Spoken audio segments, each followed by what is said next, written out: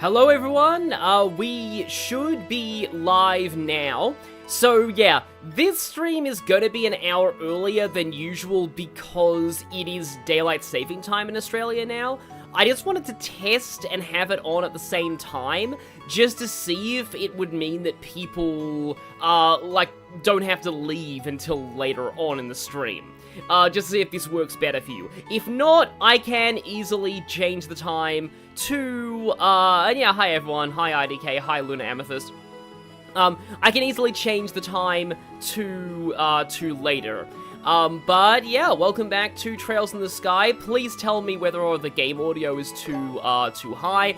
Once again, remember that I am having to use the chat to, use my phone to view the chat because I don't have a second monitor. And then now I need to turn my phone's volume off so that I don't have myself echoing from my phone. But yeah, oh wow, I forgot how smooth the movement was here.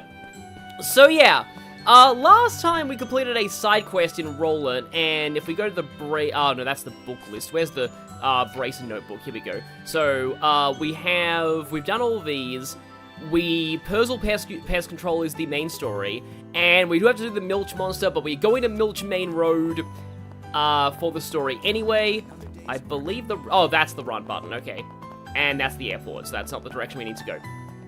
But yeah, anyway, hi. Oh, you're watching my Fire Emblem LPs. That's pretty cool. I definitely, definitely did enjoy those. Okay, now since there's a chest over there that we've already got, that is probably, okay, that's the trail. That right there is Milch Main Road. I think I'm heading on the way there. Oh, and obviously the exclamation mark is the direction we need to go in. But yeah, how's my week been? It's been a little bit kind of, a little bit, It's been a while since we last went to Persil Farm. Training really kept us busy. Don't forget this is for work. We're bracers now. That's right. I gotta show Tio and the kids my emblem. Were you listening? So yeah, gotta keep focused on work, and what was the button that, okay, that's the button that swaps characters. And that's attack, okay, good, getting my bearings again. Oh, and some Asian, you're not in airport purgatory this time, amazing. I am so glad you're out of that, that sounds like it sucked. Anyway, hello there, random beetle. X is the dodge button, and triangle is the big E strong attack button. Okay, got the stun there, and then square is the battle button. I guess I'll chain. Okay. You're mine. Oh yeah, thank you for the happy late birthday message there, Gabrielle. So yeah. About how my week has been, it's been like okay, there's kind of and it relates to another message that was in the chat as well. This might sound kind of dumb, but I got kind of depressed yesterday because I was watching someone stream Crossworlds, and well, I'm a little bit disappointed in the game now because I've found out that it turns out that the top players have realized that the optimal strategy is bagging, and I'm really sad about that. For those who don't know, bagging in racing games is when you intentionally hang at the back of the race. Basically, you just don't play the game for the first 2 laps, so that you can just hoard powerful items for the final push. So the majority of the players just aren't even racing for most of the time. And it Talfurus, now you're depressed as I am. Yeah, it's just like, and it sucks because like I really love the game. It was so fun for like the first few weeks or so, but like the moment that this happened, suddenly all of the fun streams just became really just overly competitive and cold, and it's just really annoying. Let's keep moving. So yeah, like, frequently during the I've been playing the Miku Festival, and very frequently, I will get #1 lead keeper, and still come, like, last, by a considerable margin. Because, like, 90% of the race no longer matters anymore. Yeah. Anyway, let's not talk about that. And then it's kind of annoying because I was like, and then I looked up a stream of Mario Kart World, and I was just like, oh yeah, maybe this is better. It was literally a competitive, like, World Championships of Mario Kart World, and of course somebody was bagging in that one, and the person who was bagging won. So yeah. It's just kind of a problem with all kart races, it seems like. It's just... Anyway. Well, yeah, this beetle seems to not like Earth, so let's go for that. Yeah, it's possible that Sega might nerf things. We'll see. It's very early into the game's lifespan.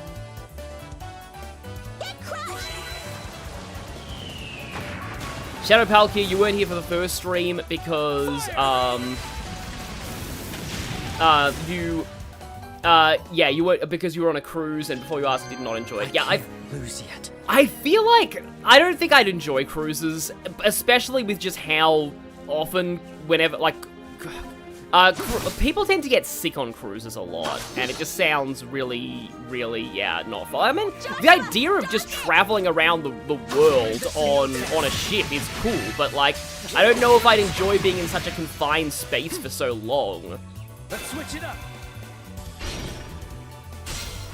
If that's the only thing to be depressed about this week, you're doing fairly good, all things considered. Yeah, it's just the problem with, like, so the problem that I have with kind of losing some of my passion for Crossworlds is that Crossworlds was, like, I was making Crossworlds videos for my Sonic channel, and now I'm like, now what am I gonna do? I don't feel the same passion that I do for the game. Like, how am I gonna help the other channel grow now? Because, like, the first Crossworlds video that I did for the Sonic channel actually did really well.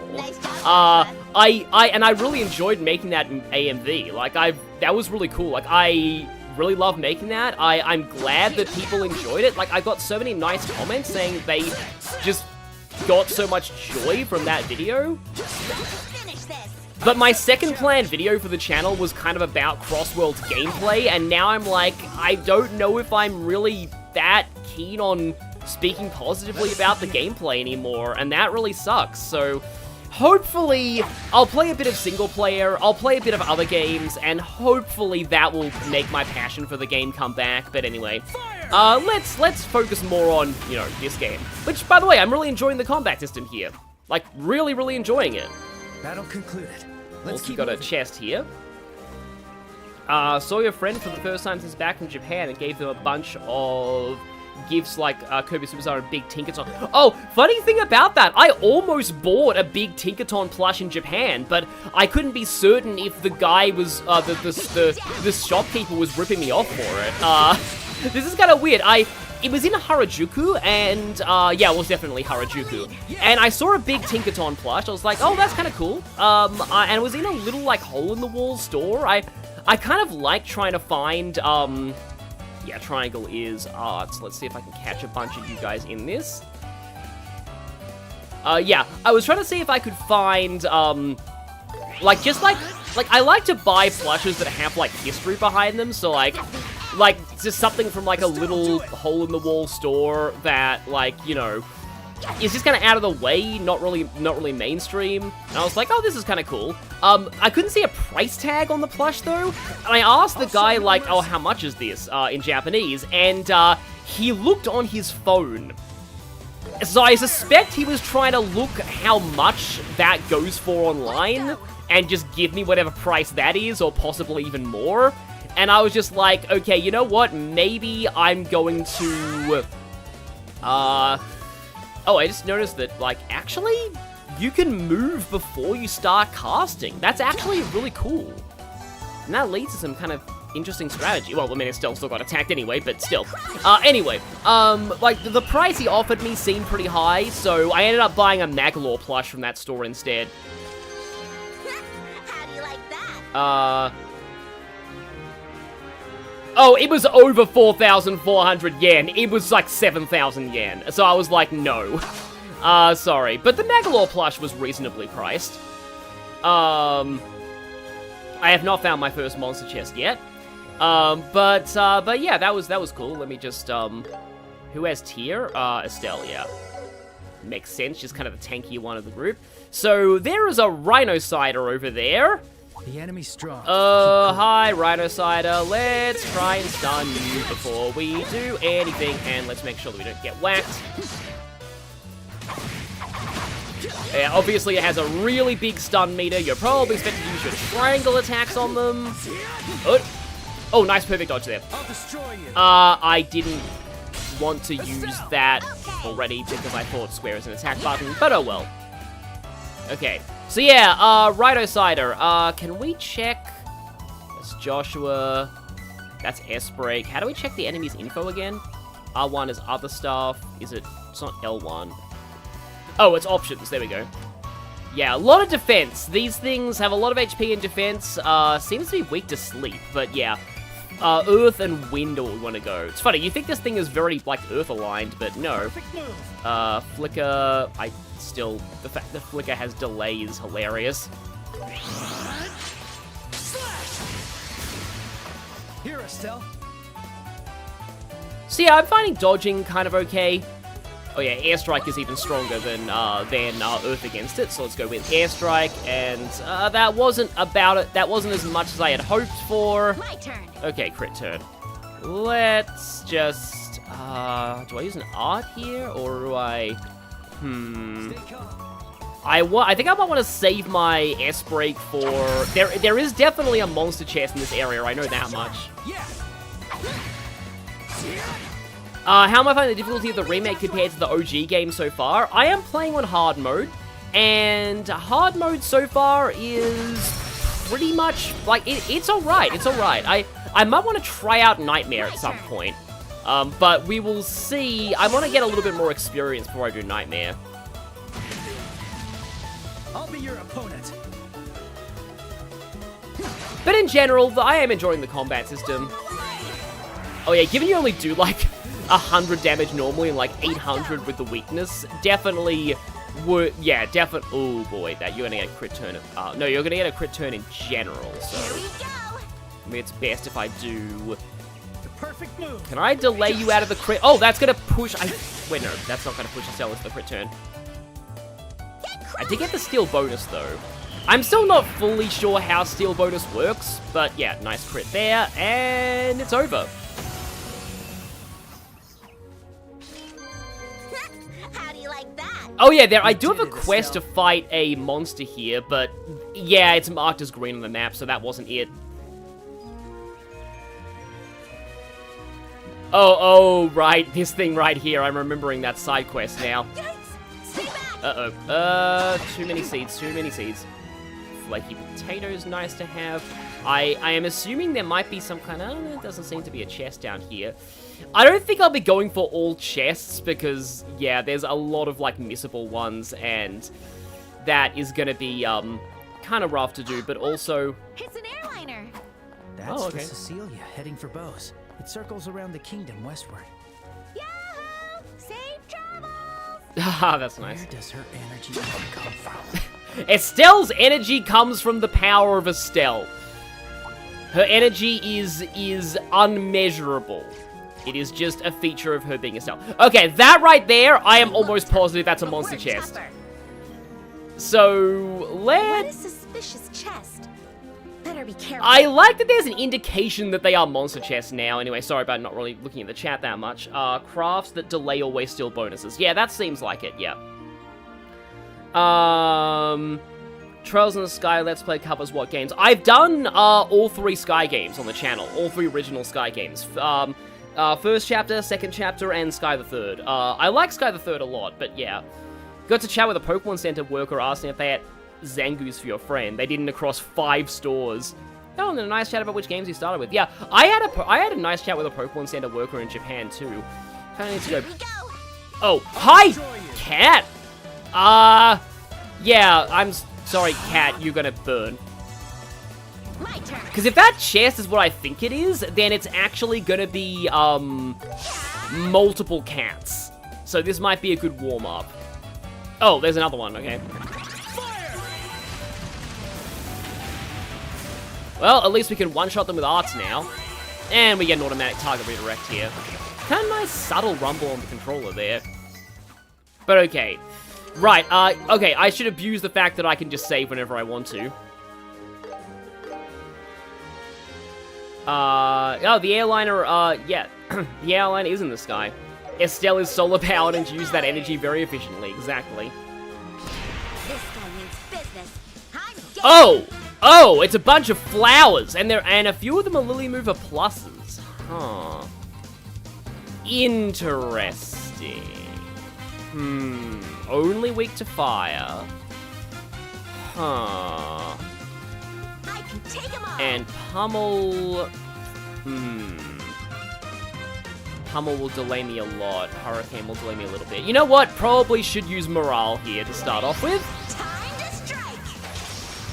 Joshua, do it. Flying feline popping up like a Twitter user when Pokemon is met. Yeah, I don't want to talk about depressing stuff, but like, yeah, it's just the Pokemon discourse is just tiring these days. I get why it's happening. People want the games to be as good as they can be, but like, it's just really tiring. I feel like it's because a lot of people who grew up with Pokemon are now jaded 30-somethings, so a lot of people are just very aware of the... Joshua, don't die, please. You'll pay for that. Okay, Joshua is probably gonna die here if I don't heal him. And there's gonna be one going there, so I think I need to just, get close and use a... Oh, no, I do have healing. Strength up 2 turns, not bad. Okay, I guess I can give that to him.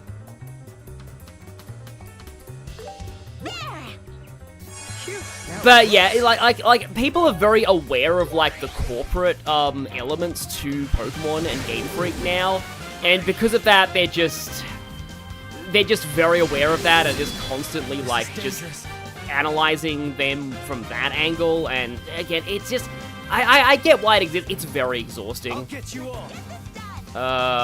Oh, Sever is only single target.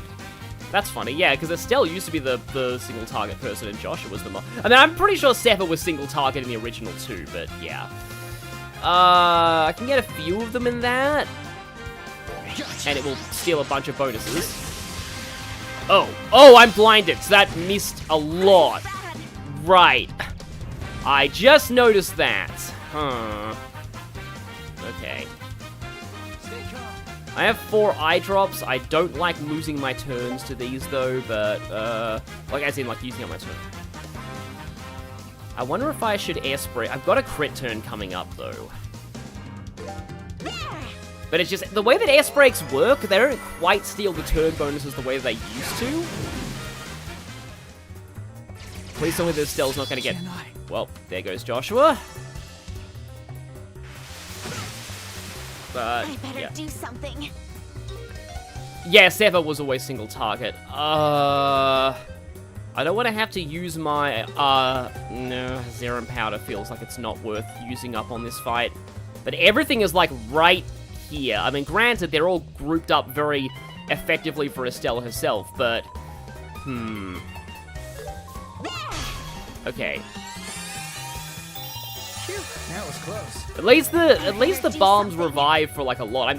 It's funny how I'm used to Persona with its like percentage heal based revives rather than this game where it's just fixed HP. I don't know if this is gonna. I mean, Seal 50% is nice.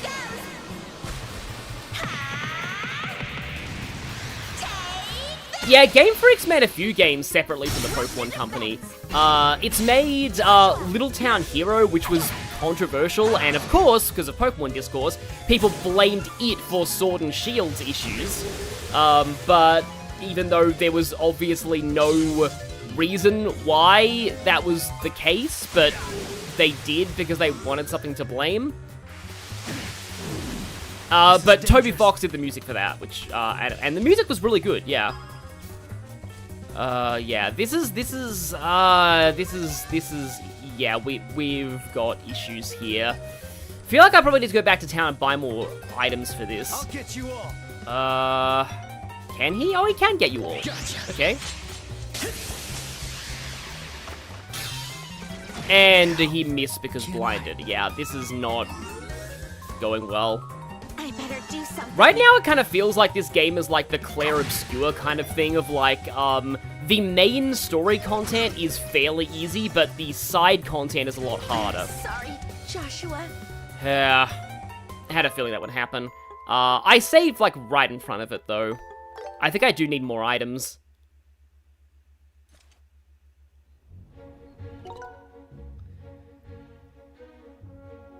I'm not particularly into the Legend sub-series, unfortunately, Talfurus. I don't really like open world stuff, and, like, that's kind of what they're doing with the Legend series. Oh, I can go straight to the shop, too. Cool, okay. Renon's general goods. But I feel, dang it, I feel like I'm just being such a downer today. Wow. I need to, yeah, I need this game to cheer me up, but yeah. So I'm sorry about that, everyone, if I feel like I'm just a downer lately, but it's just, yeah, so there's just a lot of topics these, you know what? Proxy Puppet might be somewhat useful. It does break, though. Orbment covers. I remember collecting those in Cold Steel. Like, I don't think there are any, like, achievements for it, but... Yeah, I think I'm actually gonna grab a decent number of these. Although granted, food is a lot better, but... Because it gives you buffs as well as healing.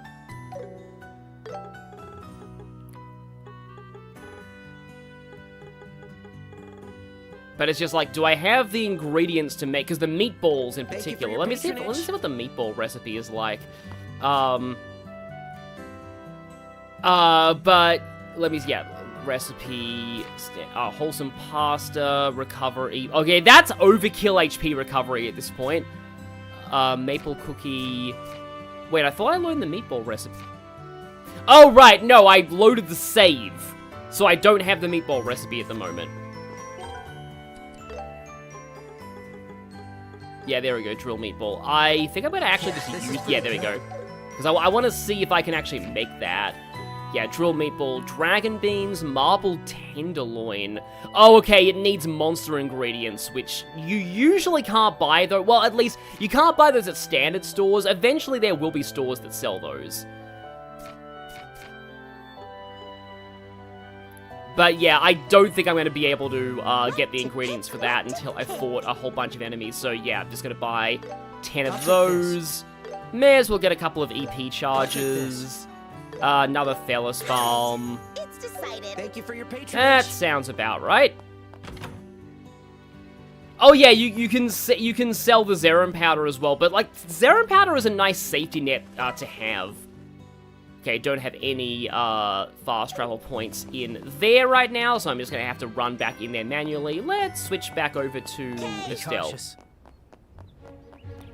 But anyway, yeah. Yeah, sometimes we do have bad days. Yeah, it's funny. Yesterday was weird. I had a great time out, but then the rest of the day was really bad. But yeah, it's just can't believe I didn't see Peak in the Sky finish CS3 last week, and starting on CS4. Oh yeah. Yeah, I do like the end portion of CS3 a lot. There's the final dungeon of CS3, in particular, Spiral of Erebos, the final dungeon theme, is a really, really good song. I listen to that on my own time a lot. I hope everyone's doing okay. This guy means business. I'm game. Well, let's see if we can actually do this time. Let's make sure to save. CS3 broke me? Broke you how? There are a lot of ways CS3 breaks people. I like the smoke transition there. And you guys have a 0 arts thing for some reason. You know, I probably just realized I should get anti-blind accessories. Sounds like something that would be really useful here. Although I'm pretty sure that, I kind of want to focus on the regular Lily movers rather than the plus versions. Yeah, 250% fire weakness. Also, probably should put fire art on Estelle in that case. It is really cool how you can actually back up and then start casting. Okay, yeah, everything else is, yeah, neutral, except for water. Don't use water on the plant, obviously. Oh, right, no, it still needs some morale. Time to strike. Oh, right, yeah. No, I understand why, but yeah, I don't want to talk about that because, like, spoilers.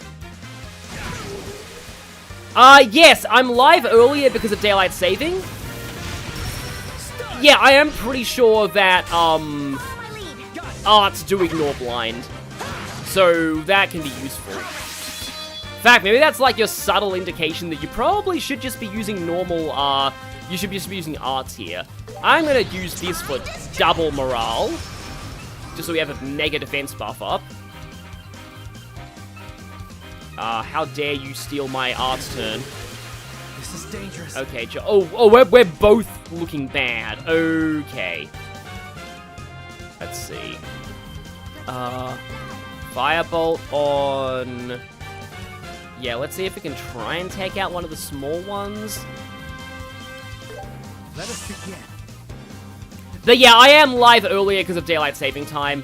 And I am going to heal Joshua just so that he doesn't explode before he gets his heart off. Because the plant should be the things that should explode here.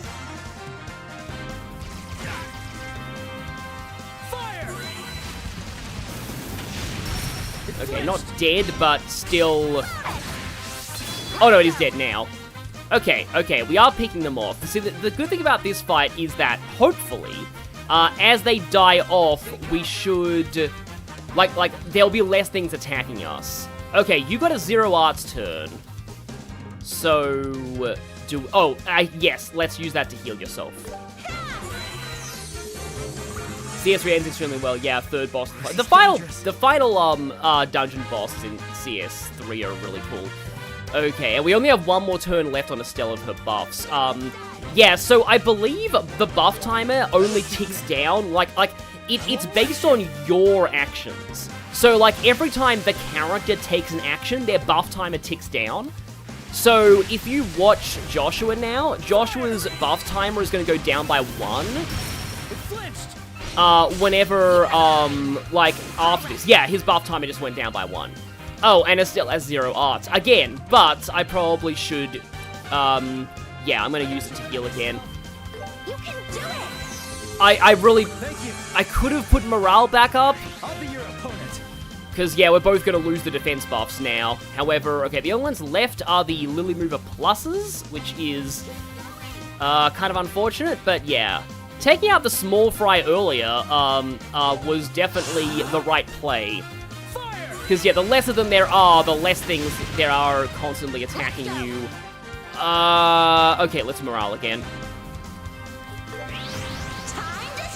I do appreciate our strategy definitely matters a lot here. I really need to get it, because I tried to find... This game does not appear to have a setting that lets it continue to accept controller input while it's, not the normal window. So, I can't actually see my chat interface at the same time as, like, the game. Unless I, look at my phone, which is annoying, but okay. I would appreciate if this Firebolt was on the crit turn, but I'll take it. Okay, I probably should actually go for the crit Hurricane. Just to get the unbalance. Yeah, there you go, or the critical, I mean. Chain this. And then... Okay, well, that's dead. So now fire on the other one. It is amazing how much better this fight is going with better strategy. And that's what I love. Like, that's just generally what I love about turn-based RPGs. Sometimes you'll have a fight that goes really badly, and then you'll just change your strategy, and then it's like, oh, okay, yeah, this is suddenly going way better. I say that, and Estelle is getting bullied right now. Okay, got the strike there. Yeah, let's go for the chain. And are you weird because you like CS4 story? No, you're not weird. Like, honestly, I think CS4 is... Oh, also, 0 arts and crit turn. Excellent. I think, like, the thing about CS4 to me is, even though it is my least favorite Trails story, what is my least favorite for a Trails story is still really good by the standards of most stories.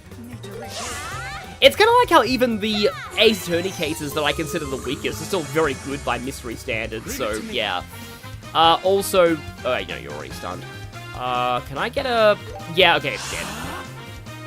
I've blown through a lot of my EP, but I did bring EP charges. And there we go, nice one. Let's keep it up. Nice job, Joshua. Nobody level up though. Laced boots, lightweight yet durable, speed +4. I'm sorry, Estelle, I know that you love shoes, but that's going to Joshua. Oh, we get a tutorial here. Yeah, it's on equip. Because, yeah, Joshua likes speed. So, yeah, that went much better the second time. Gotta train myself to remember that it's the circle button to actually attack in this game. Okay, there's another area of Milch Main Road here. Okay, we got the monster over there. Oh yeah, it does split. Part of the path does lead to the gate, I think. Ranged attacks. And this area would lead to the farm. So I do want to explore the path that leads to the gate first. Wait, do I mean that I consider Turnabout Big Top to be a good story? Kind of, yeah. Like by normal standards, it's still pretty good.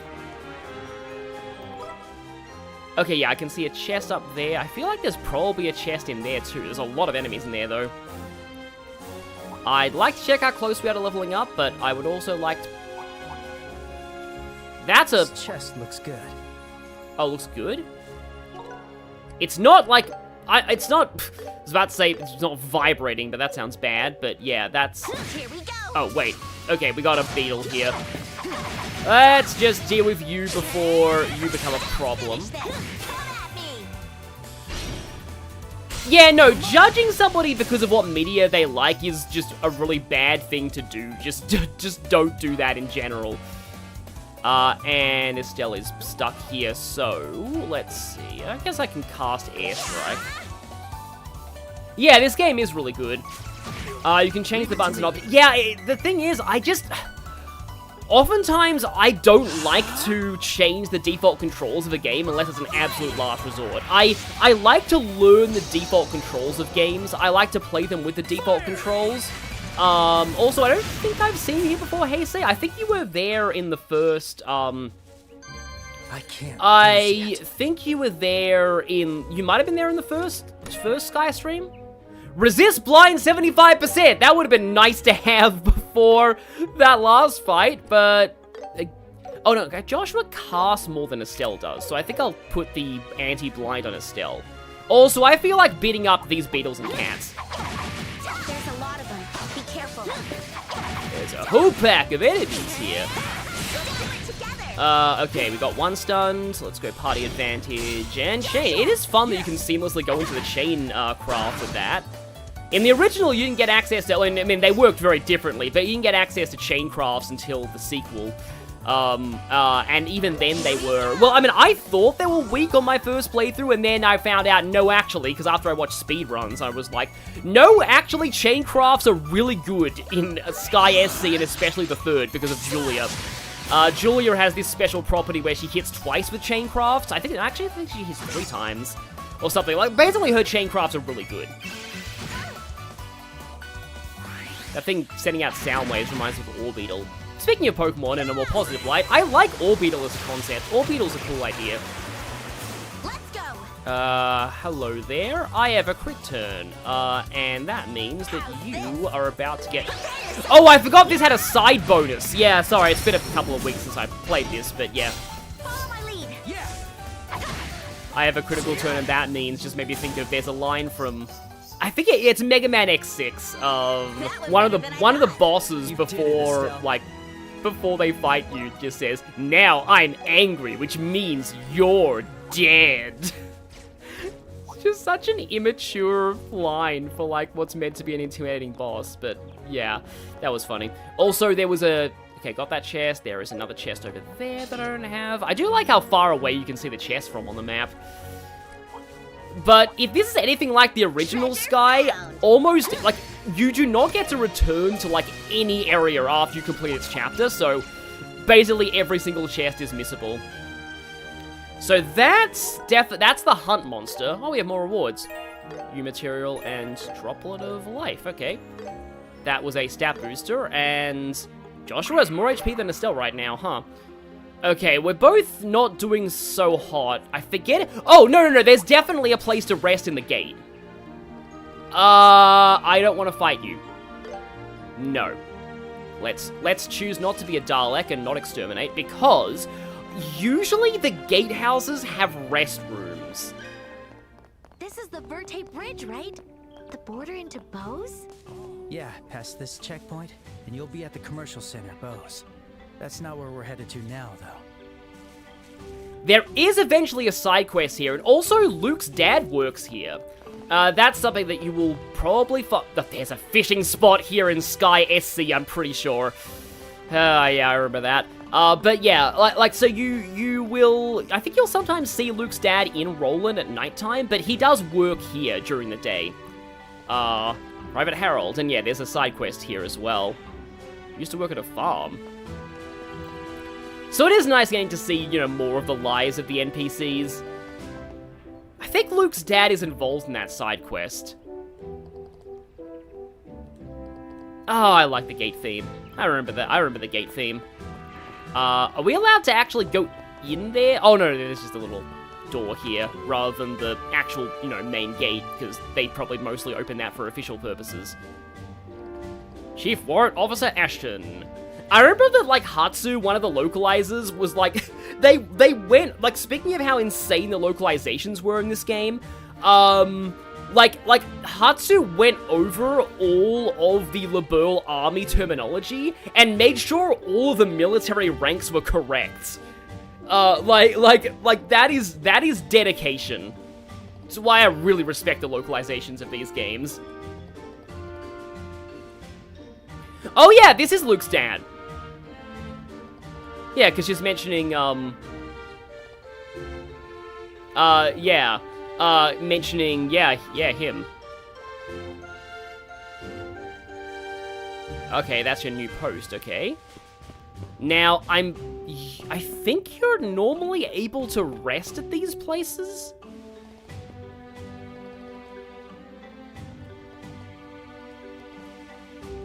Okay, so yeah, mentioning the war of the Imperial Army in the past, and you will know that country well if you've played the Cold Steel games. So, doesn't seem like we can rest there or not.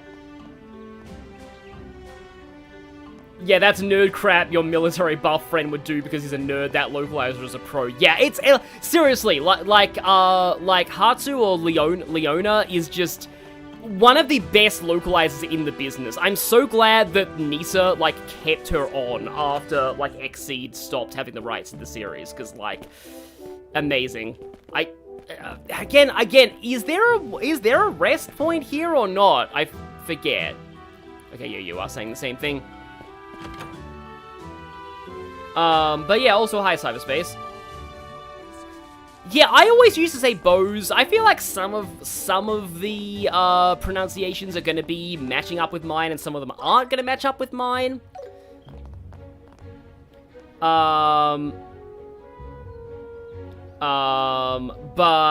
yeah. Anyway, sorry, I'm just looking at the chat for a moment. Be careful of that side quest monster can. Yeah. Okay, maybe don't spoil what monsters can do for me though. But yeah. Fellow Korean friend is playing this game, and at first right now this is his favorite JRPG of all time. Yeah, I am really liking this game so far. Like, I actually think it is incredible. Rest point is past the gate. Okay, I guess we can't use it, then. So I guess I'm just gonna have to just use some bombs and hope for the best here. Now, I want to say that thing is weak to... Also, how many save slots do we get? Alright, it's 170. It says there 170. So, yeah, you know how Chugga Conroy was talking about how Kingdom Hearts 1 has 99 save slots? I was just like, oh boy, Chugga, if you think that's good, you should play Trails. The PC versions of the original, like, Sky Trilogy have 999 save slots. 999 save slots, as if you will need that many. I mean, you probably will, given all the missable chests, but still. Okay.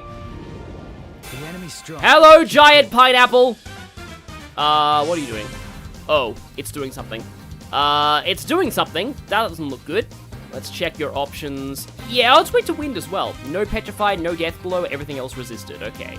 Well, I mean, we don't really have petrified death blow right now, so it's fine. Oh, it's casting an art. Do I have anything with impede? Oh, this actually does have impede. Okay. Don't know if the impede's guaranteed, but I guess we'll try. I want to say in the original, yeah, we got the impede there. And we see the enemy falling over, that's cool. But yeah, I want to say that in the original, the only impede art that you got was like Estelle's hard break, which you didn't learn until way later. It was also like the only good damaging craft that Estelle had. I love the little smile Estelle does there. Okay, do you have anything with impede? Side attack bonus. Nope, okay. Okay, that's not good. That's not good. It's gonna be casting anyway, so morale again. Just to hopefully survive this. Aqua Bleed. Oh, I got sealed. Interesting, okay. Okay, sealed. I am, like, super buffed on... So I would still let you open your Ultimate menu when you're sealed, but yeah, that's basically silence. I am still buffed on attack, so maybe I should just be using crafts here. Yeah, that's solid damage.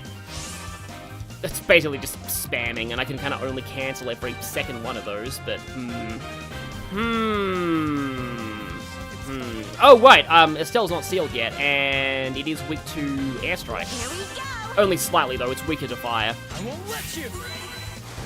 I like how at least this game is, like, it is pretty transparent about, like, the exact percentages of weaknesses, because that's something that Persona Q is not transparent about. Like, an enemy being weak to something could mean that they take double damage from it, it could mean they only take 20% more damage from it, because that's the bare minimum in that game to be considered a weakness. Thank you, Araxo Datamine. Okay. It's just like, oh yeah, Joshua can cancel me all the time, but Estelle can't cancel me, so I'm totally safe to do this. One day Estelle will have hard break, and then, well, you'll be dead then, but, you know, so you won't be able to rue the day, but still. Joshua's is gonna wear off soon. Oh, also, Joshua is kinda hurting. Let's tear him. Have my tears, Joshua! Thank you. Oh, there will be tears later in the story. There will be a lot of tears. Actually reminds me of it. It was something from, like, an Australian, like, comedy show that's, like, kind of a satire of, like politics, and...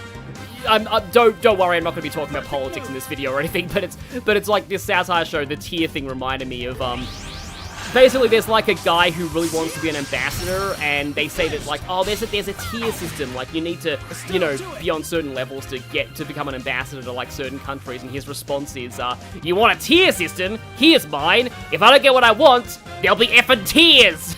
How's this? I just think that was always a line that I quote a lot. Let's do this. It's gonna be out of stun. Oh, wait, no, that's just an attack. Let's go. Right. It's a delay, though, which is unfortunate. I thought it was summoning more enemies.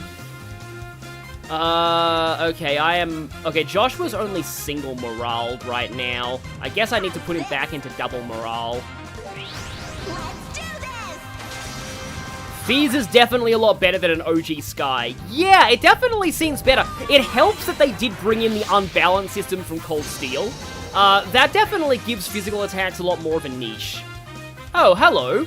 You are, doing that, yeah. Because in the original Sky, physical didn't...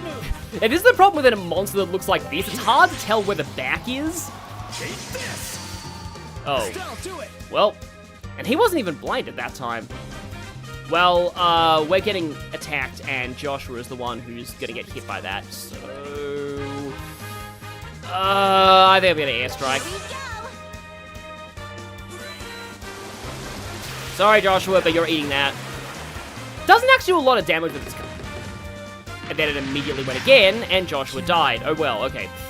Well, at least Estelle gets her turn immediately after this, so I can revive him with those things that I bought.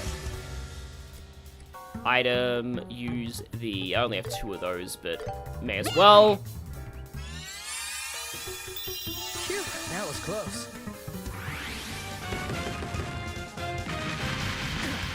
Okay. In the original, I felt like Estelle was underpowered. Morale was nice, but, like, I did feel like her craft just didn't do enough damage, and they really should have done more. And her orbment was not great. Like, so she wasn't really she was kind of just average at everything, unfortunately. You're casting again. And I can't delay you. I think I'll go over here and I'll morale again.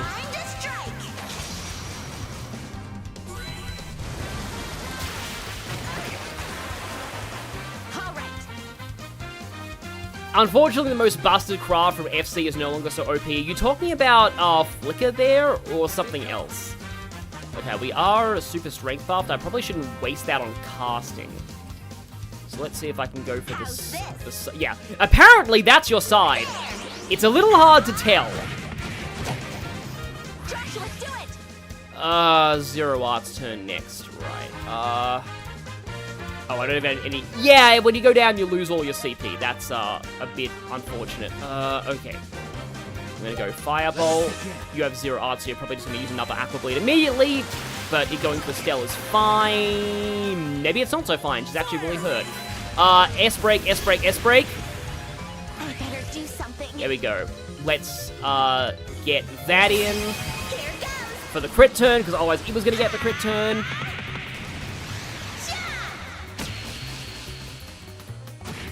Oh, it's dead, okay. Oh, and it explodes on the crit turn. Sorry, Joshua. But Joshua was far enough away that it was fine. You did it, Estelle. Okay, that smile is nice. And they did do what they did with Final Fantasy XII. The victory theme plays, but for, like, boss fights and, like, side quest encounters. And then Neil Estelle is like, I'm badly burnt, by the way. Estelle would be the one to smile like that while very badly burnt. Do I go back? I think I'm actually going to go back to town and report, and also heal. Just because. So also, I could go to the inn and pay money, or I could go to the sewers for a free heal point, and that's what I'm going to do, because screw paying money. Oh, that's the wrong place. Orange is Bracer Guild, red is Weapon Shop. No. Red is Bracer Guild. Green is Weapon Shop, and orange is Orbment. Okay. I might actually need to see if I can upgrade my Orbments too. I see. Oh, right, I didn't even report the shiny stone. Good work. Oh, that progress looks kind of slow, but it's getting there. And everything is done so far. I love that Bracer Guild stamp too. Even when Estelle wins, she still loses. Oh yeah, I guess you get experience for that. But yeah, it is always funny when you beat self-destructing enemies on a crit turn, and then it's like, oh wait, the self-destruct is still the enemy is it's still the crit turn, so the self-destruct is a crit. Okay. That is like a fun way this game uses the crit turns. Like I like how they make critical hits a little bit more controllable as well. But yeah, like I was saying, James Lunagazer, maybe don't spoil things about, like, the enemies we're fighting, because it is just funnier if I end up running into them on my own. Yeah, because this is like a stream and a bit more of a casual run. Which one should I pick? Okay, oh, we can now get Break 1, Stun value plus 15%, Mind 1, HP 1 is nice, Strike 1, Crit plus 3, Evade 1, which is way better in this game. Oh, Cast 1, I really like these. I'm gonna actually get one of these, even though it might mean that I can't actually, even if it means I can't actually, open up an Orbment slot, to be honest, part of me wants to actually get a second one of these, because, EP Cut's also nice, especially for, like, the elements they provide.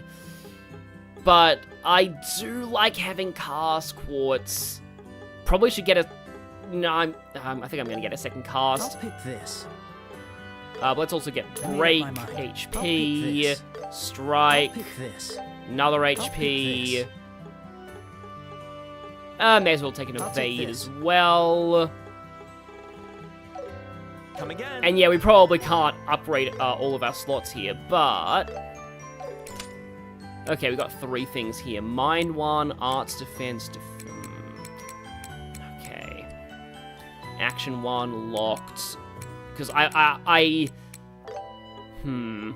wonder if losing the Action 1 is gonna be a net change, but...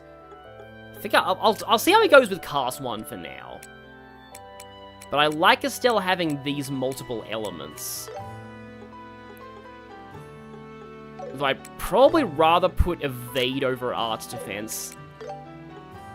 And I'll put Break over Defense. And Mind 1 is increases your magic power. Yeah, I'll take HP over that. In fact, if anything, I probably want Mind 1 on Joshua, but I like him with fire right now. I wouldn't mind having Strike on Joshua as well. Even though it only makes his critical, like, 7%, but still. 7% is still, like, more than double 2%. Cast also helps you get Chaos Brand. Oh, Chaos Brand's in this game, yeah. So, Chaos Brand, I think in the original only Oh, wait, no, Chaos Brand was in the original FC, and Chaos Brand was hilariously busted in the original FC, because a lot of the late game bosses weren't immune to it, so you could just confuse some spoiler characters and have them beat up their own troops. That was fun. But yeah, they nerfed that heavily. Most of the later enemies were, yeah. Yeah, other Orbman values are different from the original OG Sky, but the system is the same. Seabirth itself is a lot more plentiful. That actually is understandable, and also I think that's pretty cool. So, yeah, we got to Vert Bridge, or Verte Bridge, or if that's how they're pronouncing it. Some Asian, I'm a Deltarune fan, I can't read. I'm not exactly sure what that's referring to. I've actually watched some streams of Deltarune lately, and I probably should play it at some point. Chaos Brand is somehow even better in this game? Okay, than it was in the original? Now I'm intrigued. I am very intrigued and also scared. Well, I mean, I should be scared for the enemies, but yeah, that's gonna be something. Somehow, neither of us are at level 6 yet. Treasure acquired, as Rex would say. It's kind of cool this place being just one giant area now, because before it was divided into subsections, and also it just kind of felt not quite as... Do I want to kill that rhino? I think I want to kill that rhino.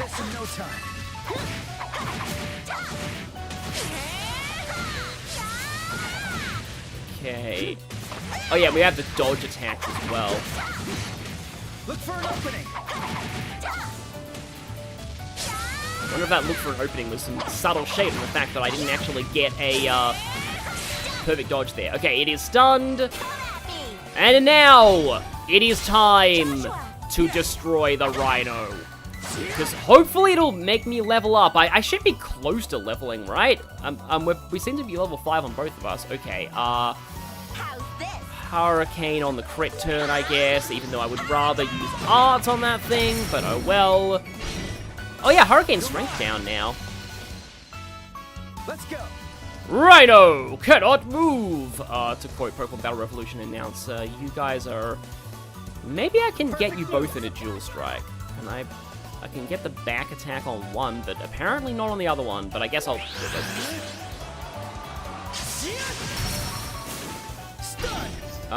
Well, let's do this to get some damage on the Rhino.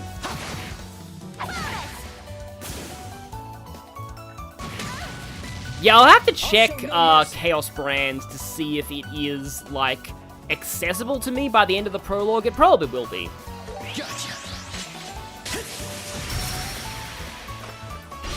Yeah, there does seem to be a little bit of inconsistency in how the characters pronounce things, like looking at the chat. I keep getting all these crit turns. They really don't want me to use Art on you.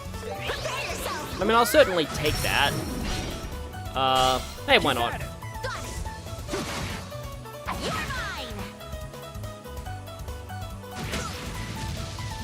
go.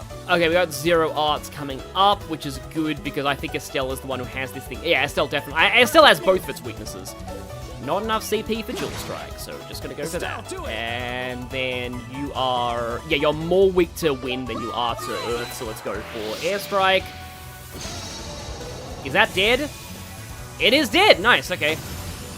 Will this be enough? Let's see. Not bad.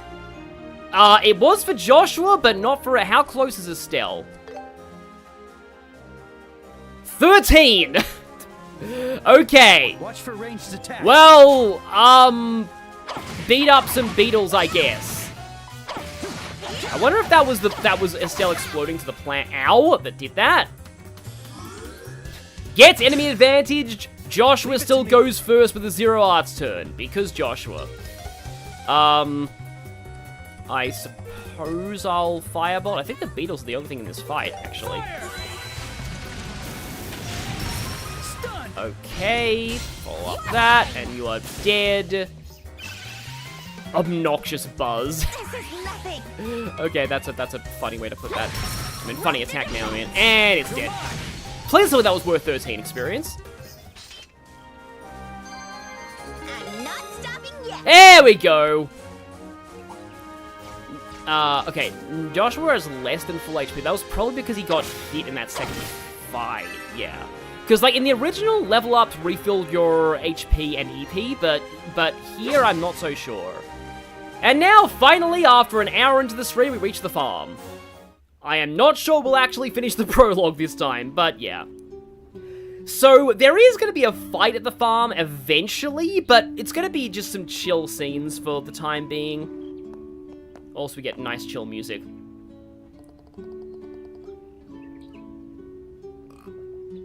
You have had many moments of one experience.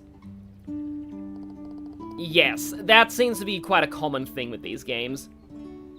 But yeah, I was just looking as well in the chat that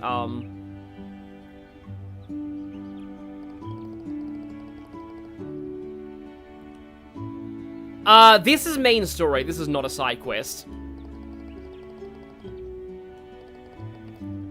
But yeah, looking a little back in the chat. Oh yeah, no, crit turns do carry over now. So if you had a crit turn when you started casting, you'll have a crit turn when the arc goes off. I think that's actually new. You got Chaos Brand pretty easily in the prologue, but opened most of your slots. Yeah.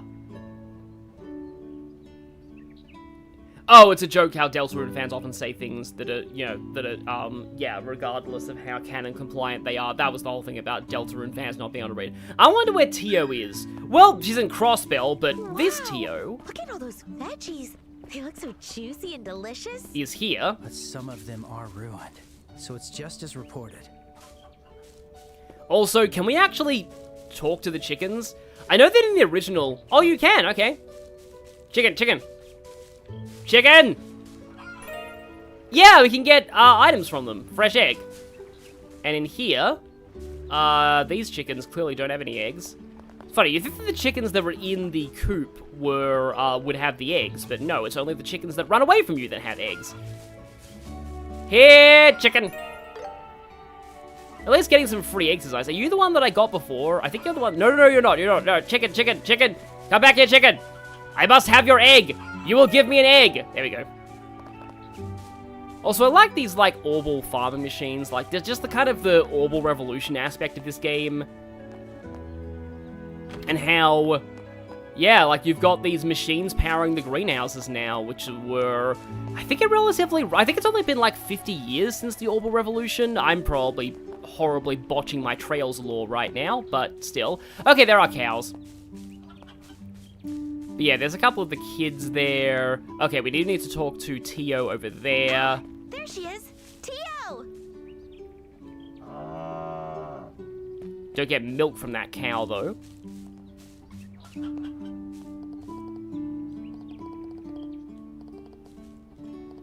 Yeah, I still love how, like, everyone in the region knows these people.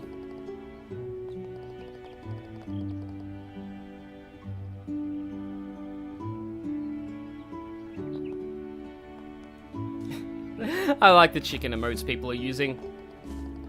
Charge the chickens! Yeah, this song is a nice one to have stuck in your head.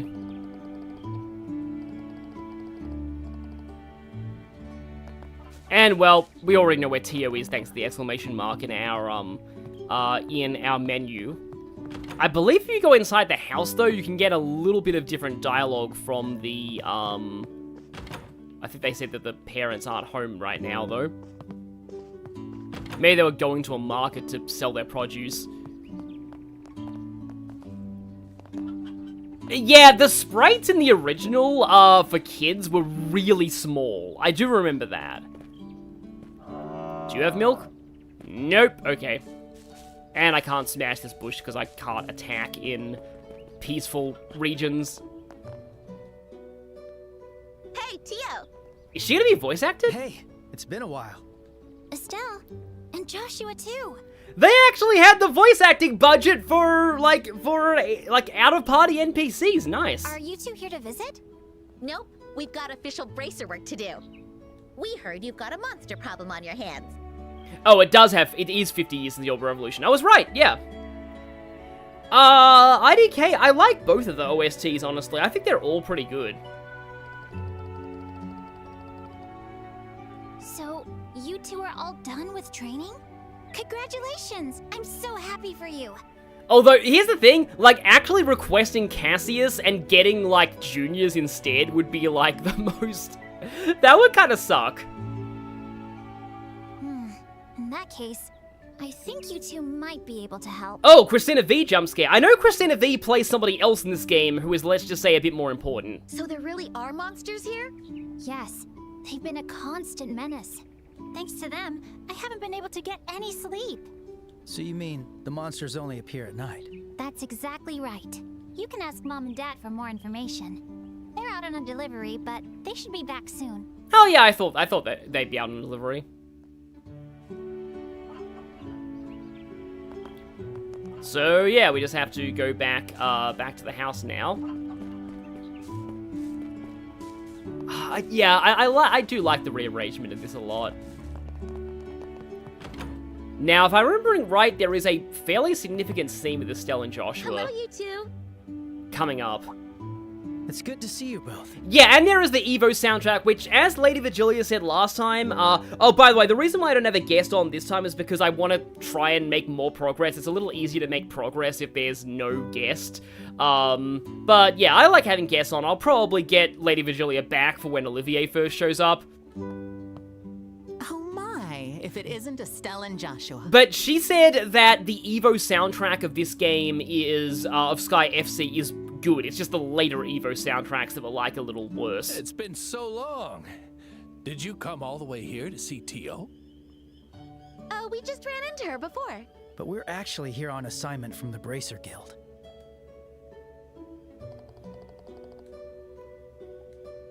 I see. So that's what's going on. But isn't it a little dangerous for you two to be doing this on your own? Oh no, in the chat somebody's brought up Uma Musume Lin. Yeah. I think I kind of gave some of my thoughts on Fire Emblem Shadows in another stream, but like it's a whole, yeah. I do wonder how if they add later characters to it. It is kind of cool that it has canonically like the first like same-sex relationship that doesn't involve an avatar. But like that's cool. Never expected that to happen in a weird mobile spin-off, but I'll take it. Indeed. I wouldn't want anything to happen to you kids. Don't worry, we're bracers after all. Oh, Ben Pronsky. Okay, I vaguely recognize that name, but I'm not sure who he voices. Hunting monsters is what we do best. We've received certification from the guild, so please, let us take care of this. Shadowblade, sorry I'm late, I was getting wall slammed at the Miku Festival. Sorry, I want to love Crossworld so much right now, but you weren't here for the start of this stream. I'm kind of depressed now because the top players have all discovered bagging, and now I just can't enjoy online races in that game. Well, if you insist, please do. Thank you. So, What can you tell us about the monsters you've been dealing with? Oh, Ben Pronsky's Agate's VA. No, okay, right, now I know who that is. I don't know exactly what they are. They look like round cats. Round cats. There are some really round cats in Cold Steel. 3 or 4 of them appear in the middle of the night and chew through our crops. They're not exactly ferocious, but they are quick. Every time I try to round them up, they slip right past me. What a strange monster. If they only come out at night, then we'll just have to wait. Yeah, just make yourselves at home until then. Of course, you two will be staying for dinner, yes? Of course. Yeah, of course. We don't want to food poison ourselves with Estelle's cooking this time. I can't wait. Your cooking is always so delicious, Hana. Oh, it's pronounced Hana, okay. You flatter me. I'll be sure to cook up something you'll love. Yeah, Jedi Knight James, it's interesting. Yeah, sometimes you'll get so attached to giving characters costumes that, like, you will think they look weird in their regular outfits. Don't introduce this Tio to Mishi. I get the feeling she's probably gonna become a fan later anyway. The Mishi will spread. The story of Osborne's true love. Yeah, oh boy, that's an in-joke. Lenny will get that if Lenny's in the chat right now. He'll understand. That was delicious. Hana's cooking is always so good. Mom tends to go overboard whenever we have guests. Ben Pronsky also voiced Randall von Bergleys from Three Houses. Is it weird that I don't know who that is? Oh wait, no, that's Caspar's dad, isn't it? Isn't he Randolph? I think that's Caspar's dad. But I do feel a bit bad for Joshua. It's one of those people who, like, only shows up in person in Three Hopes, I think. Making him take care of my little siblings like that. Ah, don't worry about all that. Yeah, I probably wouldn't really use costumes that much in this game either. I just kind of feel like, I don't know. I like the original designs of these characters. The original didn't have costumes, but I might try some of them out. Joshua's always been good with the kids. The Mishi cult will spread with High Priest Tio leading the charge. Not sure why, though. He's usually so uptight all the time. Oh, and in terms of King's, your comment? No. Penguin Kia is the most powerful force in the universe. That entire thing. That whole dialogue, I love that so much. It's like, I forget what the exact wording was. It was something like, we concluded that Penguin Tia was far too dangerous and had been banned for the foreseeable future. That's not true. He's always polite, and he can feel a little distant. Oh, right, Caspar's uncle, yeah. But once you get to know him, it's easy to see how caring he is. All those little acts of kindness would charm just about anyone. You know what? This is actually funny. I have been described this way. You think? On top of that, he's a real looker. Those mysterious amber eyes and raven black hair. It's no wonder he's so popular with the girls. Joshua's popular? You seriously didn't know that? Rumor has it, there's been more than a few who asked him out on a date. Did this happen in the original? Like, this is kind of early to be going into this. Like, did this happen at this point in the original? I forget. I know there was a scene between Estelle and Joshua here, but I think it happens after you beat the monster. But he turned down every single one. I had no idea. Joshua never told me about any of that. He's so secretive, so distant, or more like heartless. What the heck? Why am I, angry that other girls are hitting on Joshua? That clearly doesn't imply anything at all. Well, it'd be one thing if you were brothers, but I think talking to a sister about this would be kinda tough. And besides, this is you we're talking about, Estelle. Huh? What's that supposed to mean? Yeah, I do get the whole, you know, the adoptive sibling angle being a problem for some people, but like, as I said, this is one of the few games where I think it's okay. For reasons I already explained last time. Estelle, are you ready? I want to say Tio had similar hair to this in the original. It was just hard to tell because of, like, the sprites. It's time for our patrol. Oh, right! I'm on my way! And it's highlighted in red. Well, looks like it's time to get to work. Unless all of the door dialogue was highlighted in red, I wasn't quite paying attention. I was just looking at some chat here. But I want to continue this conversation later. Yeah. Be careful out there. I do really appreciate just how, exactly just how much voice acting there is in this. Especially since I have been watching Lenny stream Trails, through Daybreak recently, and oh boy, the voice acting budget on that game is all over the place. Like, there will be scenes where, like, one character is voiced for, like, one line, and then two other characters will say unvoiced lines, and then another character will say a voiced line, and then three more characters will say unvoiced lines. It's... why?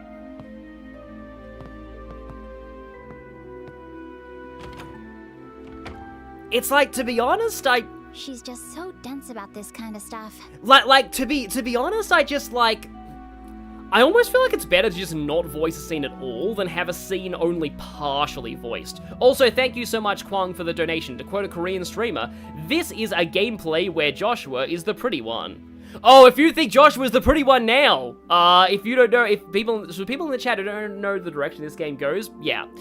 Joshua will become even prettier later on. Poor Joshua has his work cut out for him. Way later on. Apparently now is the time the monsters usually show up. We should get moving. Oh yeah, all the talking behind the door is in red. What? Hey, Joshua.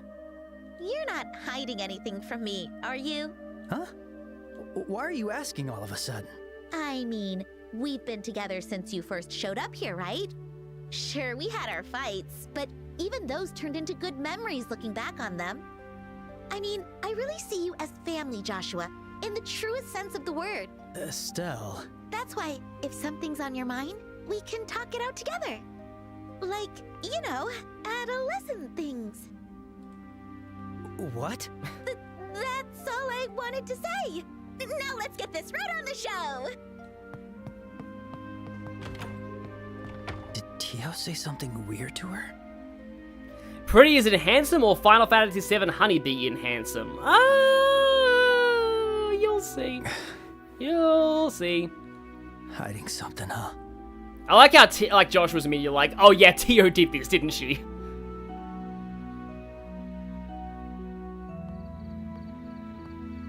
Wow, it's so dark here.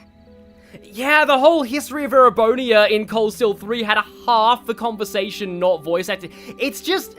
it is really awkward. Like, apparently the English localization of CS1 and 2, and I did mention this in the last stream of this game, added more voice acting, which is really good, but, like, there's, like, Japan, like, the games have a problem with, like, they get very big-name voice actors for the main characters in Japan, and so their voice acting budget is mostly taken up by that, and so, like, you have scenes where, like, characters will be like, hello, I have 2 lines that are voice acted, and the rest of the scene just has no voice acting. Hey, Joshua, how should we do the patrol? So in general, really impressed that there is, like, full voice dialogue for a lot of these story scenes. Let's see. We can check the perimeter of the home, fields, barn, and greenhouse. That should cover the entire ranch. Got it. Okay, let's go. The farm is so quiet at night. Do you think the chickens and cows are asleep too? Keep quiet. We don't want the monsters to notice us. I'm so sorry, but Estelle's volume switch is permanently locked at 9,000, so, you're not really gonna... yeah, telling her to be quiet, not really gonna work. So I think we're meant... yeah, we check the cows first. The ones who people sell their souls to. And that was a Psychonauts thing. There's a... basically there's a character in Psychonauts who has, like, randomized, like, ramblings, and one time when I was playing the game, I got him to say that people were selling their souls to cows. Like, it was this giant, like, conspiracy that, like, went up to, like, all levels of the government and, like, down to all these other randomized things, and then it ended that, with they were all selling their souls to cows, and that stuck with me. Oh, there's a blue note here. Which I guess means optional event? Because I know that was when we got the book earlier. Nothing but bugs.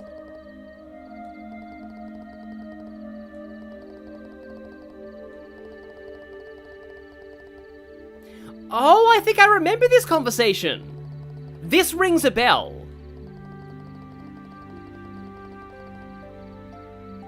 And then the Silver-Winged Angel will use Chaos Brand on people and make them run around and whack their friends constantly.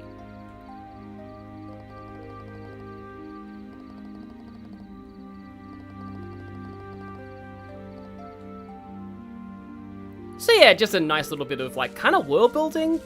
We get an idea of, like, what the where do babies come from myths are like in this world. The Moo Moo Cult. Yeah, that's Boyd. Yeah, Boyd moment. I love, I love just, like, sometimes I will, when I play Psychonauts, I will just stand next to Boyd Cooper for, like 10 minutes and just listen to his randomized conspiracy theories. It's just so fun. Like, it's a bunch of, like, random voice clips all strung together, and it actually flows really well no matter what the randomization does, and it always ends up being really funny. Plus, he's actually right about a couple of things in the story, but I'll save talking about that too, because I do want to stream Psychonauts one day too. But yeah, it's really funny how a couple of the things that Boyd can randomly ramble about are, like, things that, let's say, are actually plot relevant. Ah, yes, here it is, the big crop muncher. Why are you meowing? You're meant to be like a squirrel.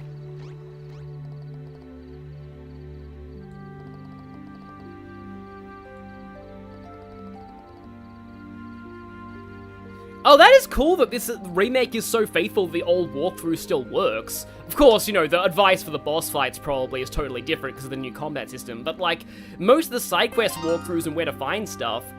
Oh, okay. Was this in the original? I forget if there was a stealth mechanic in the original or not. Hops twice. Does it turn around?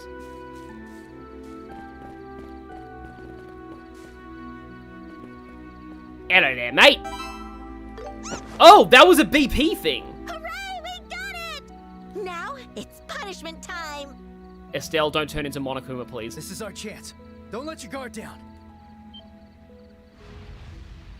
Yeah, the big one. Okay, that looks way more elaborate and ugly than it used to. 10,000 HP, wow. Okay. Is weak to fire, though. No death blow, no petrify, resistance to everything. Yep, that's pretty normal of, like, these bosses. And, oh, okay, attacking enemies during overdrive always triggers a brave attack. Don't hesitate to use it against powerful enemies and bosses. Activate overdrive by holding down X. Okay, that's new. That sounds like a Cold Steel 2 thing. So, I guess we'll have to find out, but yeah, attacking during this always triggers that, so I can go for... Can I get all of you in a hurricane? I can. The hurricane we shall rock you like. Yeah, I'll go for the chain. Why the heck does a giant squirrel have a necklace? Because JRPGs. Probably, like, stole it or something. Okay, overdrive is per character, right. But I do have a zero arts turn.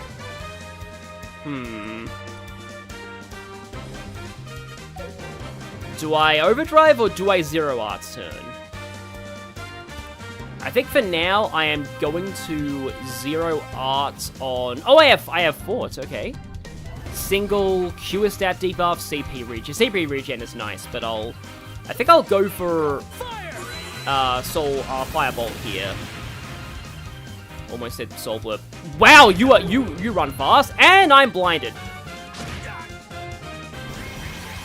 Okay, you heal. But that's not a very big heal. Unfortunately, Joshua's blinded now, which means that he should probably continue to use casting, because that's kind of what I wanted to do with Joshua. I was like, oh yeah, let's give the blind proof accessory to Estelle, because she uses arts less, and it's gonna die. Bonk. No munching crops for you. However, you are on fire, and lying face down in a field, so... I'm not so sure how that's gonna go. But yeah, I'm gonna go with my original tactic of, target the small fry first.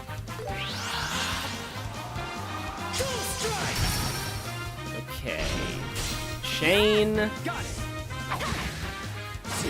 And... it's gone. Okay, and we have a 0 arts turn, so 50%, 100, 130, and okay. Were you also? Oh, fire's more. Yeah, kind of figured, but I don't, I don't have the weaknesses of all these bosses memorized. Should I use morale now, or should I just oh, airstrike can do blind too. I think I'll actually just do this.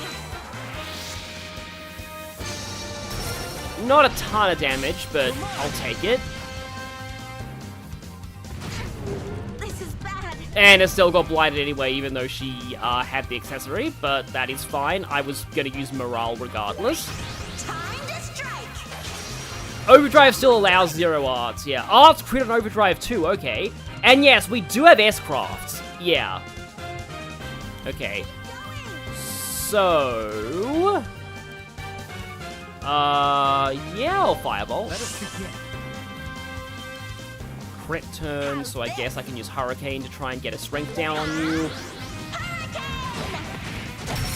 Yeah, later games like Cold Steel do actually list, like, the exact percentages of, like, every ailment effectiveness on enemies, and that gets kind of funny because there are some enemies that have, like, well, not some enemies, there are some attacks that have, like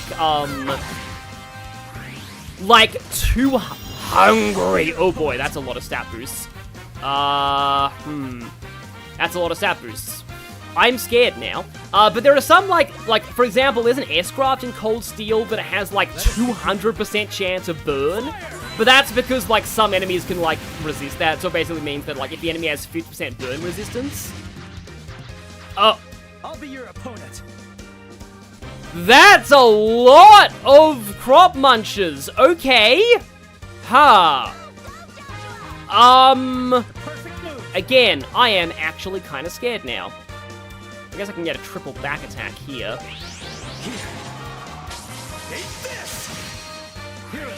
That certainly did not happen in the original, I'll just say. But the big one is getting kind of down in terms of health. Oh, Joshua's buff wore off. I have to morale again. Because with this many enemies, I don't want to take the risk of, like, enduring this many attacks without a defense buff on. They don't actually hit very hard, at least. Unfortunately, the more of them there are, the more chances of blind happening.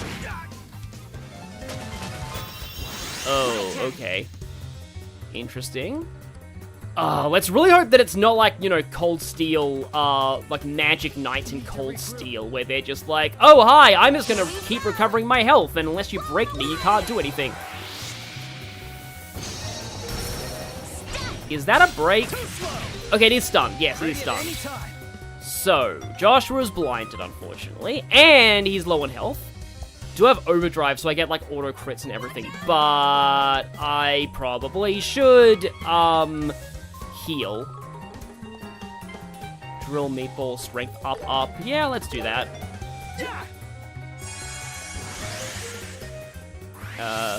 Biggie gets unstunned. Party's... Oh, no! Okay. Interesting. I do like how, like, they made the boss fights more involved. In the original, like, I think this thing was, like, the first, like, actual real boss in the original, and it barely did much of note. It just was just a bit of an HP sponge. I think it could heal, but, like, that's basically all.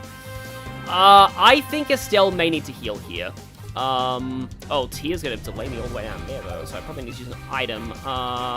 Let's see. Do I have any meat? Oh, I do have quite a few meatballs. Let's meatball Estelle. And I do wonder whether I should make the use of... I probably should be overdriving. I'm going to do that, though. Does feel, though, like there's a good opportunity for a big craft here. Yeah, Gamer Zorro knows exactly what I'm talking about, those Magic Knights. They were really annoying in Cold Steel, where they were just like, if you don't know how to break the game with the break system, they will just keep on healing and buffing themselves, and it's a huge pain, and it sucks, and it's annoying, and okay. Do I do that, or do I probably should overdrive first, actually. Oh yeah, Chaos Brand would be really funny here to turn these things against it. So I'm gonna go overdrive flicker. How about that? And chain.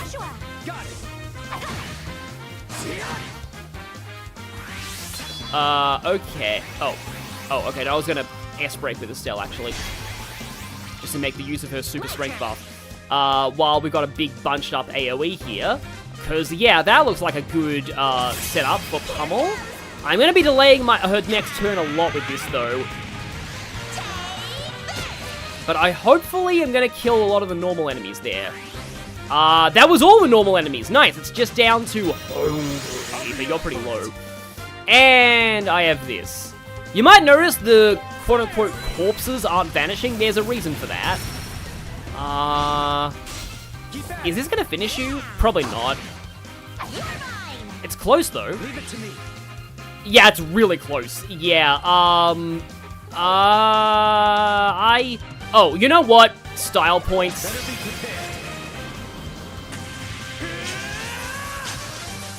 Also, thank you, Kwang, for the super chat. This sounds insane, but I think this boss fight gave me the second most trouble out of any boss in this game. I can believe that, honestly. Oh, support ability, counter. Support ability, finishing blow. Which I think I still already had. It could buff them all. You didn't get that in both runs of the fight. Since you managed to kill all the smaller enemies on normal difficulties, that's a surprise. Overdrive seems to make you always crit. Again, yeah, increases accuracy crit in addition to unique stat buffs per character. That's cool.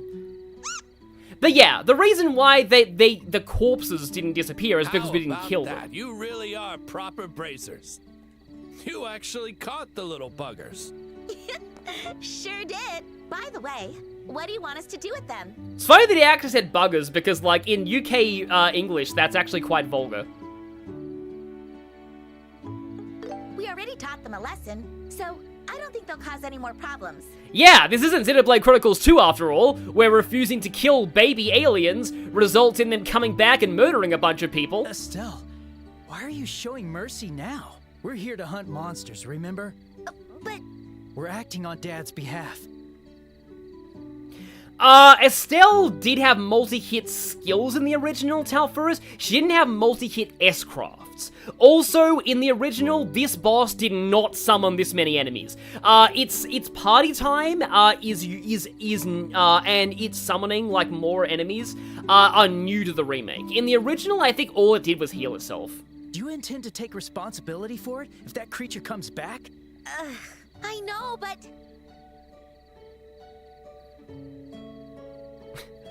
But they're cute. Kind of. Well, the only thing it really harmed were some of our vegetables. Maybe we can let them off this time? Oh, Xenoblade Chronicles X. Sorry, I was streaming Xenoblade 2 recently. No, it's X, not 2. That doesn't happen in 2. It was only in X, but X had some weird side quest consequences. Indeed. They seem to have been taught a pretty harsh lesson. I doubt they'll be back anytime soon. Tio, Hana... But... I'm also against killing them. The land on which we live belongs to us all. Sometimes a bit of compromise is necessary. How about we let them go? Just this once. Yeah, besides, sometimes, you'll never, know whether they are having, like, they're vital to the local ecosystem, so killing them might cause problems in that regard. Understood. If that's your opinion, despite the damages suffered, I won't object. I'm sorry. After all the yeah, Hurricane was always AoE, but in the original, it was really, really weak. We'll do our part, and it didn't debuff strength either. To ensure this doesn't happen again. Sounds like we're all settled then. You got it? Now be nice and show a little gratitude, will ya? Also, you do this again, and there'll be hell to pay. Estelle is like, I could have broken your skulls, but I didn't. Next time you won't be so lucky. All right, that wraps up the matter. Will you two be staying with us tonight? Sure will. We'd appreciate that. Yeah, Joshua's logic, Estella's emotion. It is a very common kind of Oof, I'm pooped. dynamic in media. It's already so late. I'm going to sleep like a log. I think TV Tropes calls the emotion type the McCoy and the logic type the Spock. Joshua is, well, I mean, he's not all the way Spock, but he's kind of in some regards. Yeah, I'm pretty sure this is the scene. Hmm? What's wrong, Joshua? I'm sorry. I really brought down the mood. Oh, you mean from before? You're such a dummy. No one was bothered about all that. I mean, honestly, your opinion was probably the right one. It's not a matter of being right or wrong. Maybe I really am just cold-hearted. Even now, I think it would have been better to have wiped them out. Show them no mercy at all. Unlike you and Tio. I just don't feel sorry for those things. And whenever these things happen, I find myself filled with self-loathing. I feel like I'm wrong. As a human being. Maybe something in my heart is broken. Joshua, you idiot! That's not the type of thing you get to decide all on your own. Estelle? Nobody's watched you closer over the last 5 years. Your strengths, your flaws, I've seen them all. I know you better than you do. Yeah. Oh wow, bad ad timing for Kwang there. So I'm not just going to stand by and let you say something so stupid in front of me. Don't you ever say that you're broken in front of me ever again. I'm sorry for saying something so stupid. Good, as long as you get it.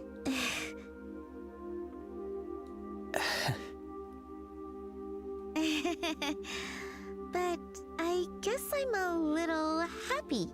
Huh? You always keep everything all bottled up, Joshua. Even when you're hurt or worried. You never let anything show. You always try to handle everything yourself. It makes me sad. I mean, we're family after all. Estelle, But today you finally let it out. You told me what you were really thinking. It's because you felt like you could really rely on me, right? That's why I'm happy. What are you saying? How can you say something so embarrassing with such a straight face? Joshua, do you know her at all? That's basically her entire personality.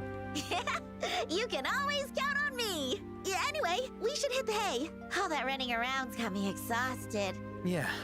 Good night, Estelle. And thank you. You're quite welcome. Good night, Joshua. So that in general is a really good conversation between them. And it is, yeah, it's I wish I could say more on that, but like spoilers, but like, yeah, Joshua's backstory is something. We already have a bit of an indicator that like with Cassius, like the fact that he was angry at being saved by Cassius when he was like 10 years old, so we'll find out more about that later. But yeah, let's just say it's understandable Joshua would see himself that way, and also, like, I do get what he's saying, but it is interesting, like, the fact that he does feel bad about that kind of proves that he isn't heartless, because if someone truly was, they wouldn't feel any guilt at all about feeling that way. So it's a nice character moment, and I'm glad it happens this early on.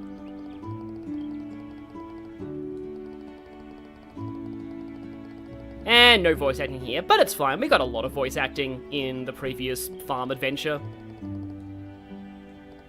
I'm pretty sure you basically never stop by here again. Like, I don't even remember if there are any major side quests around here.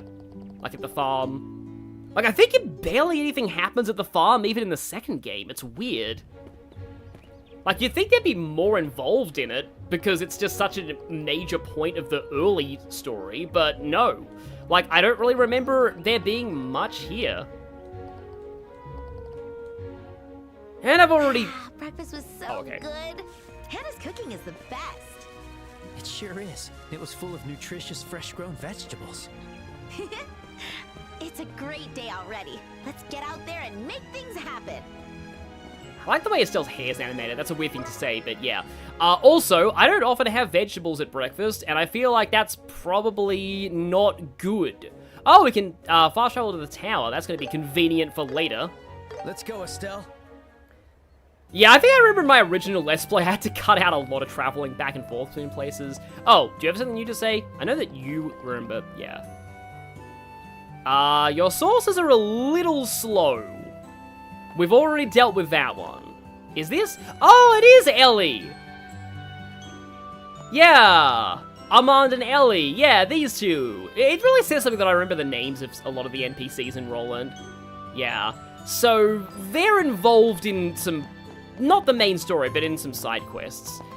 And I want to actually check if I can upgrade any augment slots now, after that fight. Which one should I pick? Slot, okay. Yeah, Joshua being more of a caster means that his slots do cost more to open. I'll give him a third one. And I have, like, no time, quartz, yeah. So, okay, yeah, not going to be able to open up that for a little bit longer, but at least we have that. And so let's just augment Joshua, and I've got cast 1, and what can I get? Defense 1, attack 1 for HP is kind of nice. Of course, actions... Oh, action will give me Shadow Spear, huh? Ah, hit 1 will give me Clock Up.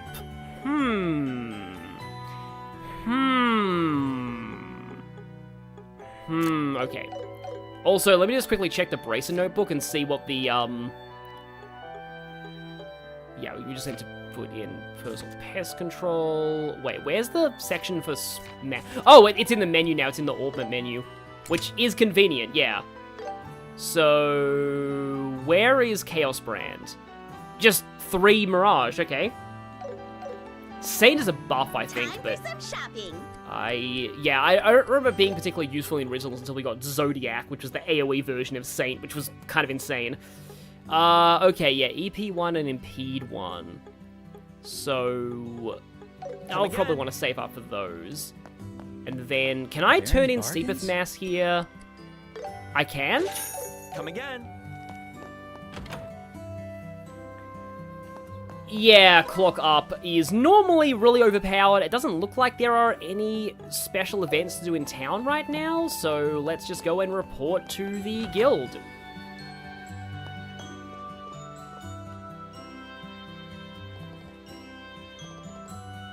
Yeah, it went fairly well. Let's just ignore the fact that we left those monsters alive and they might come back and eat some things, but Tell me all about it. there is threat of a severe bulking in their future if they do so. Oh, I need to check the achievements menu. I think I've got some rewards.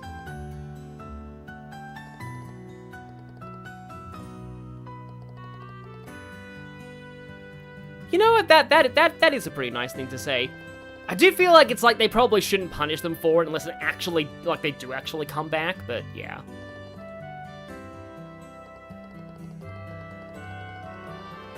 Saintly Force and Cold Steel is low-key. Now, I forgot about Saintly, like, how Saintly Force worked.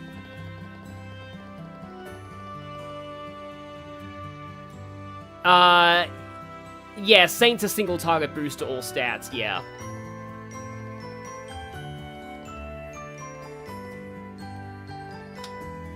Next job, is this the transporting cargo?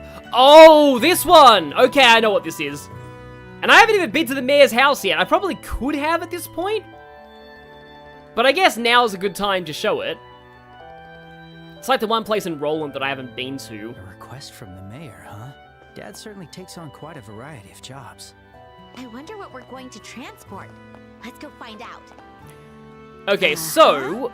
we have a whole bunch of new ones. Magla Mushroom. Client Orvid Company, okay. P.S. Hurry if possible. Okay, then.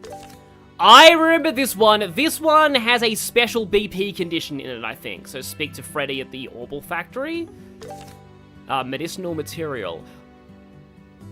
Oh! This one. Right! Yeah! You can do this now! I remember doing this early in my first playthrough of the original and in the Let's Play, and I got pretty badly wrecked. The Mistwald is a kind of brutal place at this point in the game. If you do the next story event, though, I think it will be a lot easier. Oh yeah, I remember this one, troop training. Yeah, we have this thing at the Vert Bridge, okay. So yeah, a lot of side quests just unlocked, and that's kind of on the way to the story event. That I might want to be able to put, I might want to put off that one, and that one I can probably take care of about now. Let's begin.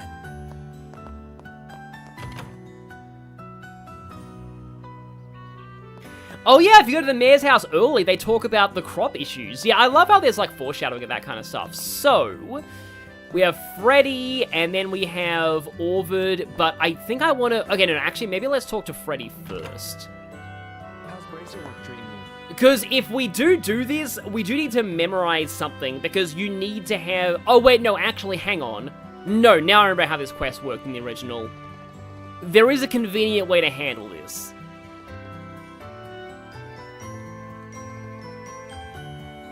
So, okay, job needs doing, replacing a light on the Milch Main Road. So those lights are what, like, you know, lure monsters away from the paths that people take, so... Important to have those fixed. If they break, bad things happen. I think there's a quest like this in Cold Steel 1 as well. That I think is a direct, reference to this quest. So yeah, light orbment. Oh yeah, there is a quest to get you the Impede 2 quartz, which can help get Chaos Brand.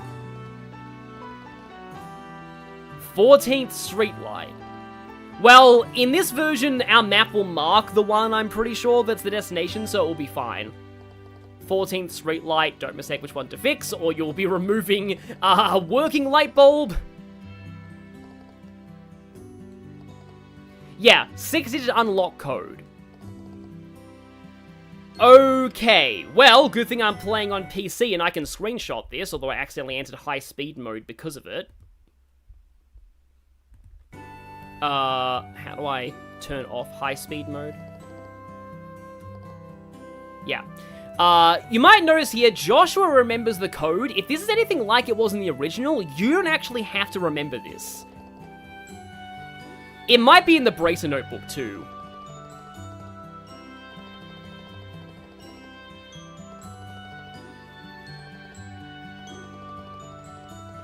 Yeah, I already talked about that.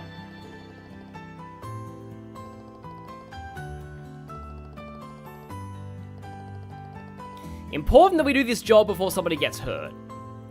And there is going to be a monster fight in this one. And yeah. The streetlight code was fighting floor for H with H. Okay, got it. Why not just write it down instead of that weird sentence? I hate how you always remember it when I can't. Oh, and now I'm gonna forget it again! I like these little comments on the quest, but I accidentally activated high speed mode and I'm not sure how to do it off. Is it like, oh, it's control. Okay, there we go. So yeah, I am kind of, hinting at something here. Oh, right, we're actually a little low on EP. Let's do my, again, my classic tactic of don't use the hotel, rest in the sewer instead. It's free. And then with fast travel, I should be able to take care of the, This feels great. the soldier training one. Ah, yes, it feels great, resting and healing up in the sewers. How many braces did it take to screw in a light bulb? 2, but they're in high speed mode. Or rather 1, but you'll see. So okay then, yeah. Yeah, it's gonna tell us which street light it is. But I can fast travel over here, and I'll be much closer to it. I guess we'll take care of this, and then we'll take care of the, just so that we, you know, keep the combination fresh in our minds, kind of. So if we go to the Bracer notebook, does it tell you what it is? It does tell you the code in the Bracer notebook. Good to know. But again, if this is anything like the original, you actually don't need to remember the code. Although it does depend, because depending on how things go, you might find a certain party member more reliable for this, so I'm gonna save firstly, because I know there is a fight here. Oh, right. Rewards menu. I'm glad that doesn't deduct any of the meter unless it actually hits something. Okay, so we also have some stat boosters from that. More HP on Estelle. More defense on Estelle. Spirit is arts defense. I guess you can take arts defense. So yeah, making sure Estelle's orbment is set up right might be good for this. In fact, I forget exactly what enemies show up here. I want to say... I'm going to actually switch over so that I have fire.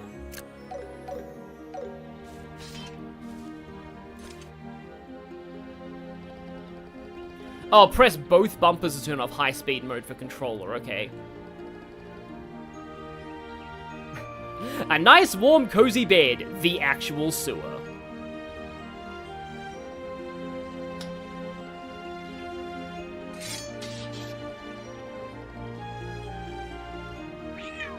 Oh, okay, they are cats, so it's a good thing I put fire on her.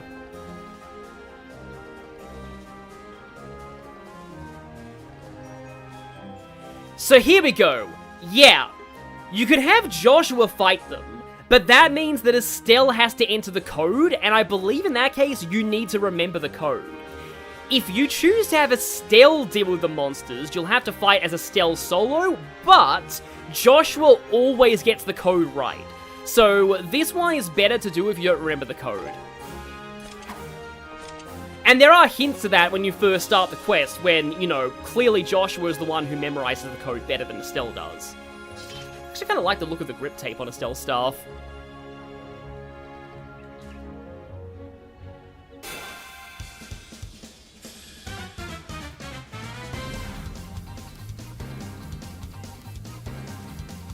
But yeah, we have... Okay, they're all Flying Feline pluses. So having to do this as Estelle solo might be a little rough. We'll see how this goes. Try and firebolt one of them. Okay, at least I got a 0 arts turn on the first one. Granted, Flying Feline pluses were a threat to us at the start of the game. They're a little bit less of one now. They can move far, though. Wow. Yeah, I think I'm gonna have to just maybe... That's a lot... Yeah. Okay. Slight problem. Do I have any more meatballs? More meatballs. I do. Okay. So, heal, mega strength up. And now... Hurricane's 40. Can I get side on all of them? I can get side on 3 out of 4 of them, but... Oh no, I can't side on all of them, okay. Because I could overdrive, and then do that. I'm pretty sure that it is always the same BP, but, like... But, like, you will lose the BP if you don't enter the code correctly as Estelle, whereas if you're using Joshua, then you'll always... he always gets the code right, so, okay, we have 3 of them that are attacking. And 1 is almost dead, however...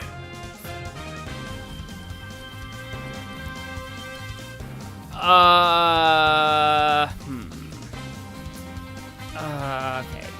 And I have 1 more turn on my Mega Strength up, which means if I use the Zerum powder first to get enough to use the S-Craft, I will no longer have my strength buff. Or overdrive.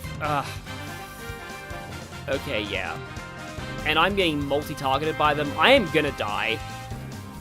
If I don't just kill everything now. Which I probably won't... okay. Okay. I can try and just go... Zerum Powder S-Break. I don't foresee this actually working, but I may as well just try. S-Break. And yeah, she's no longer strength buffed. This could stun some of them though, at least. What? Oh. Oh, Estelle doing the code gives 1 BP? Oh, okay. I thought it was just either Estelle does the code or you choose Joshua to get you the BP. But okay, everything here is stunned.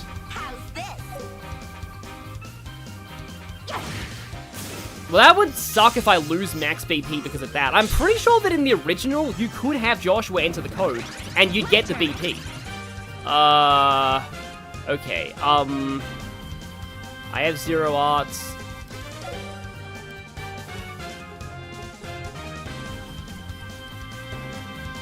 I think I can take... Oh, I can't even do Hurricane. Yeah, I should just Aqua Bleed one of them.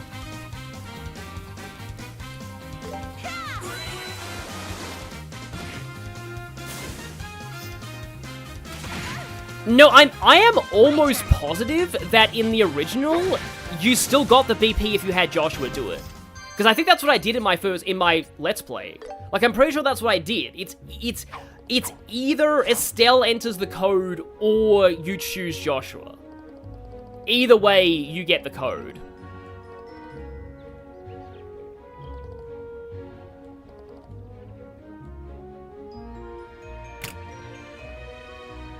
Actually, it is Estelle who has to enter the code correctly. So many conflicting things. And now you remember, someone else remembers getting the BP bonus for fighting as Estelle?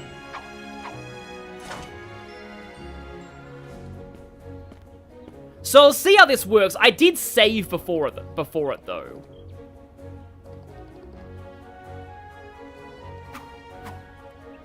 Wait, I had Estelle do the code in my Let's Play? Really? It's been a while, but yeah.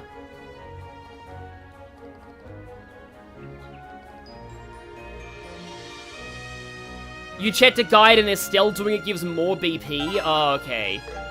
BP increased by 1 for that. Does it increase by 2 for having... I guess I can reload and see. Well, at least we get to see both outcomes in that case. But yeah, this is why you have a lot of save slots.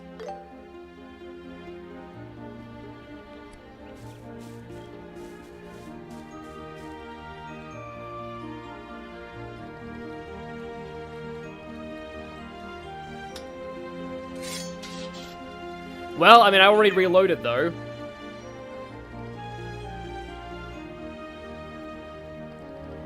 So, I guess we're seeing both outcomes of this and testing once and for all whether or not they're both the same.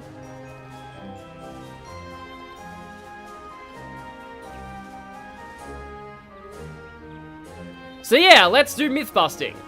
Because yeah, I'm pretty sure, like logically it makes sense that it's like, if you have Joshua do it, he always gets the code right. Whereas with Estelle, you need to actually remember it directly yourself. Let us begin.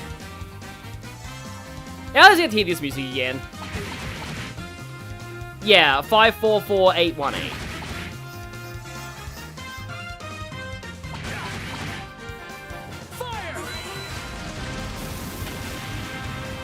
Ready at any time. It's like, the thing is, I always felt like the whole BP thing was meant to be both Estelle and Joshua, like as both as braces, rather than it just reflecting Estelle.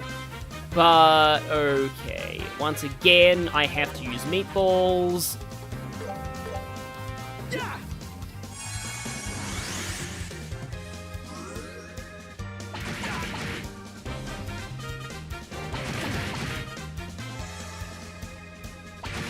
I did give Estelle... Yeah, he's getting hurt quite a bit right now, and this is somewhat problematic because, yeah. He does have an impede attack, so he can actually cancel their like, kitty kicks. Well, hopefully this delays them enough for me to heal myself. Let's go. Okay, it did. And I get a heal turn. Cool. Okay, of course, also one of them stunned. Nice. You know what? I'm gonna see what happens if I overdrive and then do another flicker.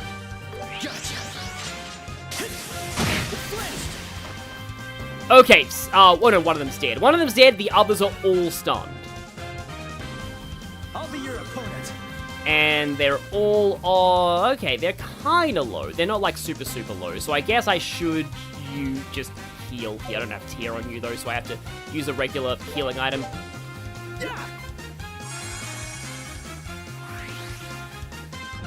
If you forget, you can always check the backlog. Entering the correct code rewards you a bonus BP from the guide. Well, yeah, the thing is, though, that Joshua always enters the code correctly, so I guess he counts as that. I guess this way I do save the Zerum powder. Potentially. I don't have enough CP for my impede attack, though. So, okay. Okay. Because I can't use any of, like, the you know, follow-up attacks. I only have one party member.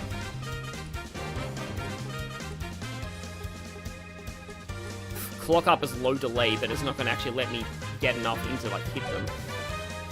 I don't have enough CP. And I can't, like, Zero Power to S-Break, because if I Zero Power to S-Break, they're all gonna, it only hits one of them, basically.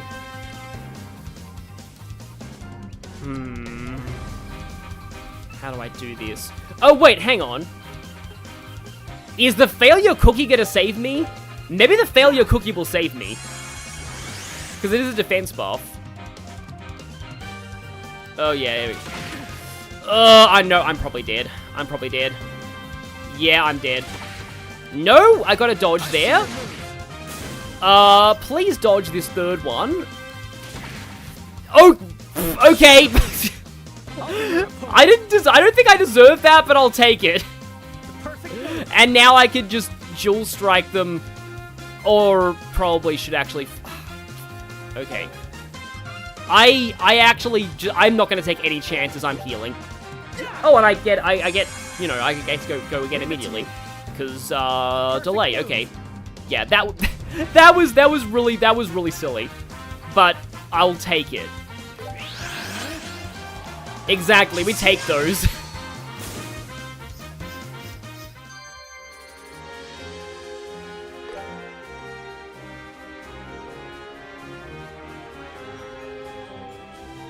So yeah, about to enter the unlock code. The code was... Oh right, you just choose it from a menu, you don't have to manually enter it. It's 544818, I'm pretty sure. Let me look back in the chat. Yeah. 544818. Okay, so it's Mythbusters time.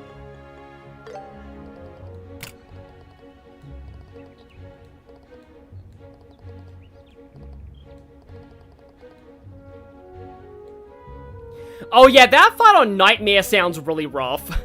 Having to go 4v1.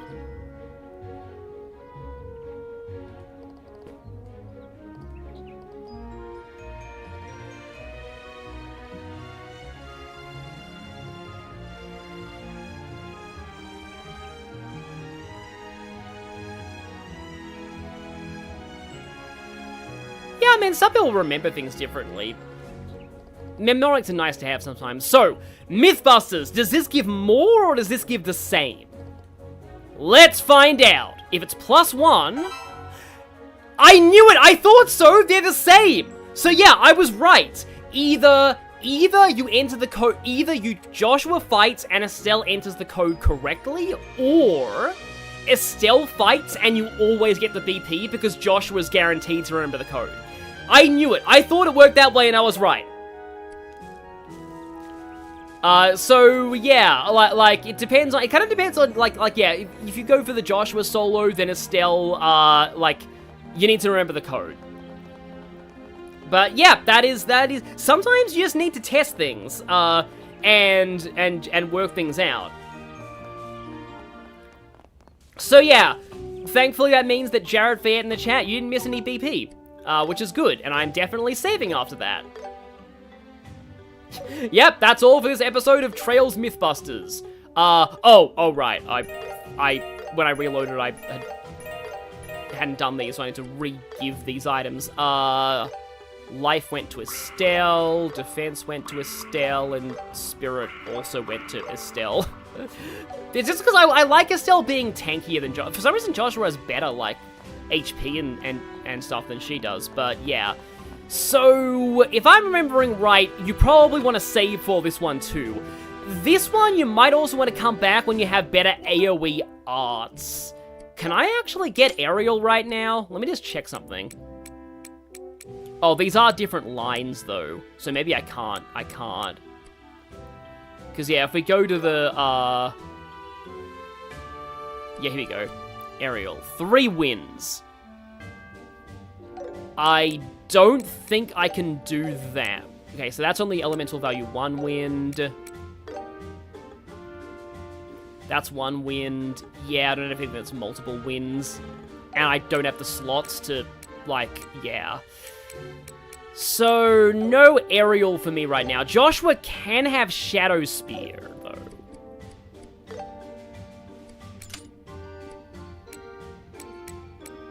Oh, right, but he also has Clock Up, which is insanely good. I do wonder if I can actually... If Shadow Spear would help in this fight. Shadow Spear is a chance of Death Blow. 60 EP though. Only 10% Death Blow, okay. Single target as well. I'll try Shadow Spear for now, but if this goes badly, I'll switch to Clock Up. Because I'm pretty sure you have to fight the soldiers. Yeah, combat trading. So yes, we volunteered as trading dummies.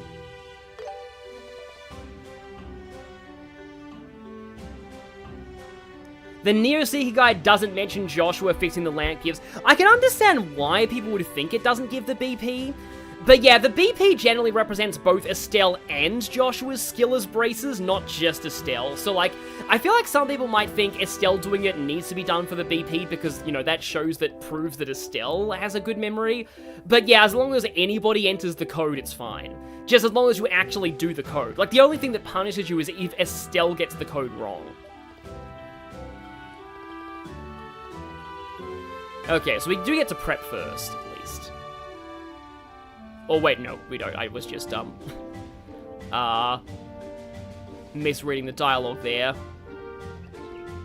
I remember that there is a very rough soldier training exercise in Sky SC that has an optional fight at the end against the actual commander, and he has a ridiculously strong art for that point in the game. Yeah, I like how you can see the blue glowing parts as, like, the obvious Orbital elements to the guns. Yeah, these guns are powered by Orbital power, not gunpowder. Remember that, because that will be relevant way later in the sequel. Also, those bayonets look kind of nasty. Do you really want to be using those bayonets on 16-year-olds?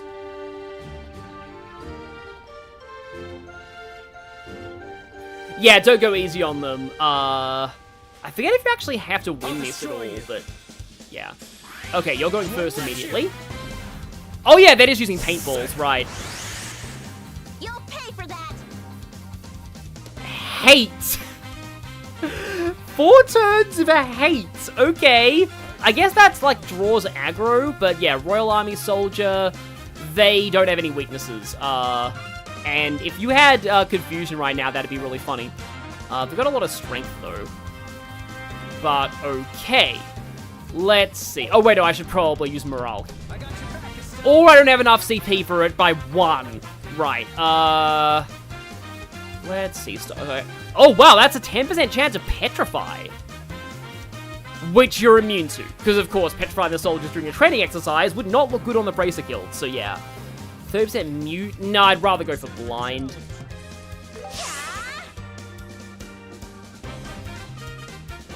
Another paintball. Oh, this time it debuffed his defense. Okay. I have overdrive. I don't think I will use it, though. I'm going to get you over to the side.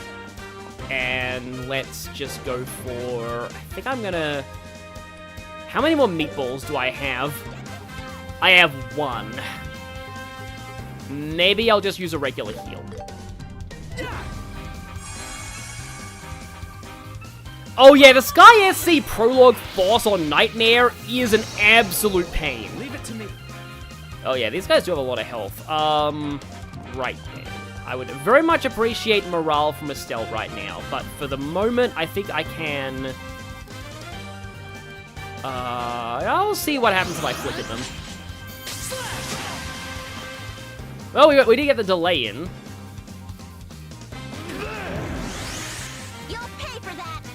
Yeah, you'd think burning them would also be a terrible look. But, well, yeah, I guess they're used to it. Morale... Oh, morale will get Joshua. Oh, no, there's not an AoE on morale. It is just straight up everybody, wherever they are. I kind of suspected that it might work that way, but that is admittedly really nice, because I believe in the original morale was a circular AoE.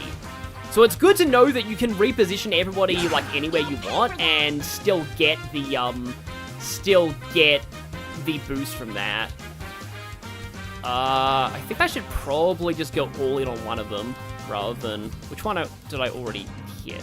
Oh, I already hit both of them, but yeah, let's just go on you. Do a little bit of damage there. I think Joshua needs to heal. And that's going to push his turn out. But I mean, it gives me opportunity to grab some more CP, I guess. Yeah, let's take a Tear Balm.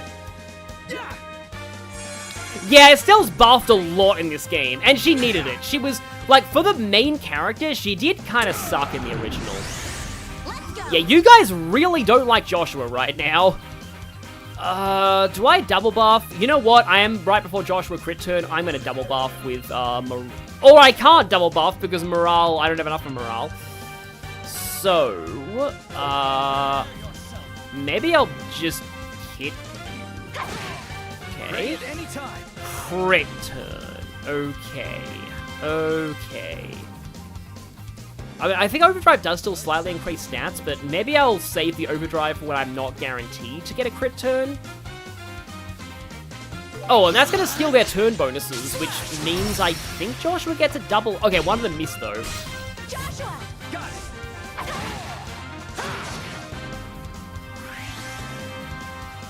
I guess they just lost the bonuses. Oh, nice! Again, Joshua is getting so many clutch dodges in this fight. And now he gets a 10% heal turn. And I am now going to morale to get that double buff going. I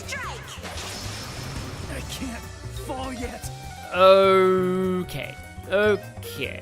I think I need to... Oh, yeah, you might know Shadow Spear is a slightly longer cast time.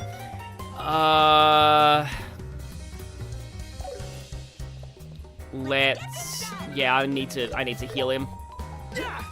General, just kind of keep your HP up.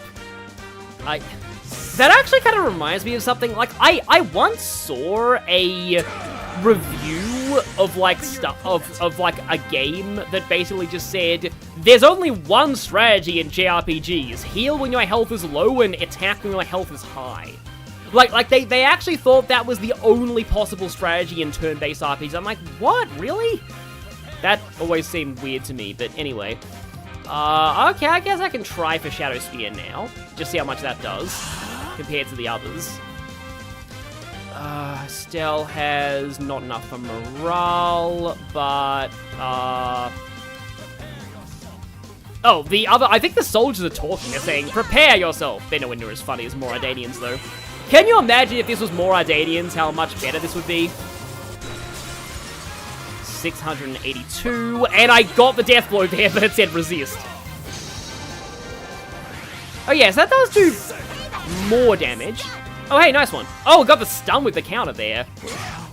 But then Joshua exploded. Okay. Well, I kind of hate to waste the stun here, but I need Joshua. I didn't... how many... I accept your challenge. I have more of those revives, so let's go for the revive item there. Phew, that was close. The 0 IQ strat, I see. More paintballs. They're serious. Have they ever targeted Estelle with the paintballs?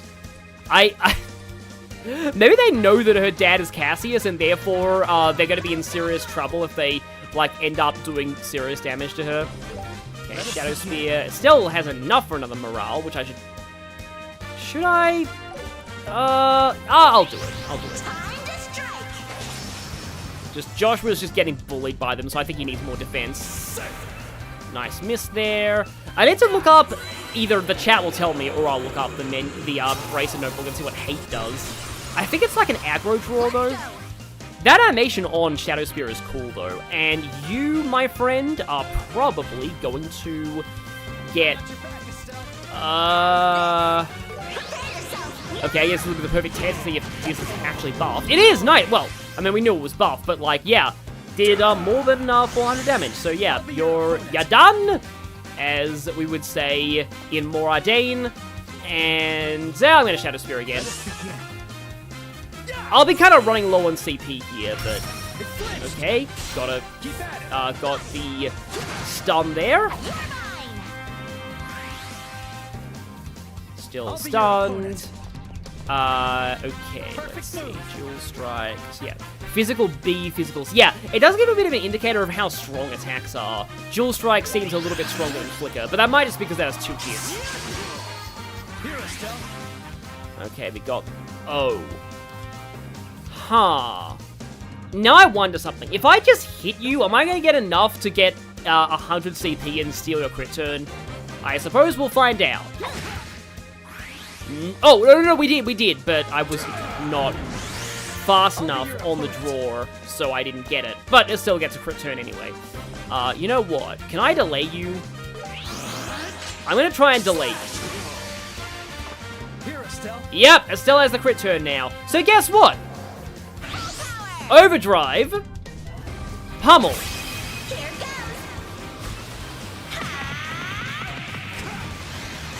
Oh, if hate works the same way it doesn't Daybreak, it increases aggro.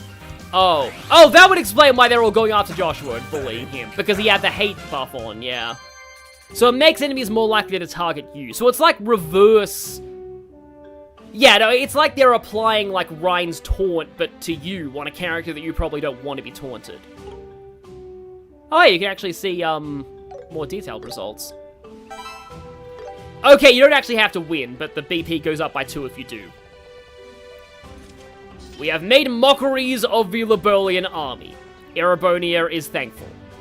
Unfortunately.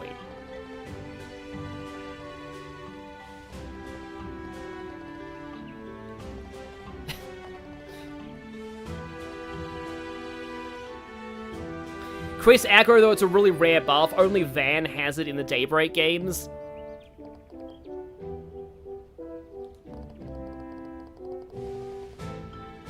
I know that in like, Cold Steel, some of the later S-crafts go up to, like, 4 S's.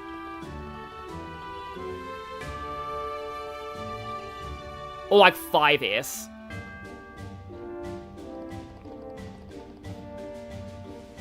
Overdrive makes his fight on the soldiers training an absolute joke, especially with Chen. Yeah, I still haven't fully learned how to really utilize Overdrive.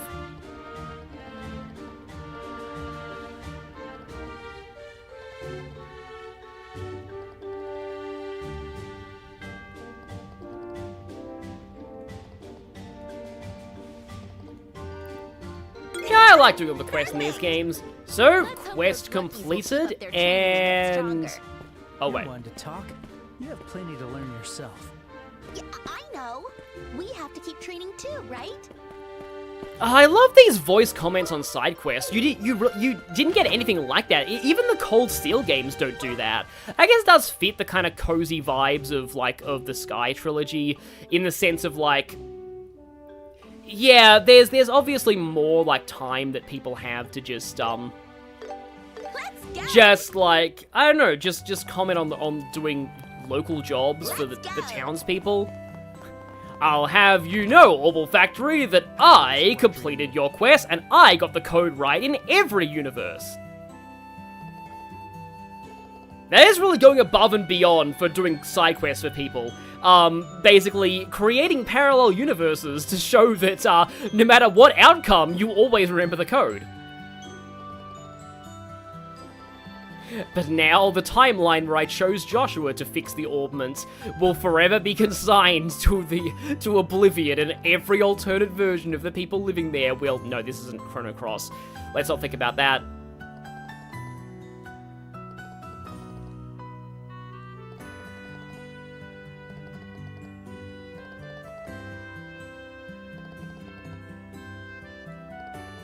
Yes, we'll next be taking on an even more dangerous job. Yeah, training with actual soldiers with bayonets. Fixing a light that is attracting a bunch of monsters. Not nearly as dangerous as going to a forest and getting mushrooms. So yeah, according to the chat, this is going to give us access to Chaos Brand. You know what? I probably should have turned this in before the soldier fight, because then I could have used it on them, and that would have been really funny. Because, yeah, like, Chaos Brand was really overpowered in the original game, but, mostly, like, late game. I don't remember it being that accessible early on. We did great, Estelle. Any comments on that one? Any comments? I guess not. Are there any bargains? But any slots we can open? No. We don't have enough to afford... Oh, because my time Seepeth is, like, nothing. That's what I get for spending it all earlier, but... Okay, Orbment. If I take off Action 1, Impede 2... Aha! We have Chaos Brand now! Who has the more EP, though? I think Joshua has slightly more. I could go all in, cast 1, action 1, Chaos Brand. But that might be better for later on, because I still want to keep fire for the moment. In fact, where we're going, I think we do need more, like, wind.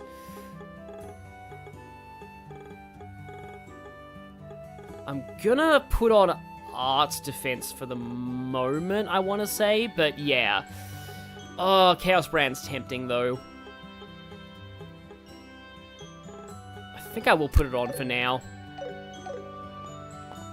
Oh, and once again, I have to go to the sewers. But firstly, I am going to go to the Bracer Guild and report these. Tell me all about it. 3 + 1 for that one, and 2 + 2 for that one. Good work. Yeah, I guess you usually receive the rewards for those directly from the quest givers rather than after you reported the Bracer Guild. But I think you get, like, items every time you rank up. So yeah, I'm gonna put that one off for a bit because it's long, but that one, I think is...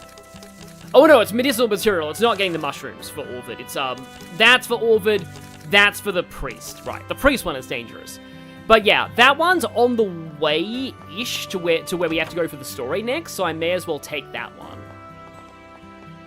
I appreciate, like, games where you can just, sort of, like, accept quests that you can do on the way to the story destination. Like, one of the downsides, I feel, of Persona Q2 putting all the side quests in their own separate mini-dungeons is just that, like, you can't really take care of them on the way to anything else. Also, this music is nice.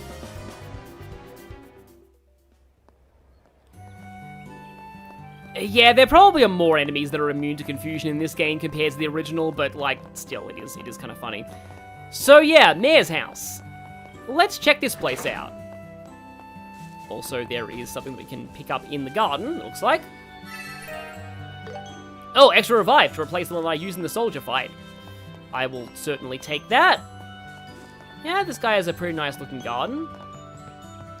I remember, like, having to go around the mayor's house Now then, I wonder if the mayor's here. a lot in the original, but, like, I forget exactly what for. I don't think it's... Oh, wait, no, I remember what it was for. Yeah, there's a bit later in the prologue. He's a busy man. It's possible he's out right now. Impede Quartz gives +9 delay on attacks and crafts, and Flicker does +3 delay. Yeah, like, in the original, Impede was just a chance of, like, cancelling enemy, like, arts or crafts, but... in like, in the later Trails games, they changed it so that delay is, like, an actual value that you can apply and stuff, and I remember that delay stacking got really silly with Reen's Arc Slash and Cold Steel. Ah, if it isn't Estelle and Joshua. And there he is. Mayor Klaus. Sorry for the intrusion. We're here on behalf of the Bracer Guild. Yes, I've heard all the details. This is not how I'd expect him to sound, but that's kind of nice. I like the fact that these NPCs are actually getting voices for the first time. In the original, I always felt like his portrait looked like a generic RPG Maker portrait. You're handling this job in Cassius's place, are you not? Yes, that's the plan anyway. Sorry about that, Mayor Klaus. I know my father promised you, but... Not at all. It's only natural for someone of Cassius's caliber to be busy. However, this is no place for this conversation. Allow me to discuss the details with you in my study.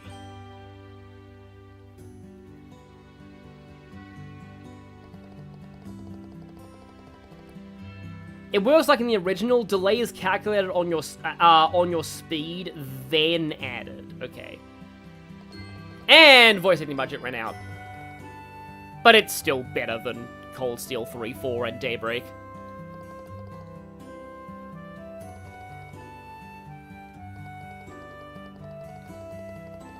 So it's a Septium Crystal from the Malga Mine.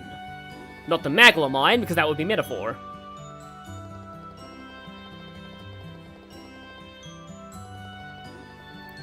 And a bit more world-building details here.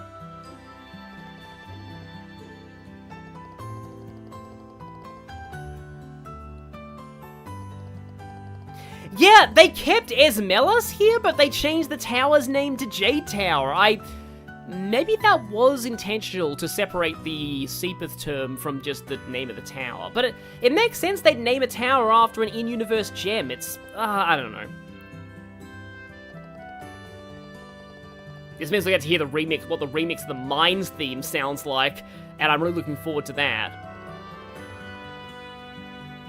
Yes! We need to be careful not to drop the jewel and break it. That means you, Estelle. Oh, that's kind of cool. It shows the portrait of the person speaking, like, if they're not on screen. But if they are on screen, you won't see a portrait. Like, for example, if Estelle and Joshua start talking here, which they didn't. We're gonna carry in Ismela's crystal? I wonder how much it's worth. I hear they can easily pass hundreds of thousands, depending on the quality. Woo! Hey, Joshua, don't pressure me like that. You're the one who asked. But yeah, I'm glad that you, Shadow Palkia, are excited about my Metaphor LP, which will be coming after, and I'm almost at the end of, like, I've finished recording all the special screenings. I'm recording quite late into the final dungeon. I have the ultimate weapons and armor at this point of my Persona Q2 recording, so yeah, I'm actually almost done with that game. It's funny because there's going to be less parts in it than there were in Q1, which went over 90 parts, but I'm going to do the YouTube playlist analyzer and see if, speaking of Metaphor, my muscle memory is going to get so messed up with how to run in this game versus Metaphor where it's on R2. But again, I like to use the default controls in games when I can. But yeah, so I want to use the YouTube playlist analyzer to see like how many hours the playlist is, because I wonder if the videos are just longer in Q2 than in Q1, and if it's about the same amount of time, or if Q2 really was shorter. And hey, there's Orvid. Yeah, on my Tumblr I did find the blog post where I mentioned finding him in Cold Steel 3. Don't think his moustache is quite that impressive in Cold Steel 3, but this is a way newer model.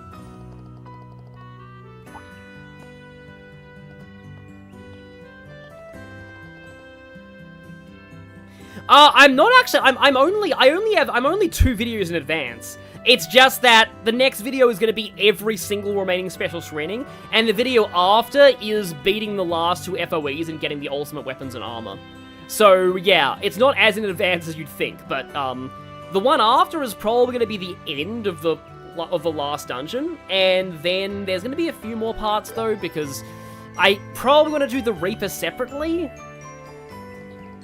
And then, of course, you know, the Super Boss, and then, you know, I want to eventually 100% the Compendium, probably. The problem is that the Super Boss is going to take a bunch of grinding, because I'm probably only going to be about early 60s by the time I fight the final boss, and I feel like I want to try and see if it's doable at that level. I'm a representative of a company named after myself. I'm not pretentious at all. Oh, so it was called J-Tower in Japanese. That makes sense. The real reason to remake this game is better moustaches. That reminds me, I saw somebody tweeting about, like, an Eggman first 4 figures they had, and they were like, I was just cleaning my Eggman figure. I forgot the moustache was removable. And, like, seeing the Eggman figure with the moustache removed is absolutely cursed. It's classic Eggman too, so it's even more cursed without the moustache. I mean, speaking of cursed, I have my Phoenix Wright first 4 figure right here. You can't see it because I have no face cam, but I am touching it right now. Its head is removable, so that's cursed. Oh, the Firefly Mushroom, I remember this.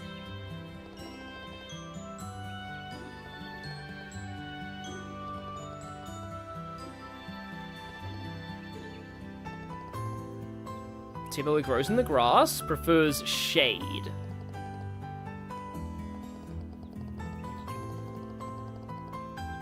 Some Korean K-pop companies are named after the initials of their bosses. I can believe that. It should glow pale green. Oh, don't tell me it's one of those things like an Ocarina of Time where it's like, oh, but you have to give me the mushroom within 1 minute, otherwise it will spoil and you won't be able to complete the quest.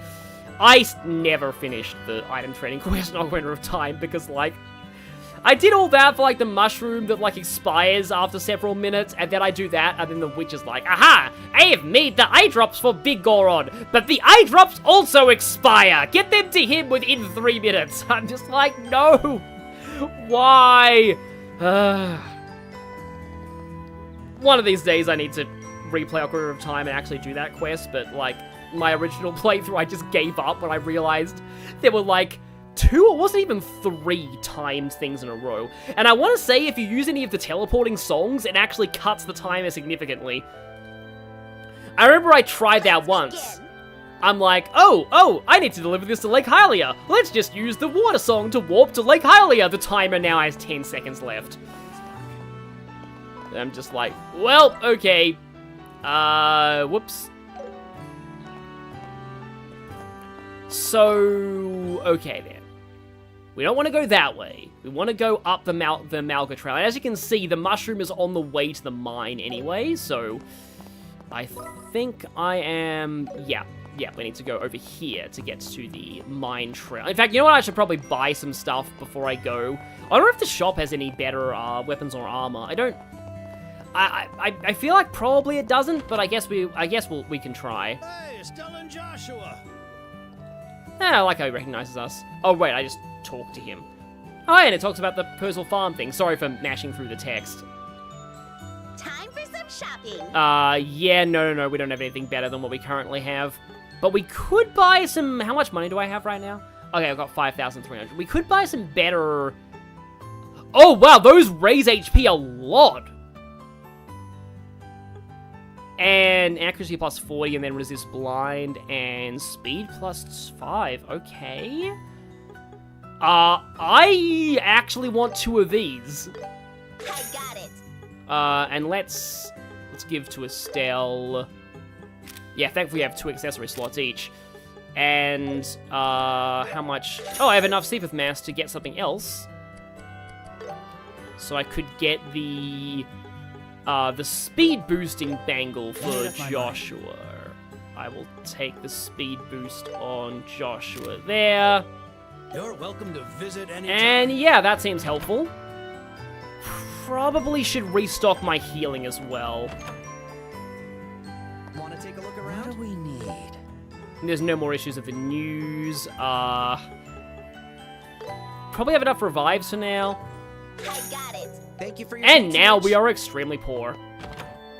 Oh, increasing your max HP doesn't raise your current HP in this game, which makes sense, otherwise you could just abuse that for healing, but that means I have to go to the sewers again! Yay! I hope somebody keeps track of the number of times I heal in the sewers. I mean, it'll be finishing after the prologue, because, you know, no more Rolent, but That still. feels great. Been taking this game slow and also playing Final Fantasy Tactics. Yeah, hi Anime Girl 90. I actually want to play Final Fantasy Tactics now. I have heard really good things. I've wanted to play it for years, and now that it has a remake with full voice acting, it sounds like the perfect time to do that. And speaking of full voice acting, I was listening to somebody play Final Fantasy Tactics, like somebody stream it. I think it was actually a Maximilian dude. But yeah, I was listening to him streaming it. And I was just like, oh, I recognize these voices. Like, these voices sound very familiar to me, but I'm like, maybe I'm just being offensive and thinking all British people sound the same. And so clearly they're probably not, you know, not anybody I recognize. I look up behind the voice actors. Yep, it's Harry McEntire, aka Noah from Xenoblade 3. So yeah, there was a reason why the voices sounded familiar to me. It was Xenoblade VAs. I'm like, this sounds like Xenoblade. Like, I like to think that I'm not nearly as bad about Xenoblade or British as Chugga is, because, yeah, he was kind of sheltered when it comes to British culture, which a lot of Americans are, sadly. But, I fell into that issue of like, is this Xenoblade VAs or is it just British? And I'm like, nope, it's definitely Xenoblade VAs. So that was funny. Never played Final Fantasy Tactics before, but I am not sure how I would handle like the class changing system, because like from what I've heard, the gameplay is heavily relies on you like getting like going to a class, getting skills from it, and mix and matching skills across different classes. which sounds really cool, and I've heard there are some really funny combinations you can do with stuff, especially with, like, ninja dual wielding, putting that into other classes. But yeah, and it's also, like, it's set in the same universe as Final Fantasy XII, and, like, I was gonna say something, but I think that's a spoiler for the story of Tactics, but yeah. Let's just say that certain background characters in 12 are, like, the main villains in Tactics, and that sounds fun. And yeah, it's Evilly, it's the same universe as FF12, but, like, I think hundreds of years in the past, and, like, the events of the protagonist of, like, Final Fantasy Tactics got, like, erased from history, because, like, he was doomed to be the guy who was, like, you know, the guy who followed his conscience, even if it meant that history would never remember him. I'm still a little excited. Just don't suddenly start playing Explorer or anything, okay? Of course, I won't. Probably. I mean, aren't you kind of already an explorer? But anyway, yeah, Jedi Knight. Oh, you are British yourself. That's cool. I've been to London. I really enjoyed London. I want to see more of the UK besides London. In fact, hopefully I'm going to Ireland next year because my ancestry is from Ireland. I'm like, I was like 20% Irish, another 20-ish% Scottish. Yeah, I've got Irish and Scottish blood in me basically. But yeah. Voice acting sounds good in that. I'm keen to experiment with the gameplay. It's kind of expensive right now, especially since I bought some other games, but yeah, I might get and play that this year. I probably won't be able to finish it this year and give my full thoughts on it, but like, it sounds like a game that I'll definitely enjoy. But yeah, I did think it was funny that like, Harry McEntire or no isn't it? Yeah, Ben Starr, who is, Ben Starr is in Clive in Final Fantasy 16, and also a character in Clair Obscur who is technically a spoiler, so I don't want to say who it is. But he's a major character in Clair Obscur as well.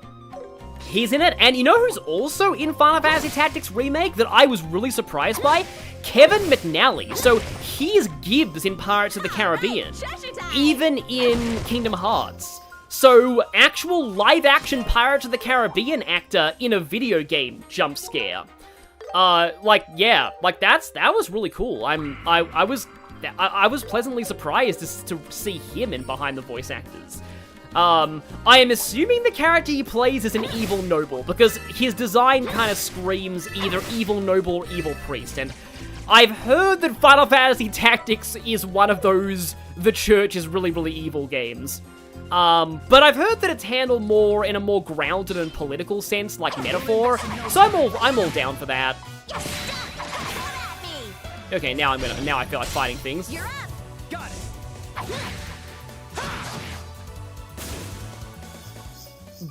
But yeah, yeah, I'm kind of keen to How do you like that? yeah, maybe play that game one day. Hopefully soon. You know, if I did stream it, I would probably only stream, like, my first impressions and not the entire game. But yeah, that's gonna be fun. Probably should be using my strong attack some more. Hi there, Lily Mover, that was not nearby before. I love how it just went zoom and just, like, ran right into the battlefield. I feel like these enemies are a little beneath us at this point, but yeah, they're probably beneath us at this point. Gotcha. Well, I say that and they crit me.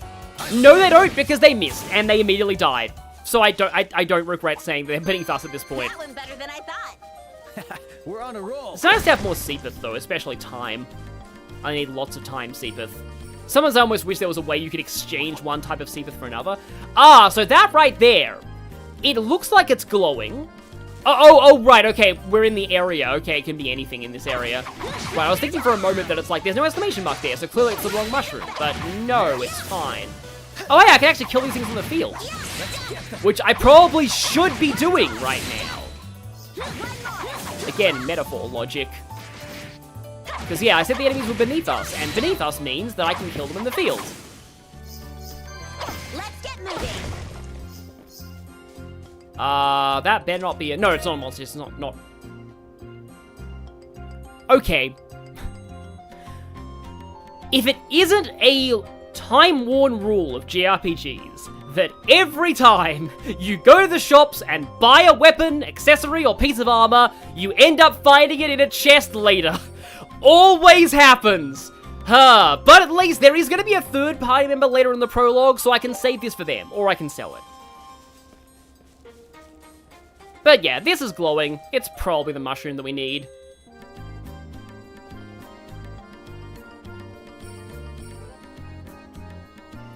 Jedi Knight James Lunagate says, I've only been to London once. It was for Star Wars Celebration 2016. And my... Oh, I actually got to meet Mark Hamill. That is really cool. Okay, wow, that's awesome. Of all the VAs that I'd like to meet, yeah, he's well, not VAs, actors in general. Yeah, I'd like to meet him. Didn't manage to get Matthew Mercer's autograph at the convention I was at with Critical Role because it was all sold out. But I did get Marisha, Sam Riegel, and I got Laura Bailey to do a voice recording for me. So, yeah. Firefly Mushroom.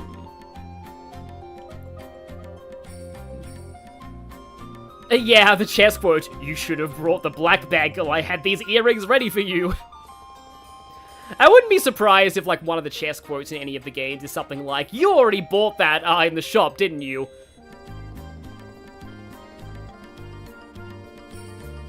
Or the item is a warning. Yeah, sometimes they give you items in chests right before. For example, you might remember if you played the Sky Trilogy, there's a certain boss, and right before the boss, you get a bunch of Deathblow protection items in treasure chests.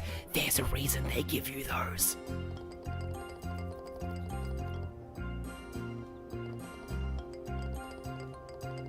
You've already forgot his name.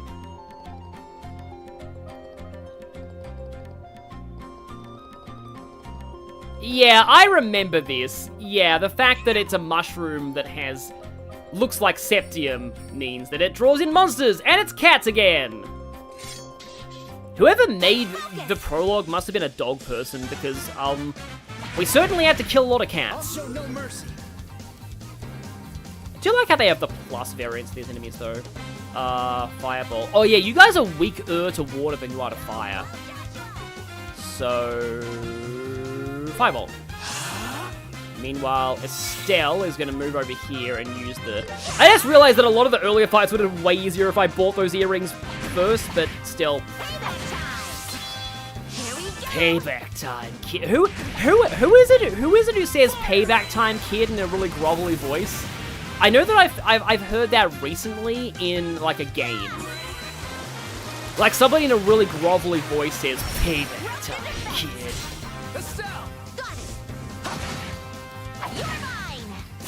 Ready at any time. Two of them. Okay. We continue to spam fire. Let us begin. Fire! One of the characters from a manga you're writing went through that, buys a new weapon to find a better weapon after. Oh, yeah, I think I'll Aqua Bleed the other one. Because they're both going to go before I get my cast off anyway. Surfing Reddit earlier and found this hilarious post about the failed translation of Oh no! Oh no, the Northern War! Oh no! Oh, that game! Oh no, You know what's funny about Northern War? So, I believe... I don't know if I actually went through with this. I think I might have. Right after I found out how botched the translation of the Northern War was, I actually sent an email to whatever company it was. I don't think it was, like, Exceed or anything. Was it Gung Ho? I don't know if it was Gung Ho. I actually sent an email to the company that did the translation, offering my services as a translator to them. Because I was like, seriously, this is not acceptable for a Trails. I mean, I didn't say that. I didn't want to sound too mean or condescending, but I was just like, look, I'm a huge fan of Trails. I have a master's degree in translation in Japanese. I would really enjoy being a translator for you. But what I was actually saying in my head was, please, please, please let me fix that translation. And pay me for it. That would be a nice bonus, but really, I'd even take pro bono. Like, I'd even take not being paid. Just as long as I could fix that translation, because, seriously.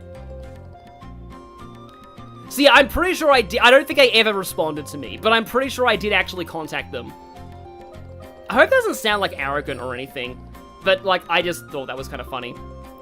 But anyway, yeah, the Northern War was a Trails mobile game based on, I think, the anime, and I wonder what the old man wants this mushroom for. A mushroom that attracts monsters. There are a couple of ways to use it. yes, you could, for example, slather it all over the mayor's house and use it for, yep, nefarious purposes. So maybe let's get this back to him before somebody uses it, like, puts it into the wrong hands. Do I go back? Because I feel like there's going to be a fast travel spot at the mine once I get there, but also the story's probably going to progress once we reach the mine. I'm going to head to the mine on the off chance that there is a, yeah, I thought there'd be a chest here. That there is... Chest looks good. A fast travel point. Thank you, Seepeth. I need you right now. Also, I haven't played as Joshua in the field for a little bit.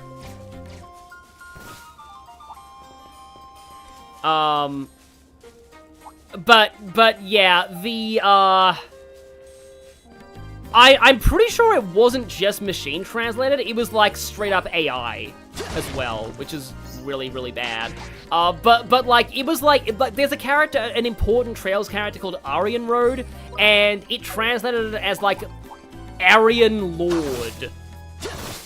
And then, Duvali became Dubali or something funny like that. Like, it was a whole thing. This is why you don't let AI do translations. And this is why AI will not put translators out of a job. Hopefully, yeah. Okay, so there's a couple of miners here. Do we... Oh, okay, it is a fast travel point. Great. So now that I have that, I can just go back and give the mushroom. Let's go. Most major story locations have fast travel points. Yeah, I figured. Time for another day's work. Dewberry. Yep. I feel like that's something that should get called in-universe, though. She's enough of a, like, a joke in-universe that would kind of make sense.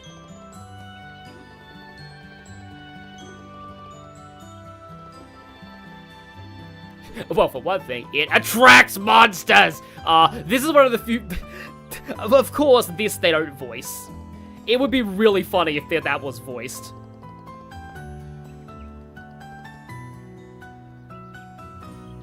I mean, true, those cats were a problem, but at the same time, they never, like, this job was not actually posted as, like, warning, you might get killed by monsters.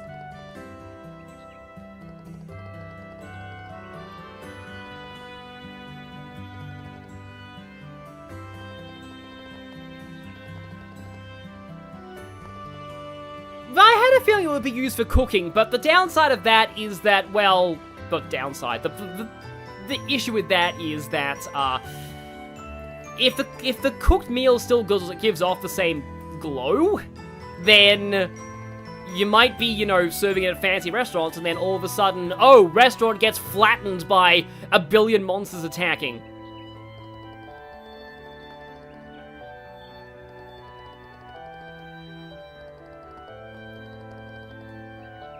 Foodie, but for weird stuff.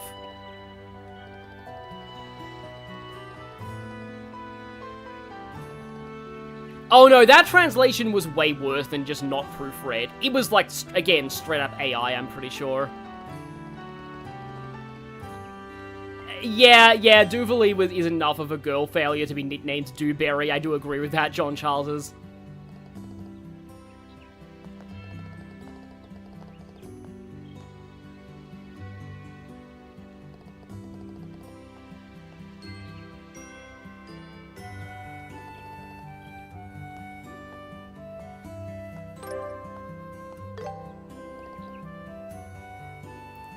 Out of respect for the mushroom, I will forgive you.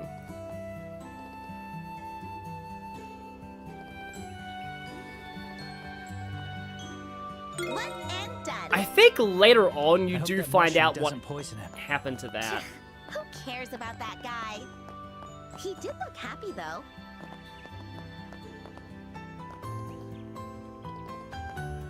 well, he's a jerk right now.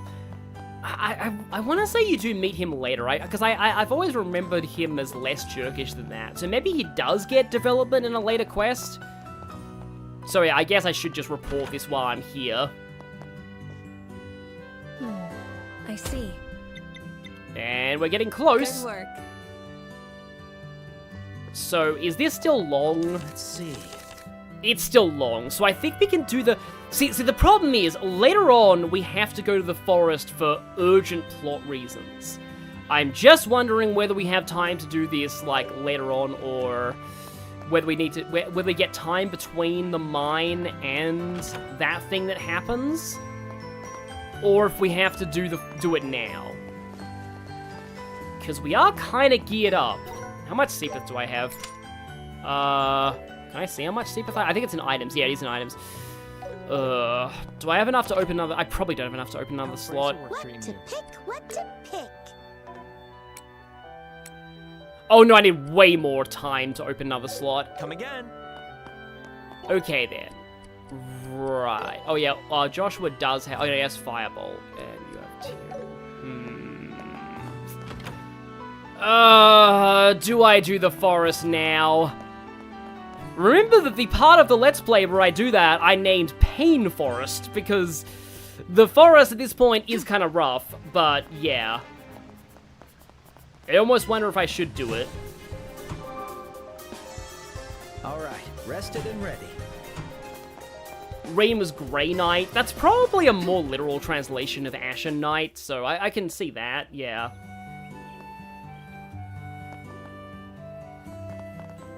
Yeah, I've also heard that Northern War was not good as a game in general. Okay, we also have these. Destroy 50 breakable objects. Droplet of life goes on Stell. And now I have to heal. Man, maybe it's fine. Okay. Okay. I may regret this. I'm gonna go for the forest now. Stay alert. Yeah, Kwang, I don't have good memories of that forest. Well, I mean, this could be, at least if this goes horribly, horribly wrong, it will be amusing for all of you watching. So let us continue down the path of the way they walk in Liberl, and then we die. Hopefully we don't die, but, yes. Some of you may die, but as a sacrifice, I am willing to make. That is still, that might be one of my favorite lines in, like, all of cinema, actually. Like, one of my, at least in animated movies. I feel like in a later part of, Q2, like, near the end, I might want to talk about some of my favorite movies of all time, because... Oh, right, we do have some new things here, so I may as well try and fight them. Oh, these owls, right, I remember these owls that shoot meteors at people, for some reason. Ah, I iframed through that. Keep at it. Got it. Well, that beetle's down. Yeah, Mars Sparrow. Yeah, not owls, they're sparrows. Yeah, oh, there's a lot of them too. Okay. If I get wrecked before I even enter the forest, that is going to be so sad, and also really funny. The beetles, at least, will go down very quickly.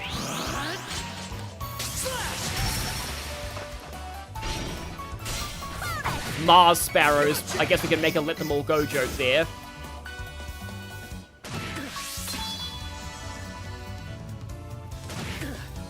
All right. 3 of them are over there. Oh, they're weak to... For a flying enemy, they're really weak to wind. Wow. Okay. I guess it makes sense that they wouldn't like, you know, really strong air currents. It'd be really funny if we had an aerial right now, though. Oh, okay, it's about to drop a meteor. However, Joshua does have an impede thing. Oh, that's not a lot of damage for 250% damage. Huh. Okay, well that's out. 2 of them are charging. I can impede 1 of them. So let's see, yeah. The perfect move. Perfect move, go. I like that we have access to an impede our craft this early. But yeah, that's a star of Mars. Pay the Well, he didn't die, but I believe that debuffed all of his stats. My turn. Huh. And he's being targeted again. Because I know they could inflict Feint in the original. Like, I'm pretty sure they could inflict Feint. Drill Meatball. I probably should save my cookies. I mean Meteor. I mean Meatballs! No, Meteors are what we're about to get hit by in a second. These sparrows like to think they're Sturm. And Noah will never stop referencing Advance Wars, because more Advance Wars needs more references, because Advance Wars is one of the greatest things that to ever exist, and deserves all the attention. Okay. Well, you'll definitely die to that.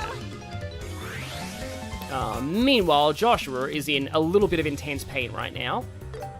Do have a lot of tear bombs, though. Oh, right! Oh, right, now I remember the Dorothy thing? Yeah! Okay, we probably have... That happens next. Okay, right, now I'm remembering. No, I'll just use Firebolt. It flinched. But yeah, okay, we definitely have time to do the forest later, but let's do it now because again, it's funny. How do you like that? Okay, well, you're worth a lot of experience at least. EP charge, yeah. There is a gate down here too that we can get to. You used to watch it over the hedge on DVD. Interesting. Yes, I agree that Advance Wars needs more love. I only watched Shrek 1 and Shrek 2. I've heard Shrek 4 is actually decent, like, for what it is, but I have not heard good things about Shrek 3. They are films that a lot of people online tend to like better than the critics do, but also, I do feel like part of that is nostalgia. I guess Joshua will take more life. So, where are we? We are... Okay, yeah, there's the road. I really shouldn't be skipping too many enemies, but, I do want to at least get some more, like, more of the... I was going to say, oh yeah, I want to get more progress done this stream. Well, actually, you see... We're not doing progress right now, is what I mean.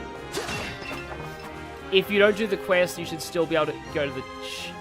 Oh, there's a certain character you can meet early at the chapel, okay. Oh, I think I might know who it is.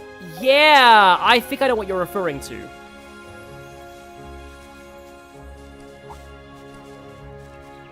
Yeah, I remember, like, I remember... Chest looks good. I remember my parents, or at least my dad, not liking Shrek 2.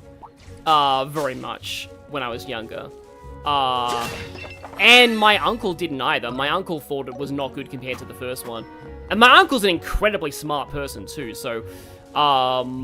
But anyway, yeah, it might just not have been to his taste. I like Shrek 2. I haven't watched the first one in ages, but yeah, there's a lot about Shrek 2 that is really good. But I never watched any further than that.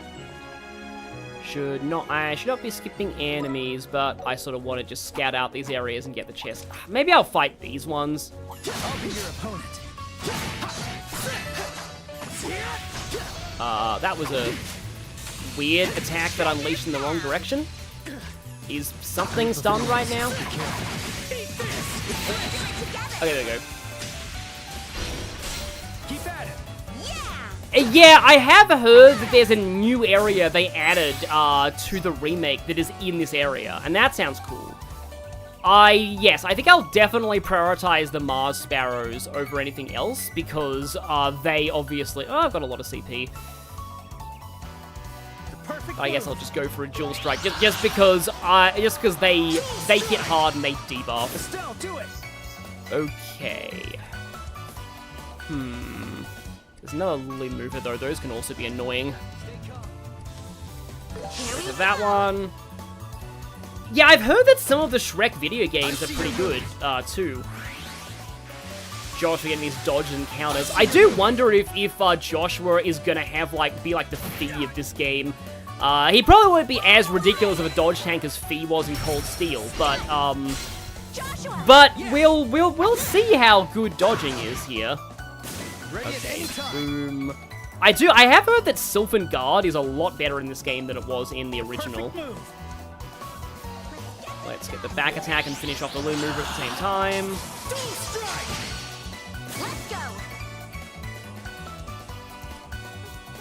I like how someone in the chat is making, like, fan-made chess quotes.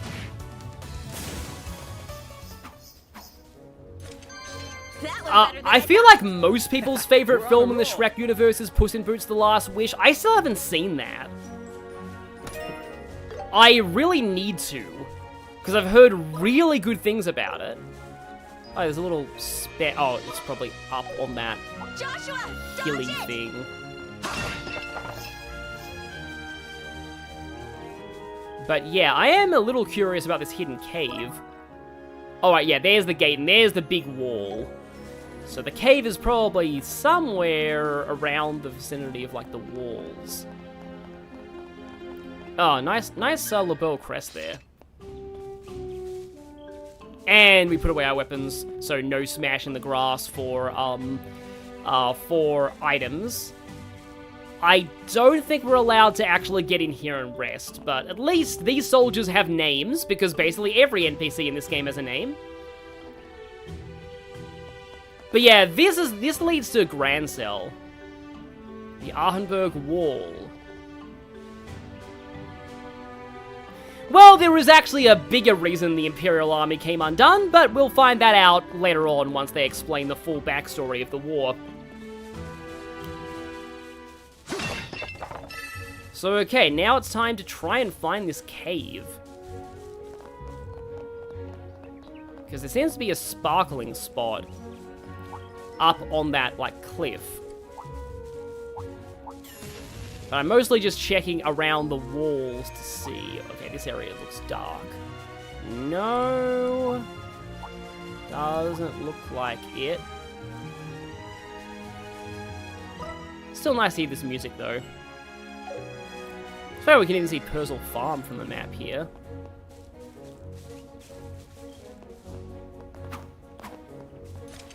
Oh, you can go inside there? Just not into... I mean, I know you can't go into Grand Cell itself, but, if there's a rest point in there, I probably should take it. That looks vaguely cave-shaped.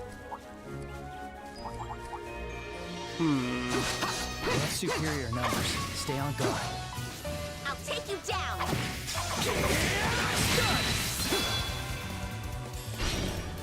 You're mine.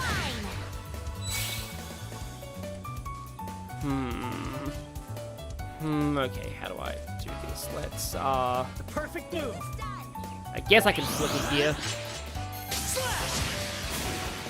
Oh yeah, I remember seeing a video on Shrek Super Slam about how broken Little Red Riding Hood is. Like, Little Red Riding Hood, I believe, has, like, an infinite combo in that game, and she often gets banned in tournaments. Also, Joshua's dead. Yep, thought so. Well, that was a little problematic. Oh, wow, some of these beetles are like,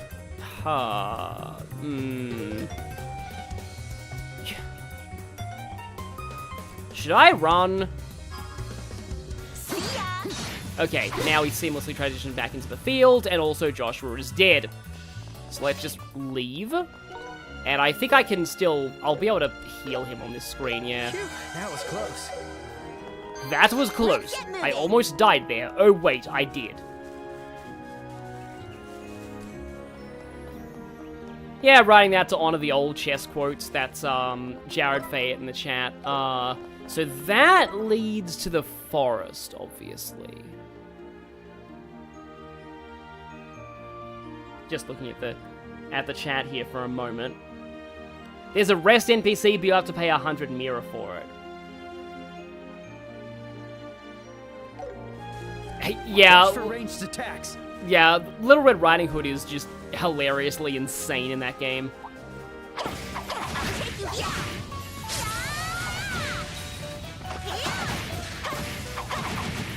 Let's get them.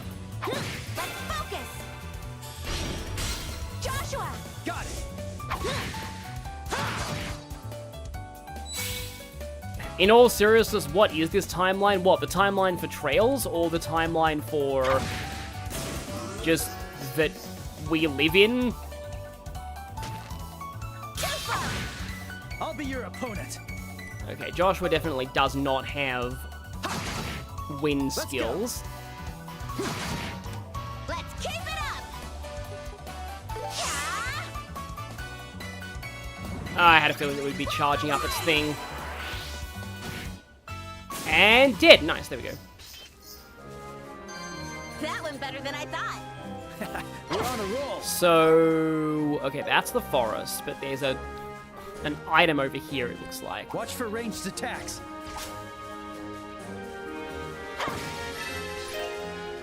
Droplet of strength.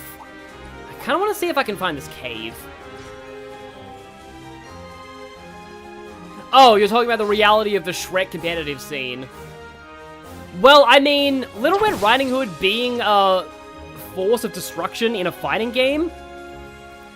I don't know how good she is, but I know that in Darkstalkers, Little Red Riding Hood, or BB Hood, the character based heavily on Little Red Riding Hood, is... Oh, that looks like something. Is it something? It is! There we go. Oh, that's a lot of things. This scares me to a considerable extent. Holy crap, that's a lot of things. This one's dangerous. Keep it together. This one's focused. Stay dangerous.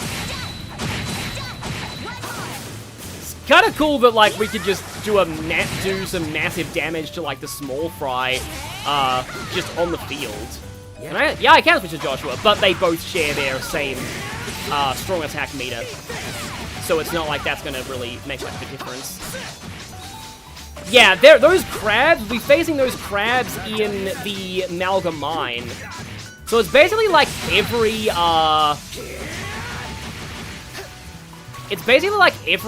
standard type of enemy. Gotta make sure that the big rhinos are here. Probably rather get. We're getting a lot of stuns though. Okay, let's go into the battle, main battle, turn-based. Yes, suddenly this is a Musou game, exactly. Okay, how many of them are left? Still a relatively solid amount of them, but I have a 0 arts to in Joshua at least. Oh yeah, I know, the Flyer Skipper is from the tower, and it's resistant to all arts, so better to use like regular crafts on it. Okay. I think I'm actually gonna overdrive here. Overdrive and get a big flicker.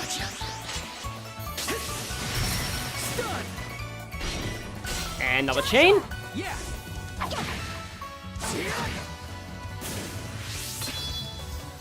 Okay, yeah, quite a few things are stunned here.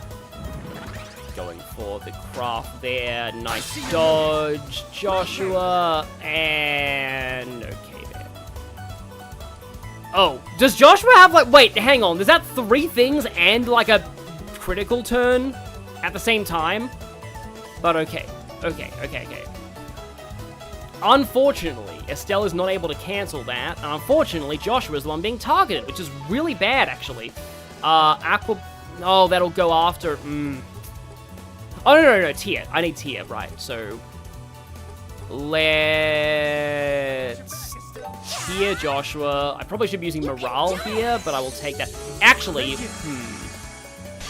Okay. Hang on, let me see.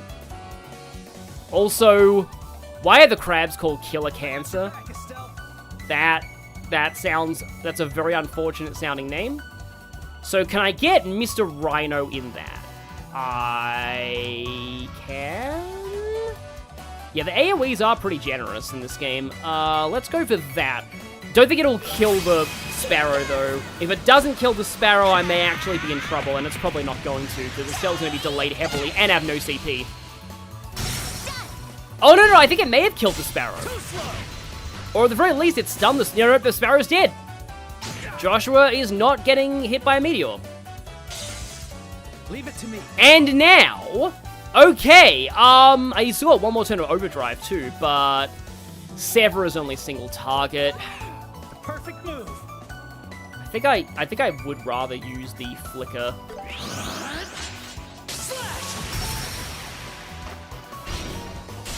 Triangle for the chain.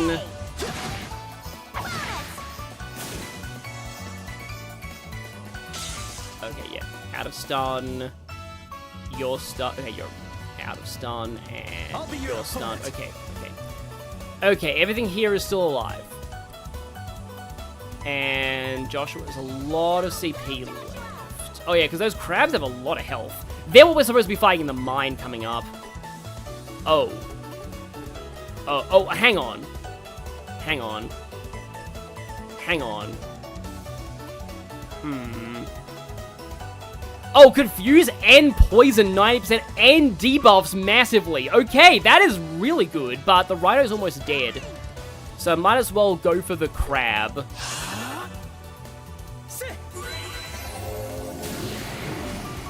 Of course, having a massive debuff on an enemy that's confused means it's not going to be really doing as much damage to other things.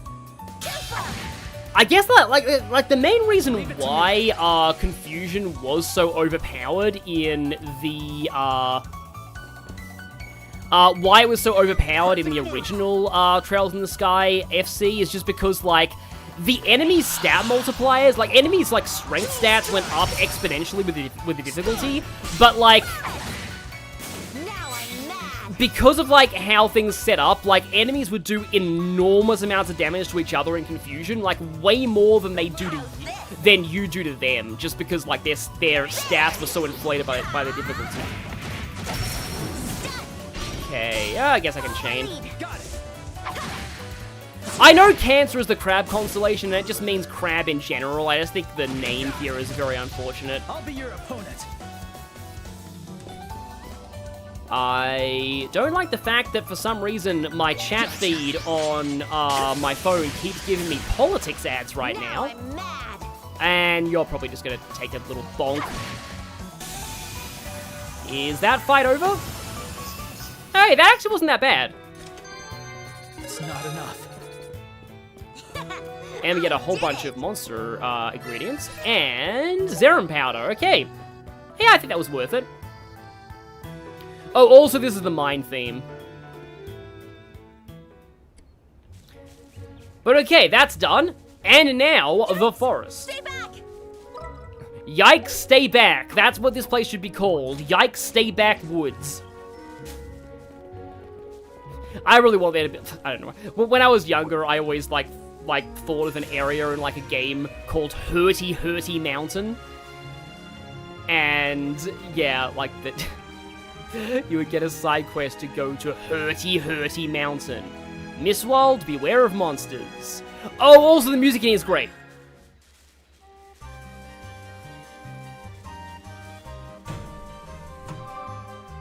Was there a heal point here in the original? Rested and ready. I don't remember there being a heal point here in the original, but I could be wrong. Also, I love how there's a completely seamless transition to this place, because obviously this was its own area in the original. Let's get to it. Oh, I remember these bees. They got in Nicolas Cage's eyes. No, they are bees. I remember them being a pain. I think they had a lot of speed. Killer Hornet, 1 HP. They're also weak to wind. And let's see if I can get a super flicker in just to finish that one. Oh, wow, okay. That was easier than I expected. Let's keep it up. I'm not beat yet. Have they nerfed the forest, or did I speak too soon? Oh, those things! The Metroid Prime looking enemies, those things, yeah. They look almost exactly like certain things from Metroid Prime. I'll destroy you. I think they're just called puffers in Metroid Prime, or not, but like, those things you have to be careful when you like attack them because they could explode. I think they explode in this game too. Forest Mist. Okay. Weak to earth and fire. So they don't want to be in Erebronia because Erebronia has both those Septarians. I mean, we're not supposed to know about the Septarians yet, but I guess it means nothing out of context. Indescribable aroma. Looks like that delays you? Okay. Oh, I got impeded, I think, there. Let us begin. And yes, Estelle does still have Earth. A bee! Let's go. Yeah, I remember those things being a pain in the original game, at least. Get crushed! Get crushed! And bonk. Oh, petrify, nice. So you might notice that we are in the vicinity of the thing, but oh boy, that's a big area that we need to look through. How do you like that? You did it, Estelle.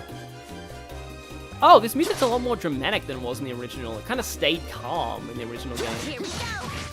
Ow. And the nice peaceful forest music in general is being interrupted by these. Yeah, I had trouble with like the bee-like enemies in Sonic Unleashed as well. Speaking of fight music interrupting things, looks like you actually relatively easily kill the bees in the field, which is not bad.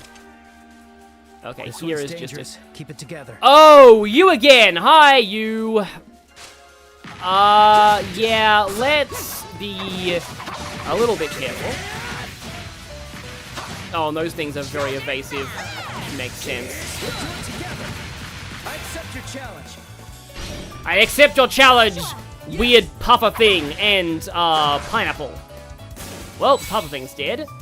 But pineapple. Let's use fire on the pineapple. And the pineapple's also weak to wind. And so let's use wind on the pineapple. Probably gonna stay back because, I mean, that hurts, but like, because that means it's when it self-destructs. I'll change the tide of battle. Time for Joshua to the scales. Yeah, we do seem to be casting pretty fast against these enemies. Flinched. Maybe the forest did get nerfed in the remake. Because, like, I do remember the forest being really brutal in the original if you went there early. Okay, I haven't picked this up yet. Let's keep moving. Mince drop, okay. Was Mintberry in Pokemon Confusion or Sleep? No, we have to press the X button. Oh, there's a bear claw. Could this be? Yeah, the ingredients Father Divine was looking for. Let's take them to him. So it is pronounced divine and not divine. Also, oh, you only have to go there. You don't actually have to go all the way into the forest. Okay, was that true of the original too? I forget if it was or wasn't, but at the very least, Be careful. I would like to just try and fight some more things in this forest, and I don't know. I mean, we will be coming here for the story later on, so maybe we don't have to explore the forest that much now, but I mean, while we're here, we might as well. Phone, stop giving me politics ads, please.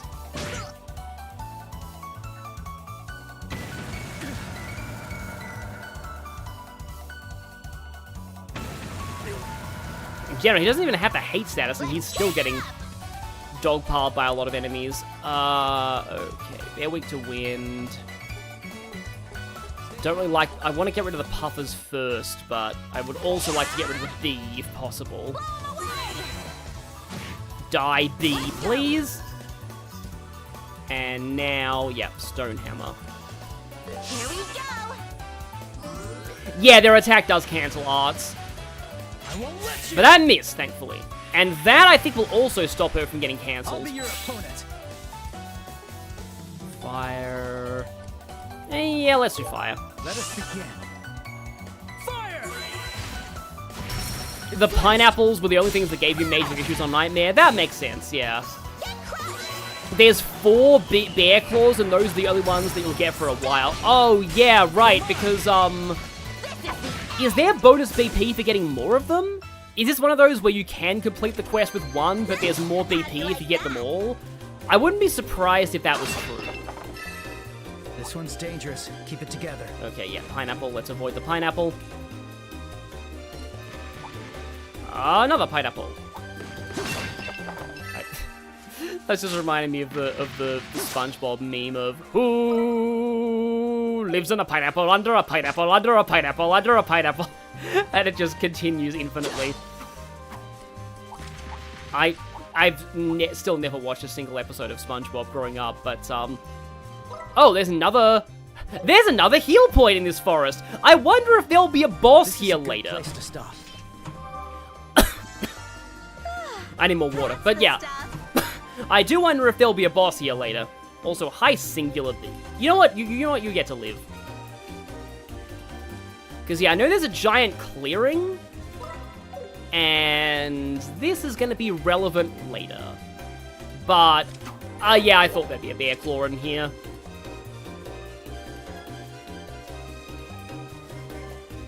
I don't remember and I'm not in the mood to cause another BP discourse. Wait, what? What's... Oh, brave points, right. It wasn't like discourse, but yeah, might as well just get all of them, to be safe, so I have half of them now. It definitely does feel like this forest is way more manageable in the remake, though. Also, yeah, I probably should get to Dorothy because she's in the thumbnail. Yeah. Just realized she's after the mine, I think. Because, yeah, we are actually quite... Oh, we're about... We're a little over 3 hours into the stream. We probably have time to get to Dorothy. It's funny because there's a Dorothy here, and there's a Dorothy with 2 E's from Cold Steel, and that one likes Yaoi, so... Then, for all we know, this Dorothy likes Yaoi, but, chest up there... Feels like it's easy to... Oh, that's a lot of pineapples! Let's maybe not get brutally murdered by pineapples.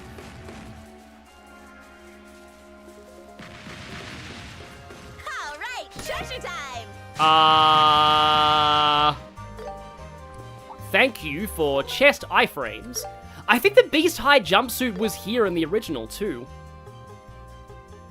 That's no additional effects, but extra defenses is good. I mean, probably should get that to Joshua, but still. Okay, there's a little more in here. Yeah, I wouldn't be surprised if there wasn't extra BP in this quest. It doesn't seem like the kind of quest to have extra BP.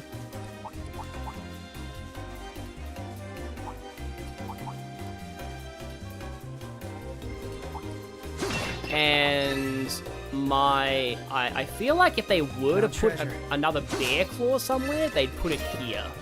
Droplet of magic. I do like these stat boosting items though. Is there? Because the bear claw locations are usually fairly obvious. Doesn't really seem to be a bear claw in here.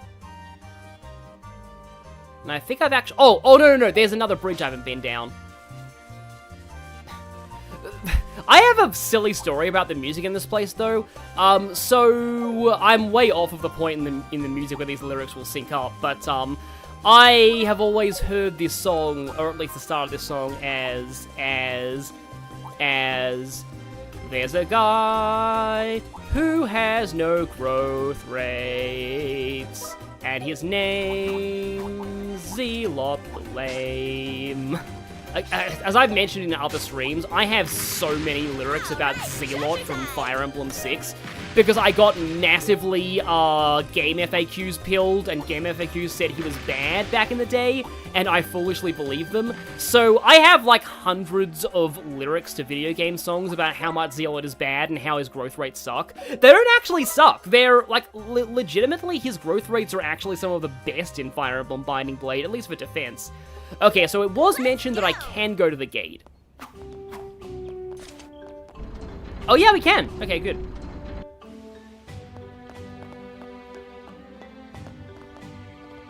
I remember you being relevant to something at some point in the Sky games.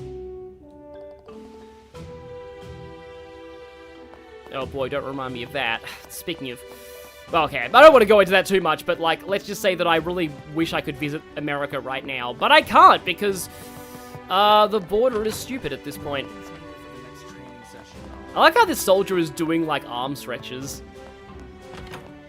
Yeah, there's a shop here. Oh yeah, is there food you can get here at this point?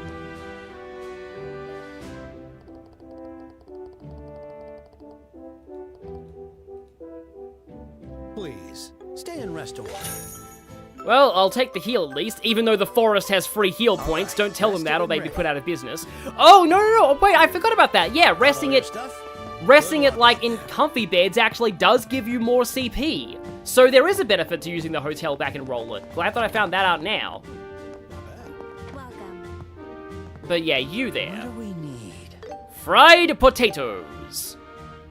I'll take this. And salad sandwich removes debuff. Okay. I made up my mind. Thank you very much. I'm just gonna grab a couple of those just so that I can eat them and get the recipes.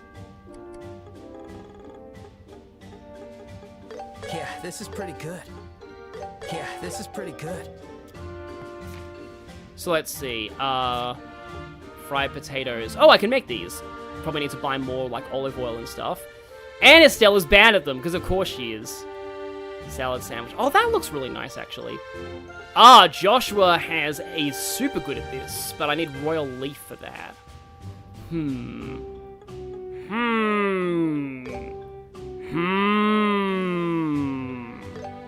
right, hold on. Cloud potatoes. Oh, speed up though is decent. If there's anything like other, like, Future Trails games, you will need to make all of the peculiar dishes at some point.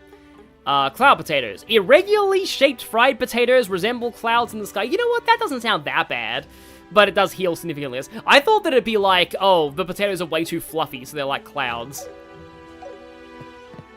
I'm pretty sure I should be able to give Seaforth Mass to you.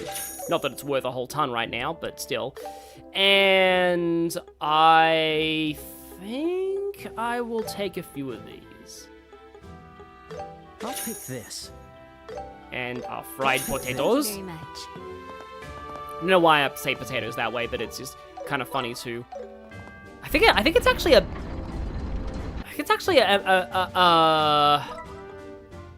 Tomodachi Life thing. My dad, one of his kids got Tomodachi Life, and he just always thought it was hilarious. So, yeah, he made up voices for the character. Well, actually, no. I think the characters do have voices in Tomodachi Life, but like the way they said like mashed potato, he was always well, not always, but he said that like once. Okay, now I believe I do have enough to open up a slot on somebody, so I think I will do that, and obviously it'll be Joshua, because he's the better caster. So, slot opened. Come again. And now let's see what I can put in that.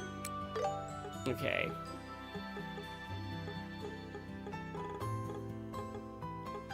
Okay, I can have Clock Up and Chaos Brand, but that gives me less attacking stuff. And I feel like having, like, healing on Joshua might not be a bad thing for this point. I think I'll take that for now. Okay, I can get Shadow Spear. I still don't think I can get Aerial. Oh, actually, if I had 3 different wind quartz, which I don't think I think you can't actually install 2 of the same type of quartz in the same orbment, so I don't think I can actually get the 3 that I need for Aerial, right? Unless you can, I am actually, you know what? Pretty sure I only have 1 of each type, though. I wonder if I could test that. What to pick? So if I got a second Arts Defense, Come again. just gonna test this. Can I put them both on the same orbment or not? Or am I only allowed to use...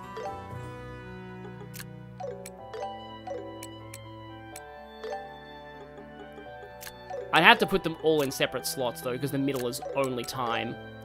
But, like, Arts Defense... Oh, I have to... Wait, hang on. Okay, no, I guess you can't use multiples of the same one twice. I had a feeling.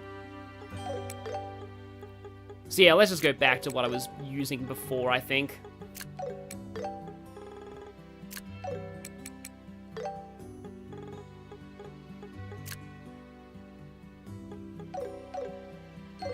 I also have Anti-Sep, which I think is a silent skill. No, yeah, no, it is cool that bad dishes at least... Oh, mine too! Wow, okay. That is definitely getting replaced. Can I... Okay, can I make anything better? 3 for blue impacts. Oh, and it's a circle. Okay. I like having both action and cast there, but if I also put Mind 1 in that... Oh no, you can't actually have... But I can put HP 1. Wait, no, that's a... That's a different line, right. Okay, I'm dumb. That's a different line.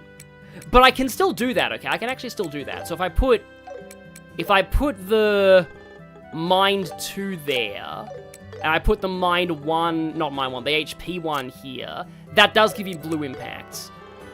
And then either I put Cast 1 there, or I put Impede, and that doesn't get me Chaos Brand.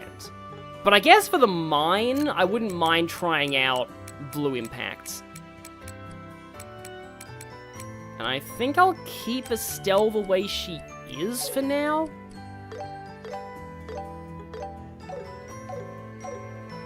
Antisect is very good. It cancels arts, but also removes enemy buffs. Okay, that sounds really good, yeah. I will probably get that later. For now, I want to try out Blue Impact for a little bit, because I feel like some enemies in here might be weak to water. But then I might switch back over, because I like having Chaos Brand and that, but like, yeah.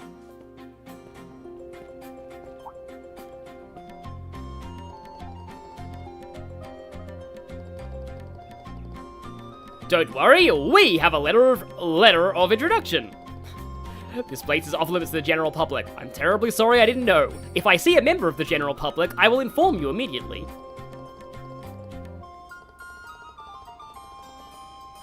Yeah, if you use Cast and Impede, you get Chaos Brand. Yeah, no, I had that already, but I'm just like, I want to try out, because I only have like 2 slots on Joshua that are on the same line.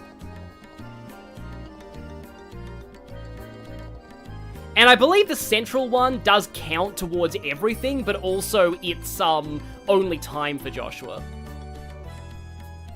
Which means I can probably put Blue Impact on Estelle.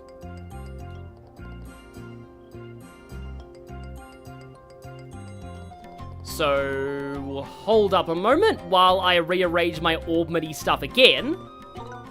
Because, yeah, let's just get rid of those 2, because Estelle could put anything in her middle one. Oh, conveniently, she already has HP 1 there, so you can put Mind 2 to get Blue Impact, and then...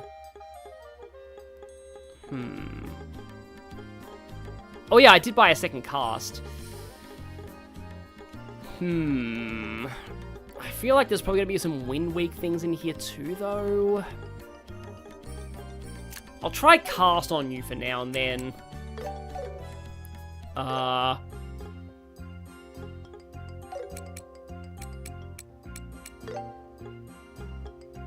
yeah, Cast 1 does have a Mirage on it. That's why I can get Chaos Brand that way. And then here... Oh, wait, no, I could have done that. And then I have Chaos Brand, and then Joshua could get... Orbit Management. I suppose in that case, I'll just take... Strike 1. Oh, Flare Arrow, okay. Yeah. I remember Flare Arrow being good in one of the Trails games, but I forget which. So I'm not really very diverse in my arts right now. But we'll see what they're weak to once we get in there. More strength, more magic on. You know what? Let's have Estelle take a little bit more magic. And both of them get droplets of life. Okay, now we save. And now, it is time to yearn for the mines. So this is what it's like inside. Hello? Is the foreman here? Doesn't seem to be out here. Let's go look for him. Hopefully, there are no chicken jockeys in these mines. I have not seen the Minecraft movie, and I'm a little annoyed that it did better than Sonic Movie 3, but still, it doesn't seem as bad as people thought it would be, at least. But the chicken jockey meme does sound really annoying. Aha! There's a switch here. The question is, do we throw the switch before... Oh, it tells you what direction it'll go in. Do we throw the switch before or after we use the minecart?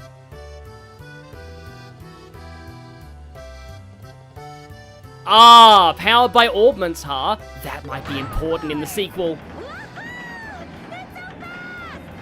Childish as always.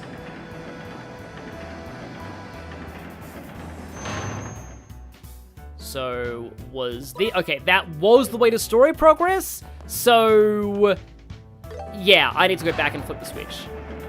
Unfortunately, we can't skip these, but they're still cool though. And you can still control the camera during these. Yeah, it's cool that, like, with the new graphics, this mine feels like a totally different area. I forget if you even got to actually ride in the minecart in the original, or if the game just skipped to the end of the destination. Yeah, it did really suck that the cinema had to, like, warn people to... I don't get why people went so crazy over the chicken jockey meme. Ah, interesting.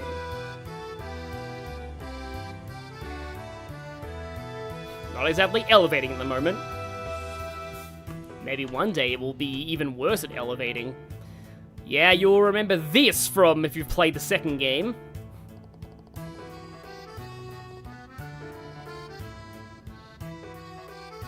Oh, I could have flipped the switch from the previous spot, huh? Okay. Well, yeah, I guess this was, like, pointless, but at least it was a blue event icon, so I wanted to go for it.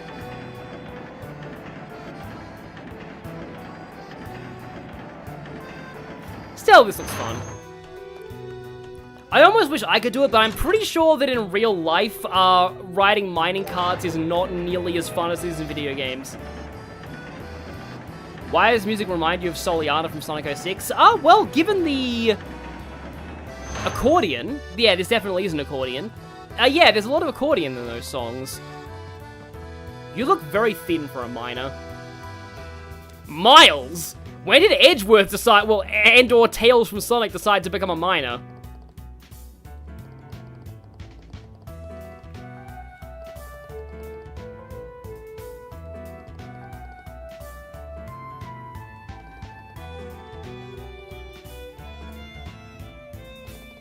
Oh, okay, that is kind of cool, that, like, there's, I would assume there's different dialogue if you didn't go to the elevator first.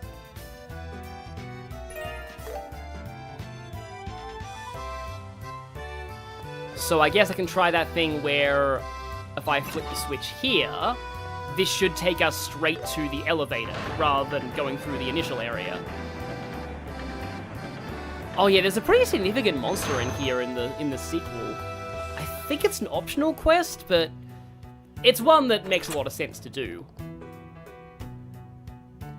And down we go. Ride the elevator, ride the Shupuff. The bright explorers have reached the deep end of the cave. Okay, are you satisfied? Then let's go find the foreman. Joshua, you're so heartless. Estelle is, as always, a national treasure, and for that I'll be playing as her. Absolute national treasure. Anything Estelle says is absolute cinema.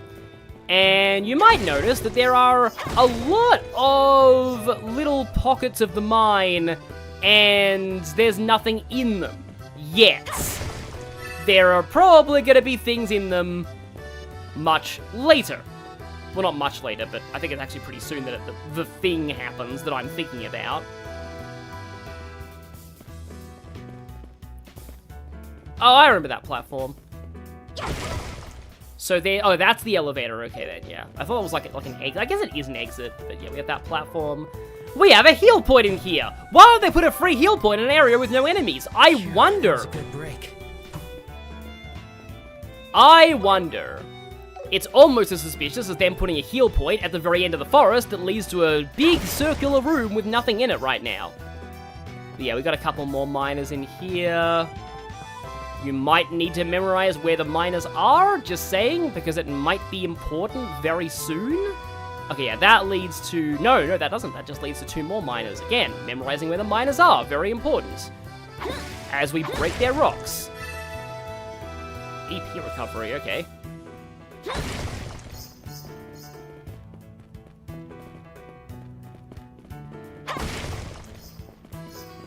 And hello there, Mine Chief. Oh, who are you kids? Hey, I hope you've been voice acted. That mining helmet, though, just makes me think of Donkey Kong Bonanza now. Are you the foreman? Thank goodness we found you. Oh, I haven't turned in the Bear Claw quest yet.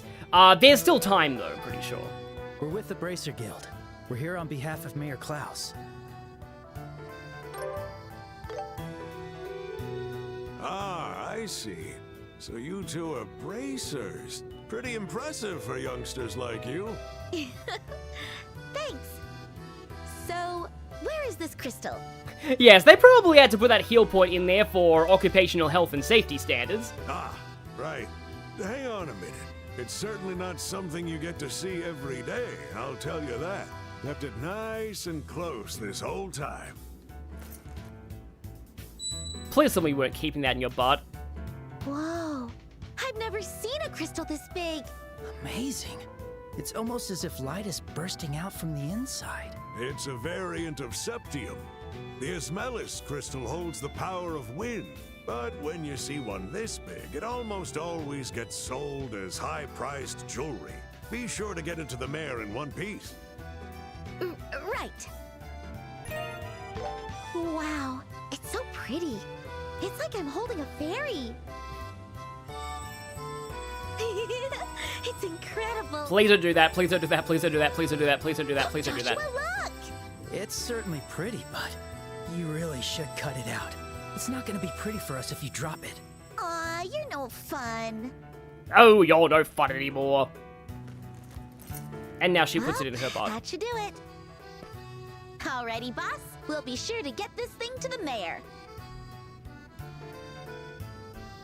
Just... I'm counting on you. What's wrong? That's odd. Something in the air shifted. The air shifted? That smell. Whoa!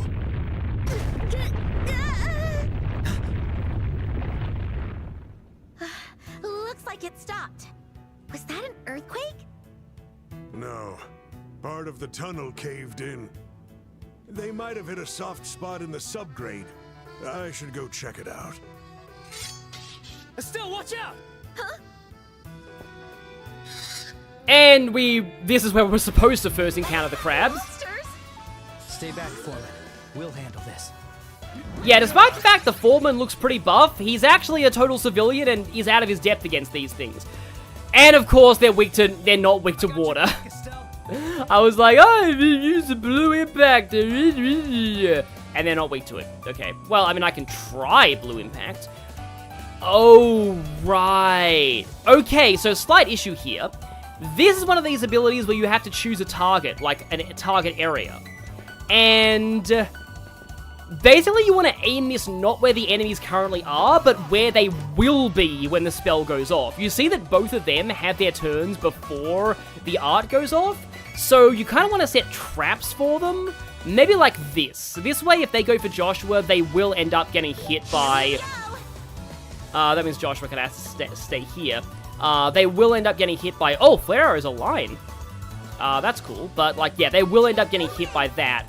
However, I want to impede you before you get that craft off on the foreman. And we get the delay too. He's running away. And now, yeah. Oh, okay. Oh, wait, no, he's... Wait, hang on. Oh, they went right for the foreman, and so they went out of the area. I guess I should have put the circle before the foreman. That's actually a pretty strong art, though. Still, that could have been better. That could have been a lot better. Flare arrow.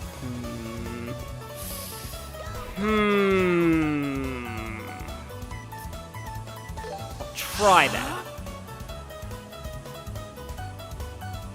And now they're going for Joshua. And they're out of the line, of course. Okay. And Blue Impact costs a bajillion EP, so probably not the best thing to use at this point. Okay, good to know. In that case, let's, I don't think morale affects the foreman, it looks like. Time to strike.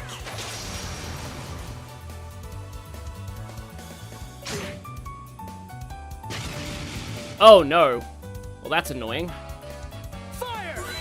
Okay, well, how much is this gonna do? Did damage to some of them. It always sucks when NPCs get crit turns. Snippity sip sip! And he's not dead, thankfully. But we have 4 more crabs on us. So, okay. Do I go for the double buff here? I think I actually will go for the double buff here. Time to strike.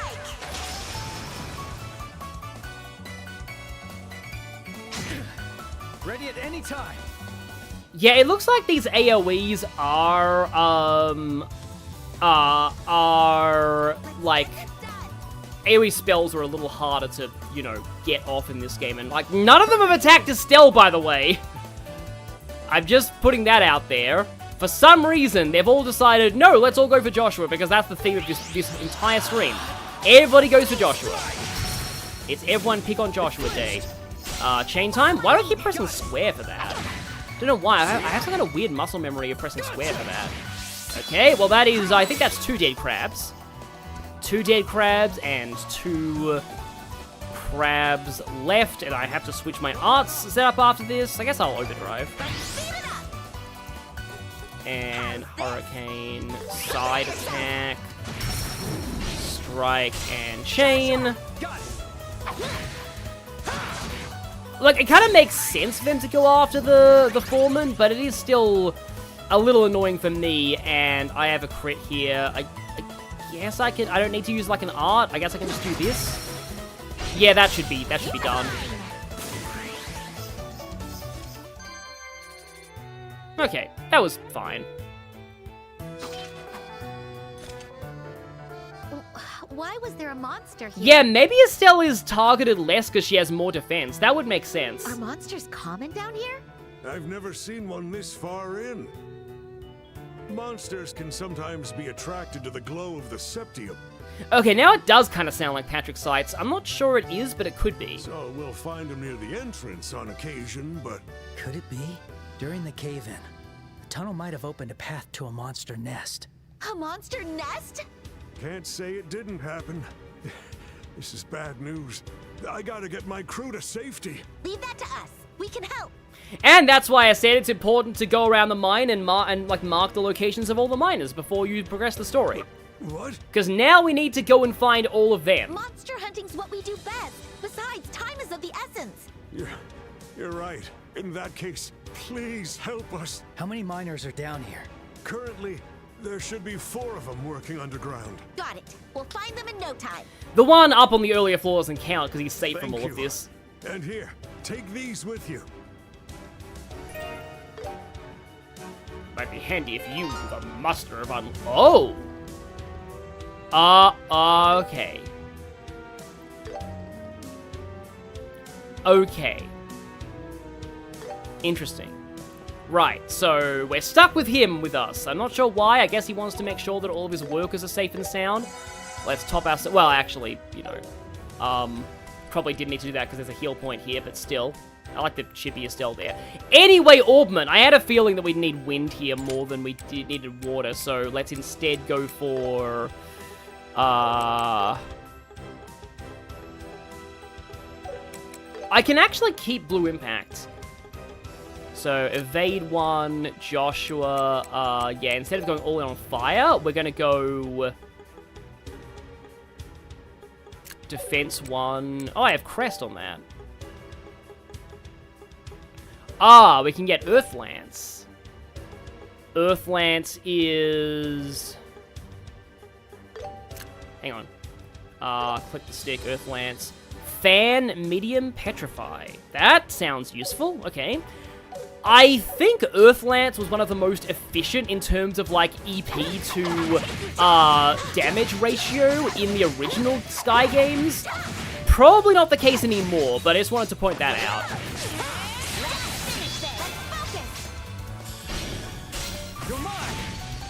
Well, that one's already dead. And this one is... Okay. That name. I'm sorry, but I know it might be a literal translation, but that name is just... That's an unfortunate name for an enemy. Leave it to me. At least we get to kill it. Stun. Yeah, I'll definitely get the finishing blow here. Oh yeah, so we need to go and save the other 2 miners over here and here. And yeah, you might notice they dropped a monster shell, so that's another one of those monster ingredients.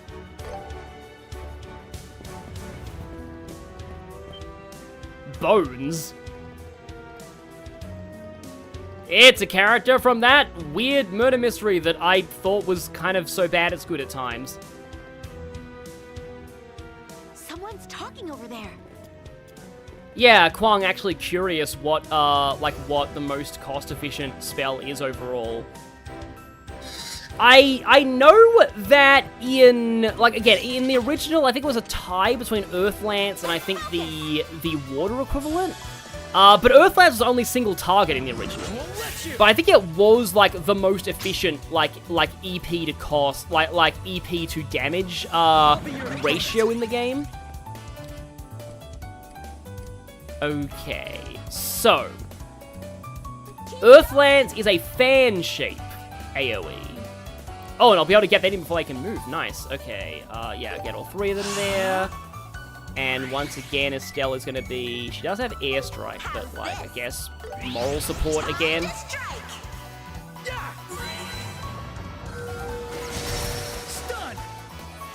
Yeah, that's good here.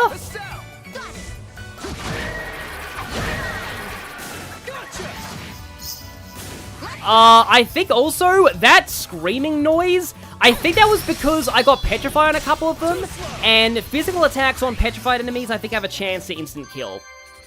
So that was like an instant kill.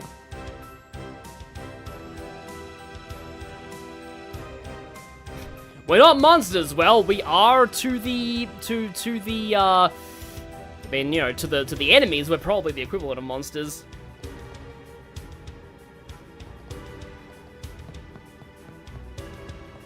Also weird that these crabs are carnivorous. Wait, are crabs carnivorous in real life? They probably are, now that I think about it. But only to, like, really small things. So yeah, there is the heal point over there. But Earth Lance is very cheap for how effective it is against the enemies in this area. Oh yeah, I seem to remember one of the miners was religious. This way, let's hurry. Because you sometimes see the miners around the town. Yes, that was in fact instant kill. Yeah, that's good to know. I hate the fact that you're getting the Zero Arts turn. It's funny how Josh would just jump backwards and jump into the wall. Hi, Crab. I am going to... Okay, no, there are a few here. Earth Lance. In fact, I think it's better if I, like, go around here. Because that way, if the third one comes in fact, I'm gonna actually, if the third one ends up coming in, then it might end up in the Earth Lance. Let us begin. Oh, I can actually see him with the Orphan. He's just barely out, isn't he? I think it's just barely out. Oh, maybe he is? Because that circle is just barely inside the line for the Earth Lance. So it's possible that it is still in the Earth Lance? I guess we'll see. I'm a little nervous to actually, like, try and like, use a physical attack, because I don't want to knock the enemies out of the Earth Lance. Because that first one is in. No, it looks like all three of them are in it. Nice. Yeah, might as well chain. I'm pretty sure crabs do eat meat, too. And one of them gets winded to death. And the other two are on their last legs.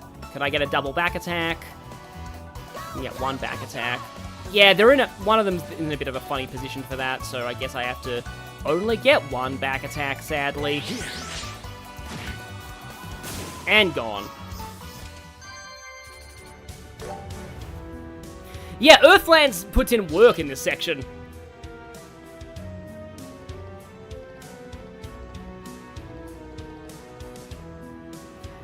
While Cyclone Napalm may be not the most EP efficient, the damage output is insane. Yeah, I remember, like, one of the top fire skills in, arts, in, Trails from Zero was so good that, like, even Randy was better used as a caster in the endgame.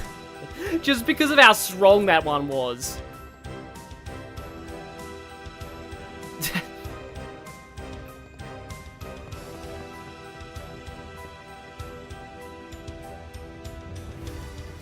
Remember, people, starting religious discourse at work is usually not a good idea. Oh no, it's one of the unfortunately named baby ones. I am continuing to play as Estelle here just because she is a national treasure, and I will And I must continue to have her... I want you to be stunned, please. So you get stunned. Okay, big one stunned. Let's go. Joshua! Yeah!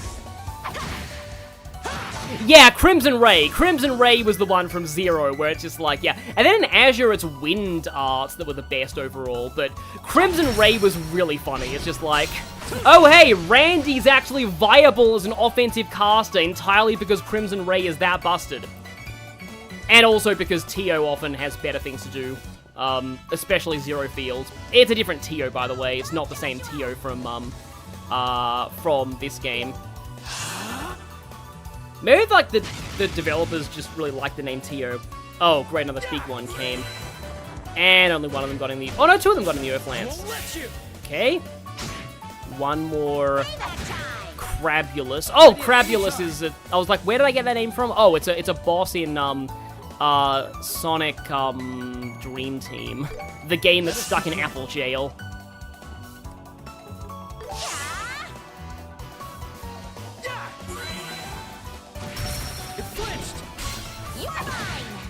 Let's go. Crimson Ray made that 5-minute fight a lot easier for you. Oh, right, you're petrified, so you're gonna die horribly, I think, at this. And it's done. Let's keep it up. Nice job, Joshua. I thought I pressed circle. That's probably clear obscure muscle memory, actually. Pressing circle to interact with field objects. So, yeah, let us press on and on and... Oh, there's an optional thing. Is the optional thing just attempting to leave and abandon the miners to die? That's kind of silly.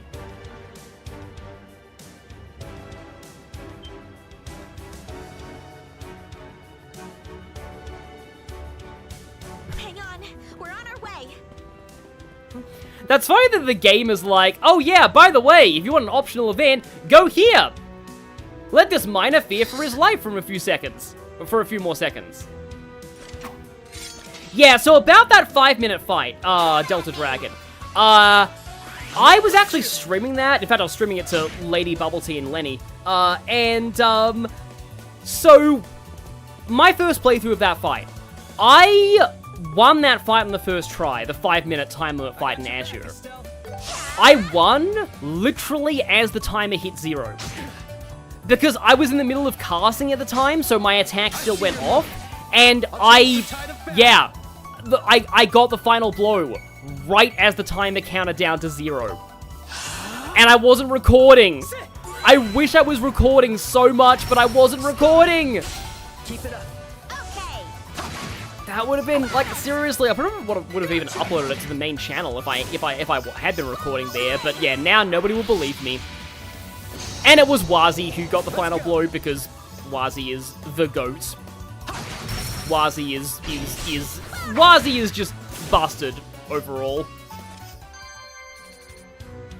In Zero and only Zero, Ellie has higher ATS than Tio, meaning it's more optimal to make Ellie your main offensive caster in Zero. In every other game, Tio has higher ATS. The funny thing is, oh no, IDK, it didn't suck. No, I still won. Like the timer hit 0, but it still counted as me winning because the art actually connected. So yeah, like I won at the last possible second. Also, this is one of the rare NPCs in this game. It doesn't get a name. But anyway, yeah, so the thing is, Cyberspace, I often make Ellie a main caster more than I do Tio. And there are two reasons for that. The first is that Ellie has more restricted wind slots, and wind is like the best element for casting in Azure. It's like I think it is the most efficient EP to cast time ratio to damage ratio for art. So generally, like a lot of the magic users run, I forget what that lightning art is, but like basically it's a certain wind art that they use. Also, secondly, Tio has 0 field, so I kind of prefer to use Tio defensively, even though her ATS is like the best in the party. I usually prefer, and she has some really good crafts too. I mean, Ellie's also good crafts. Ellie can also like, you know, heal SP, not SP, heal CP. which in Zero also heals her own CP, which is completely ridiculous. I think they nerfed that in Azure, but it's still good in Azure. But like, yeah, I tend to use Tio more in a support role, even if she is technically the better offensive caster. Just because I like to keep her free for Zero fields. Like, I feel like she's got, like, more merits defensively. It's a little bit like Kevin in the Sky sequel. Sparkdyne! Yeah, that's the skill that I'm thinking of. But yeah, like, overall, I do feel like even... And that's another thing, like, overall, like, raw stats are, like, not always the be-all, end-all. Because Wazi has, I think he has far from the highest ATS of the party. And the way that he's initially set up, you're expected to give him a speed build. And most of his crafts are physical.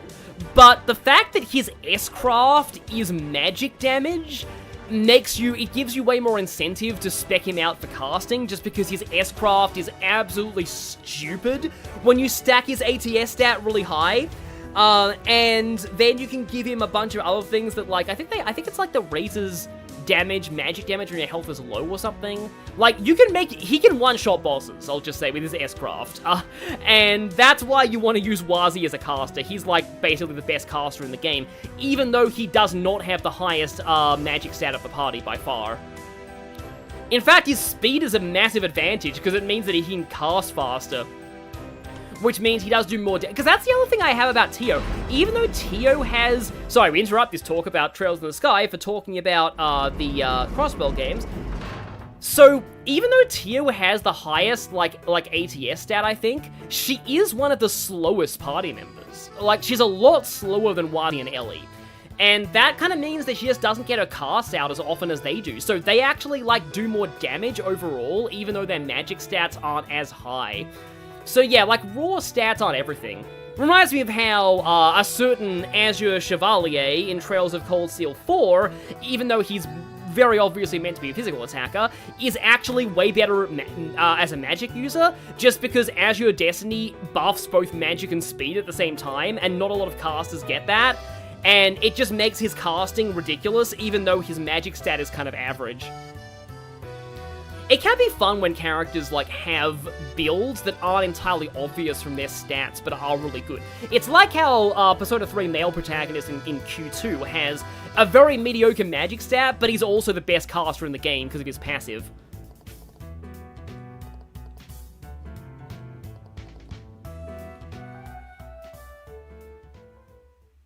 And, oh yeah, Crimson Ray Wazi with Mars Bell. I think I gave him the time, like, thing because the ultimate time art does, like, hilarious things. Oh yeah, that's it. Like, one of them does put a field effect that increases odds. I think that one's the wind one. So again, wind is just, like, kind of busted in general. But, like, I think I have an unlisted video on the channel of Wazi one-shotting a boss, but, maybe I can link it in the comments. I'm pretty sure it's not a spoiler boss, so it should be fine to show.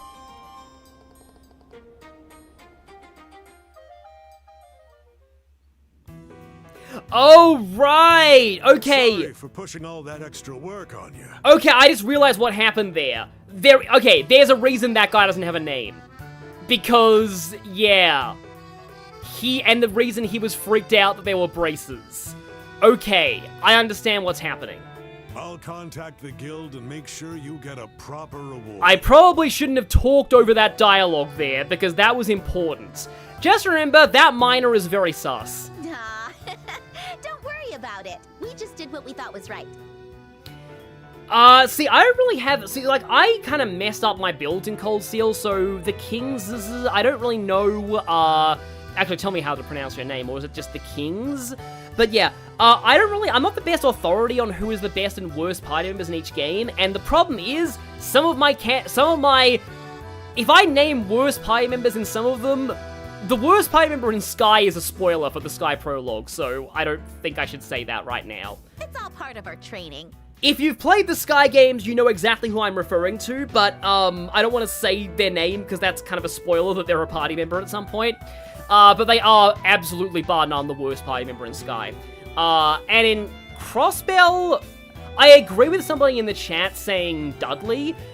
The problem with Dudley is Dudley doesn't become fully playable until literally the final dungeon of Azure, so he doesn't really get a lot of time to establish himself. Maybe if he was playable earlier as a non-guest, he'd be better, but I kind of blame more the circumstances of his recruitment than, like, his actual abilities. But his actual abilities are pretty mediocre regardless.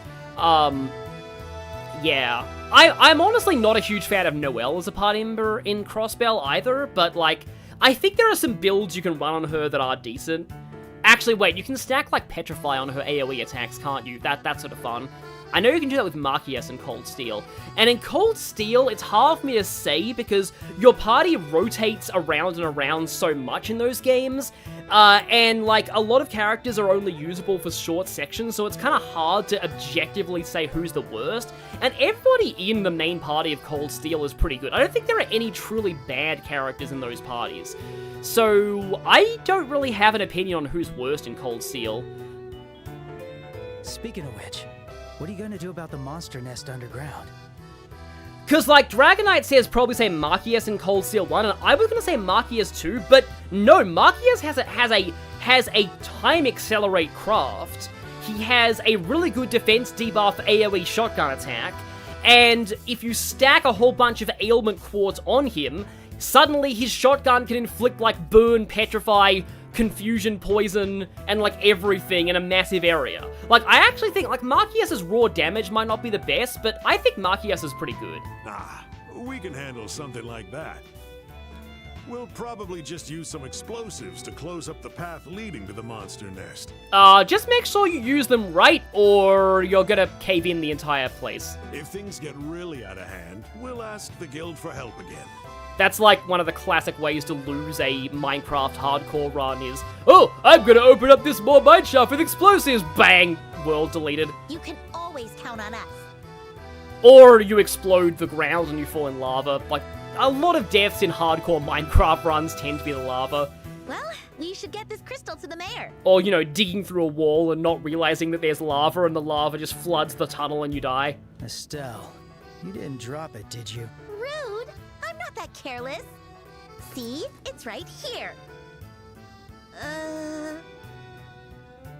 No way. You lost it? Just kidding. I have it right here. Just kidding, it was in my other butt cheek. Come on, let's get going. Unbelievable. You almost gave me a heart attack, kid. Yeah, Alright, that wraps up everything. Oh, hey, I bet the crystal will look even prettier in the sunlight. Please, please keep it safe in your pocket.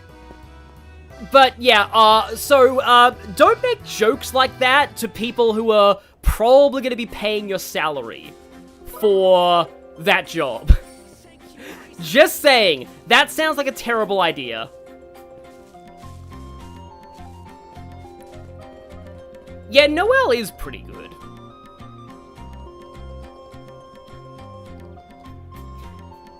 I guess it's like that she does drop off in the late game, I think, but that's only because, like, arts overtake physical in the late game. Let's go, Estelle. Okay, now I can finally report to the church about the bear claws.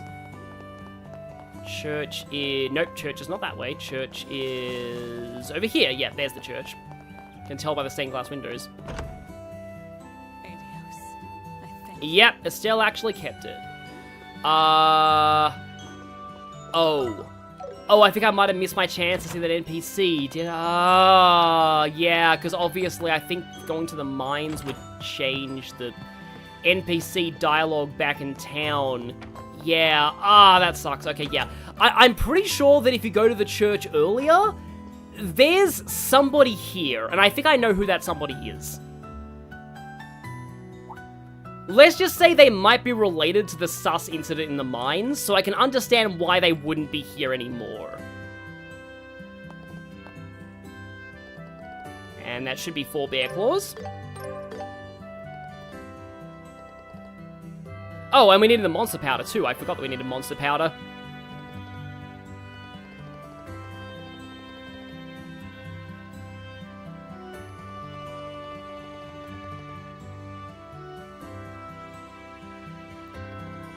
Oh, getting Wind Bell early in Azure sounds pretty fun. was actually kind of easy peasy compared to the, in the original. Definitely feels like they nerfed the forest, because in the original, going to that forest early usually didn't end well. There's nothing wrong with confidence, but there's a difference between confidence and, having no regard for your own self-preservation.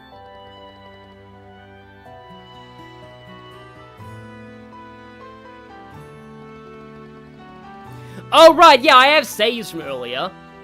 So if I save now, I might be able to show it, yeah.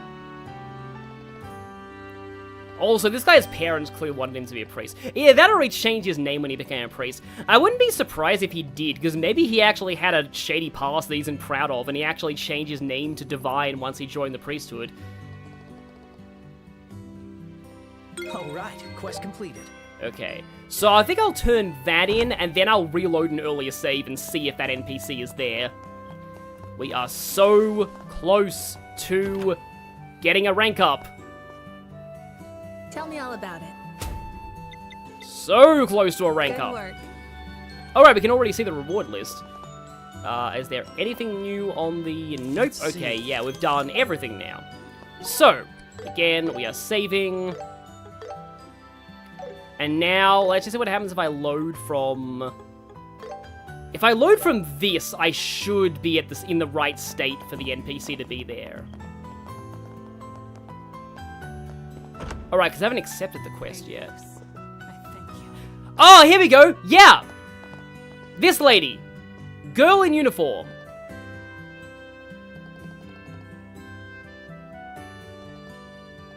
And that's all she's saying.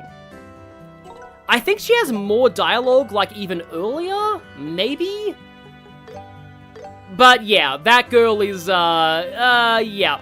The fact that she has a unique portrait, that's not suspicious in any way at all. But it's nice that you're able to meet her early. It's kind of reminds me of, like, how you can see Ken early in Persona 3 if you go to the park at a certain date. I always like it when you can see, like, characters who will be important later in the story, like, earlier, if you just look around for them as NPCs. Like, that... Sorry, Sonic Brainrot again, but I saw, like, I saw people often talk about the fact that in... I see. Sounds like that clock tower has quite a history. Oh, okay, and also, hi, Julianne Taylor. I'm pretty sure that's still Julianne Taylor. But, like, yeah, that was actually good timing that I reloaded that, because, look, it's the same girl in uniform again. We totally remembered to talk to her in this timeline. But no, the whole thing about the, also, camera, why are you panning like that?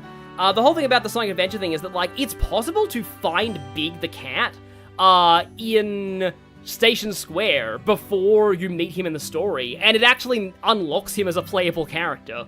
I'm impressed. Speaking about the tragedy of war is never easy. But what matters is the strength to overcome that tragedy, and to build a peaceful world thereafter. Oh, and she's in the hotel earlier on. Okay, that would make sense. Oh? Oh, no, it's Risa May voicing her. We're here to deliver the goods, but, are we interrupting something? Not at all, Estelle, not at all. Allow me to introduce you. This is Josette. She's a student at the Genis Royal Academy.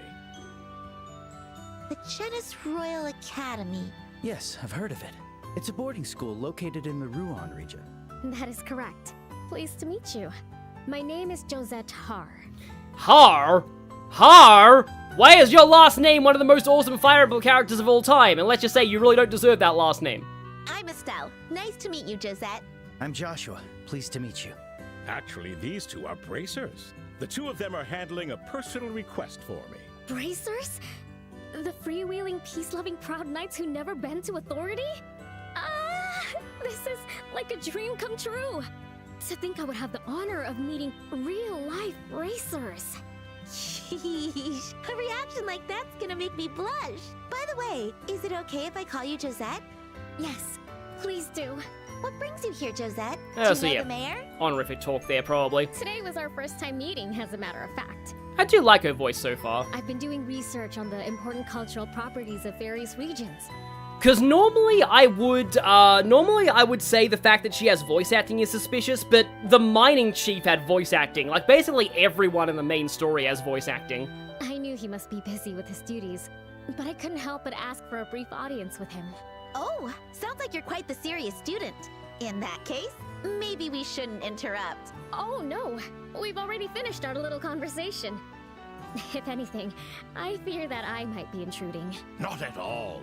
Estelle, since you're here, would you mind showing Josette what I asked you to bring? Oh, sure. Hold on.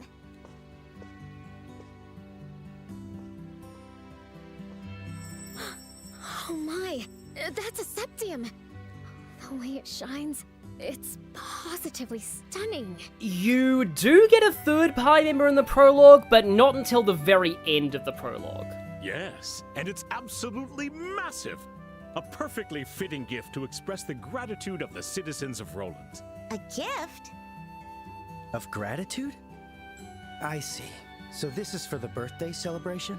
The player 1994, hard getting speed through is natural. He has one of the worst speed growths in the game, I think, and his cap is not that great. As sharp as ever, Joshua. I intend to have this be worked into an ornament as a gift for Queen Alicia.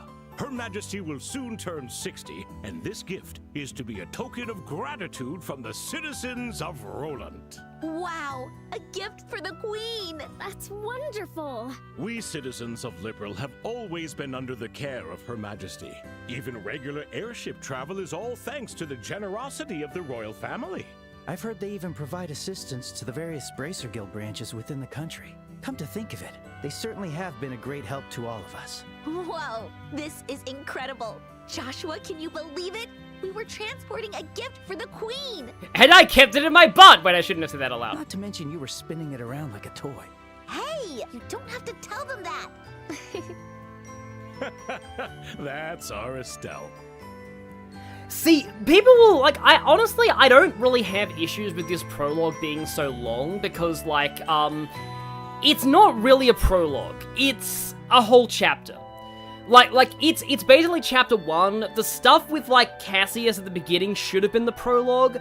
This is really its own chapter. Like, the naming of the chapters in this game is very awkward. Because, like, let's just say that, like, chapter 3 is actually super late game. Well, here you are, Mayor Klaus. I want to hand it over to you personally. Yes, thank you for that. Now, if you don't mind. Now, if you don't mind, I'm going to put this in the safe and open the safe with my combination while people are watching. That should do it.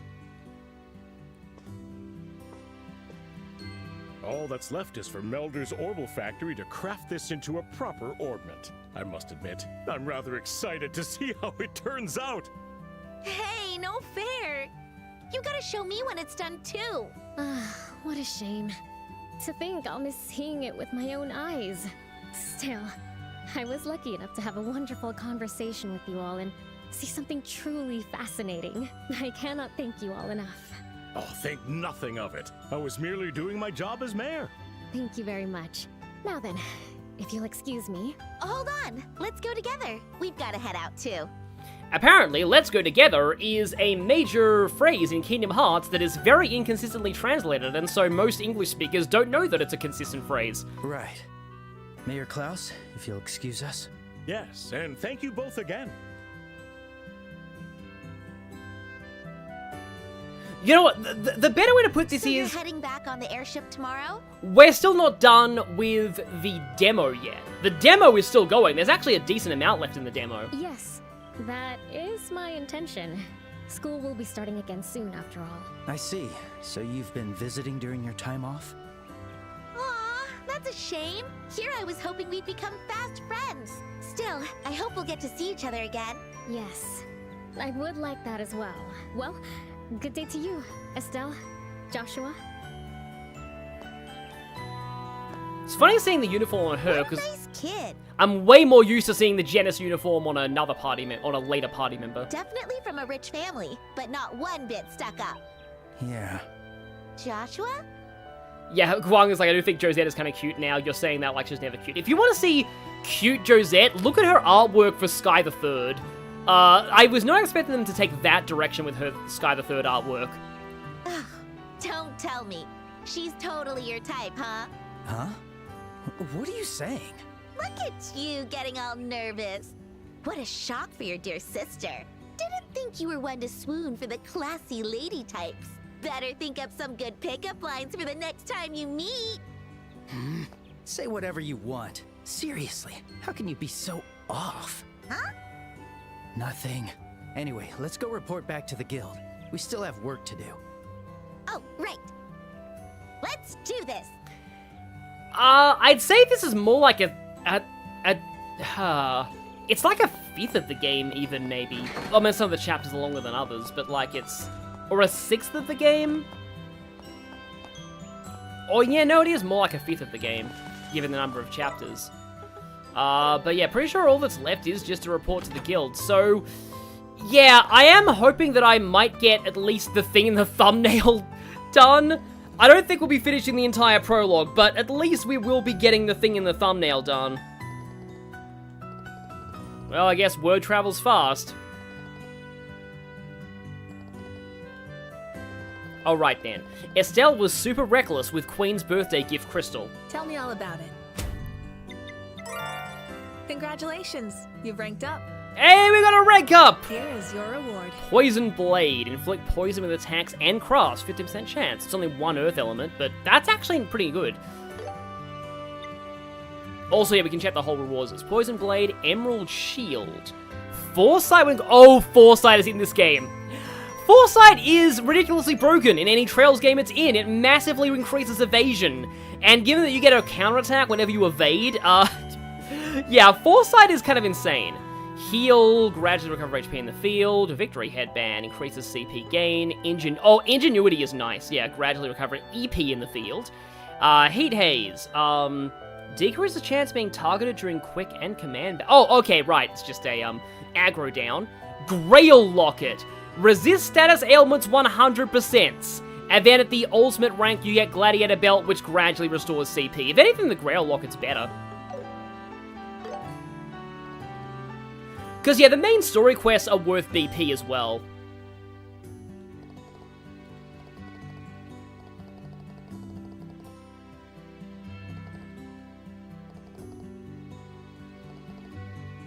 Well, I mean, given how many side quests we've done, we're definitely a serial busybody at this point.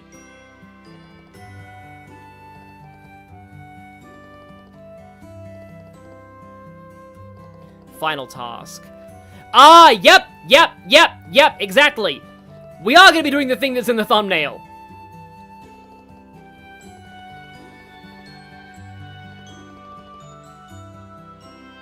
Yep, once again, NPC escort missions. Oh boy. Reporter and camera person are currently staying at the Hotel Rolent. And yes, once again, we need a letter of introduction. Okay, Estelle? I wonder if Dad's always doing this much work. Probably. That's the difference between him and us. For now, I'll surpass him one of these days. That sounds more like you. I would say, you do that, Estelle, but the odds of you actually surpassing Cassius are insanely low because Cassius is, like, the most powerful being in existence. Or at least one of them. It really says something that some of the later Trails games have characters who are almost as powerful as he is. Almost. Almost. I can't look in your slot. But, yeah. So, Estelle, you'll be talking to the press soon. So please just be careful and be on your best behavior, or there will be articles printed about the demon bracer who was rude to her clients. Okay, Ruby Shields. Strength up when at critical health. 2 fire and 2 earth. Like, that's actually, like, some of these special effect quartz are actually more worth it for their, like, elemental affinities, rather than their actual, like, what the actual effects they give. So, if I use Ruby Shield, yeah, I get access to Firebolt and Flare Arrow, and also, Earth Lance. However, I feel like Earth is not going to be super useful where we're going. We'll see, I guess. Oh, actually, hang on a second, I have EP... I didn't buy EP Cut. I might be able to get EP Cut with my setup right now. By my setup, I mean how much stuff I have. EP Cut 1. No, I don't own this. Yeah, I'll take that. In fact, I'll actually take 2 of them. EP Cuts are really useful to have. So, Estelle, if I take away that and put on EP cut... Oh, wow, that gives you clock up already. And that, yeah, Blue Impact's gone down from 120 to 84 EP, which is a pretty significant decrease. I normally like putting EP cut on Joshua, but, like, right now, I suspect there might be some things weak to water where we're going, but, you know, could be wrong about that. Anyway. Ruby Shield is amazing. Early Earthguard. Hang on, Joshua. Does Joshua have Earthguard right now? No. How do I get Earthguard? Earthguard... to Earth, to Mirage. Okay. Mirage is there. However, if I swap that... Oh, that means I don't get Earthlance. Oh, no, I do get Earthlance. So if I put... Impede 2 there, I do have Earthguard. And then I can put on... Mind, or Cast, or...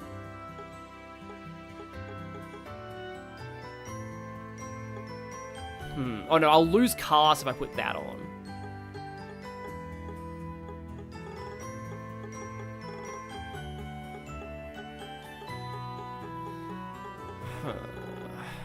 What do I want here? Alright, I got a second EP card, which I should maybe use. Because, yeah, now Earthguard is way cheaper. Still a lot for this point in the game, but, like, it's, Earthguard completely blocks an attack if it works the same way it did in the original. When the escort mission begins, you lose fast travel for a while. Well, I haven't actually checked the Bracer Guild to see if there are any more side quests. I might be able to say no to this and go back and check. But yeah, somebody, Del Dragon had a question earlier. Sylvan Wing gives foresight. Yeah, I've heard Sylvan Wing is way better in this version. In the original, Sylvan Wing is, like, completely, almost completely useless. That's amazing. It would be funny to see Estelle become a mimetic, you know, badass on the same level as Cassius.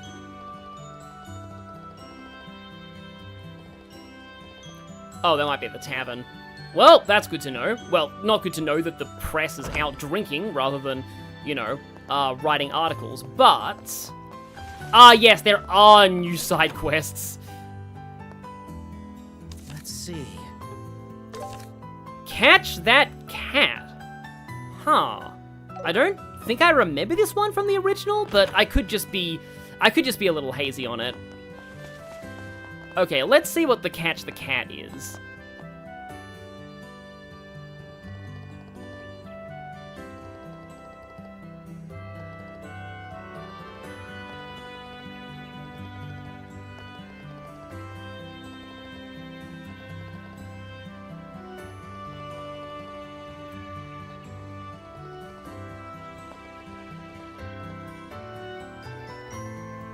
Oh yeah, them mistaking for Bracer title for a surname.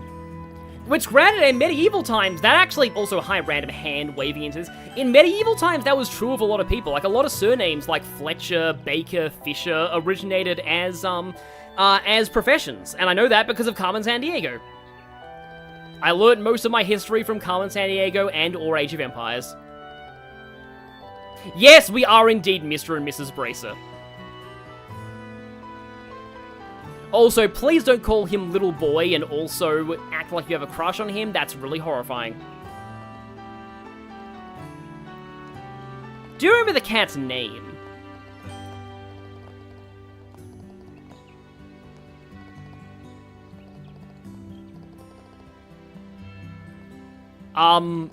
So, yeah, light brown.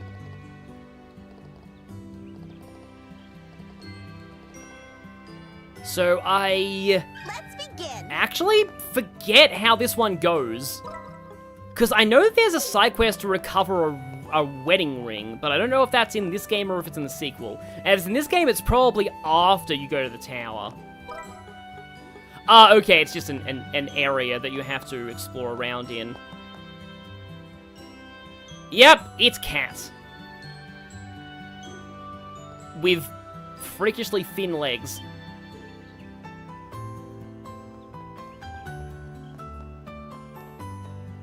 Oh, Earthguard now gives a shield which is plus 1000 health. Okay. That's interesting. It's kind of like both a nerf and a buff at the same time, but plus 1000 health at this point in the game is really crazy. But yeah, I'd probably be good at this kind of request because cats naturally come up to me. Though it would be really funny if, like, we got this cat and it's like, oh, actually, that's not mine. That happened to my sister once. She was like house sitting for another family, and they had a black cat, and they were tasked with feeding that cat. And once, like, I think it got out and they couldn't find it, and so my sister, she went into the she went outside and she came back into the house holding like this black cat. I think the original cat's name was Batman. And she came into the house holding this cat, and she said to, like, her husband, hey, we got it! And then her husband said, that's not Batman. It just sounds, it's one of those cases where real life is just, like, sounds like something out of a comedy show. Apparently it was, like, a really mean next-door neighbor cat, too. That was, like, really aggressive, so that was, like, probably the wrong cat's a mistake for the one they were taking care of.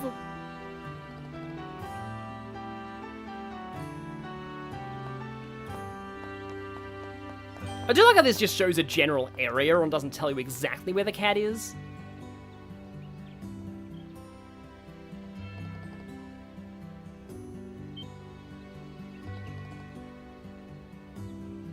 You have a story about this quest, Jared Fayette? Yes, please tell us.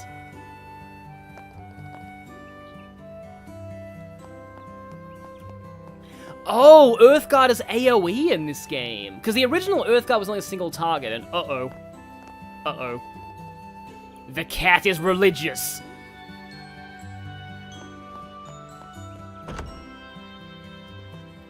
There are, like, people out there who wonder if animals have a concept of religion. Like, I think I remember, like, hearing somebody talk about how, like, somebody theorized that a dog's relationship with humans is actually, like, quasi-religious. That is almost certainly not true of cats, though.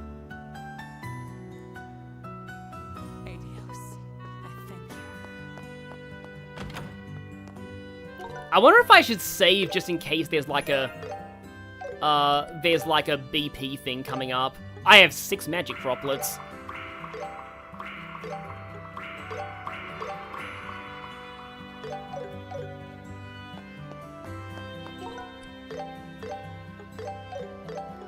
I wonder if I will ever run out of files in these streams. I suppose we'll find out.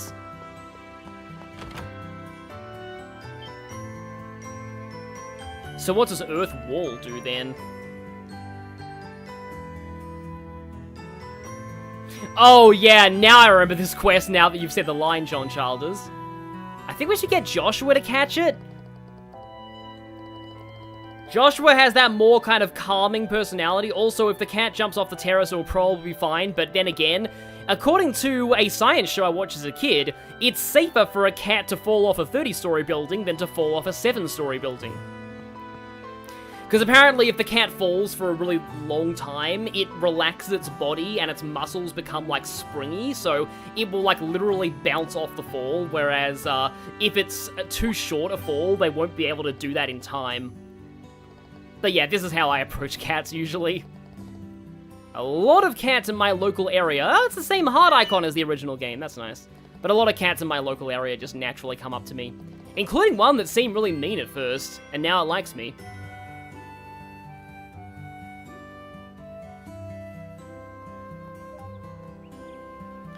So says, am I the only one who refuses to use stat boosts in these games? Yeah, I used to not like using stat boosters, but I've kind of grown out of that now. I just feel, because, like, I felt like using stat boosters sort of threw off what the character's natural stats should look like at every point in the game, and it kind of made it hard to track the character's natural strengths, but now I think, like, it's a waste to not use the stat boosters as soon as you get them, because otherwise you're, like, basically handicapping yourself.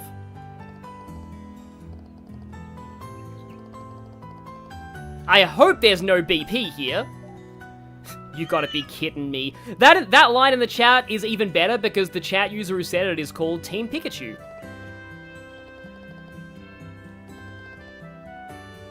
No. No, no, no, no, no, no, no, no, go away. I would like to remind you that Estelle has a very big stick. Mission complete. I hope that line is still in the remake at some point. The battle for the kitty's love is Joshua. When did it become a battle? That's probably because I had more grace and kindness. Those are fighting words, cheeky little Joshua.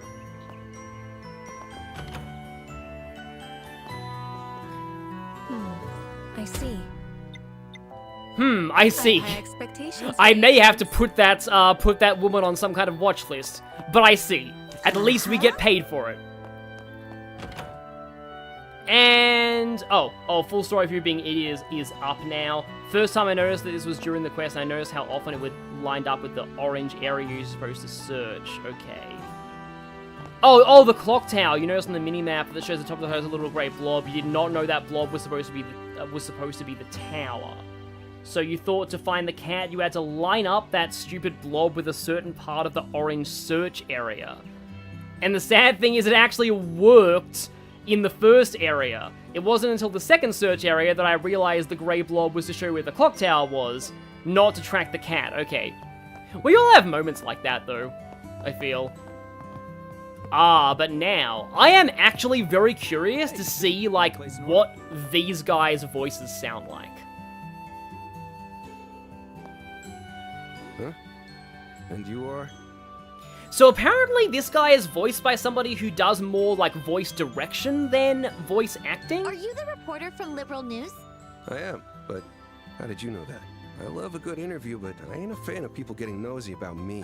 What do you want? We're from the Bracer Guild. You requested a bodyguard? Oh, you're here, finally. I've been waiting ages for you lot. So... where's Cassius Bray? About that. How goes the journey? Pretty good. I don't think we'll finish the whole prologue this stream, but we're probably going to do everything but the end of the prologue, at least. About that, he actually had another job to take care of.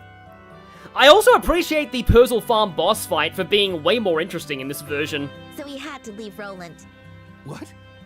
Damn, this was my chance to finally interview a big shot bracer. Oh yeah, he does voice Terry Bogard from Fatal Fury. Damn it. This whole thing's just turning into one big mess. I don't really understand, but there's no reason to be so bummed. We'll fill in for him and make sure the job's done right. Fine. I guess that'll have to do for now.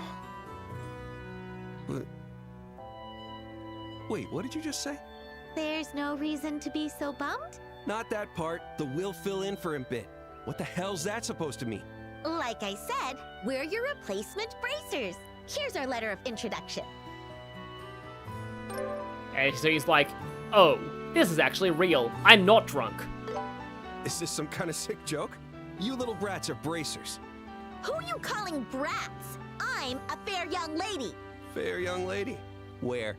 All I see is a little... Oh yeah, I did mention that I pictured him being voiced by Steve Bloom. I could definitely see Steve Bloom voicing this guy, but this voice is good too. If the truth hurts, you could at least start by dressing the part. Wait, time for the best journalist in the series, don't at me. IDK, I'm so sorry, but I have to disagree. There's a journalist in Daybreak who, it makes it very hard to compete with him because... let's just say this journalist in Daybreak does something so amazing, they might be one of the most heroic people in the entire franchise. This is my combat outfit! And what exactly does dressing the part mean? What did you miss, Ian Ho? A lot. We are getting towards the end of our time streaming, I feel.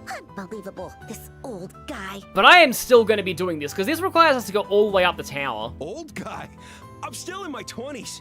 And I'm in my 30s, so I don't even want to think of what Estelle would say to me. Anyway, the truth is we are in fact bracers. We're here on behalf of the guild. If you prefer, we could request someone else, but getting a replacement will take time. I can't afford to extend my deadlines any longer. Fine. Guess I have no choice. Well, put on a smile, kids. You're hired.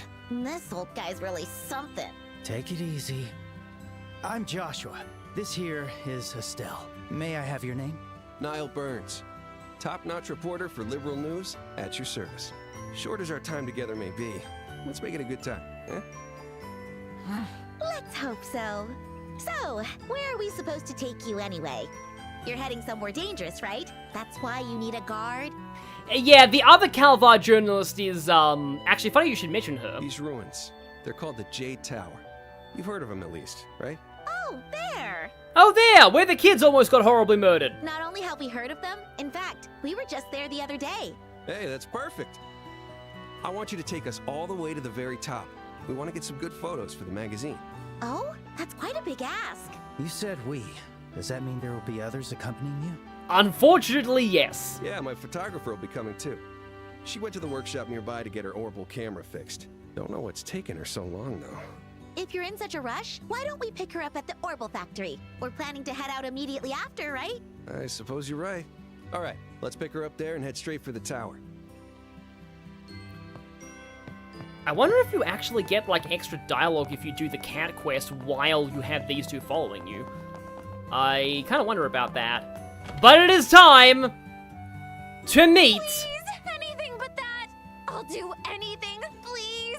Give me back my camera! It's more precious than my life!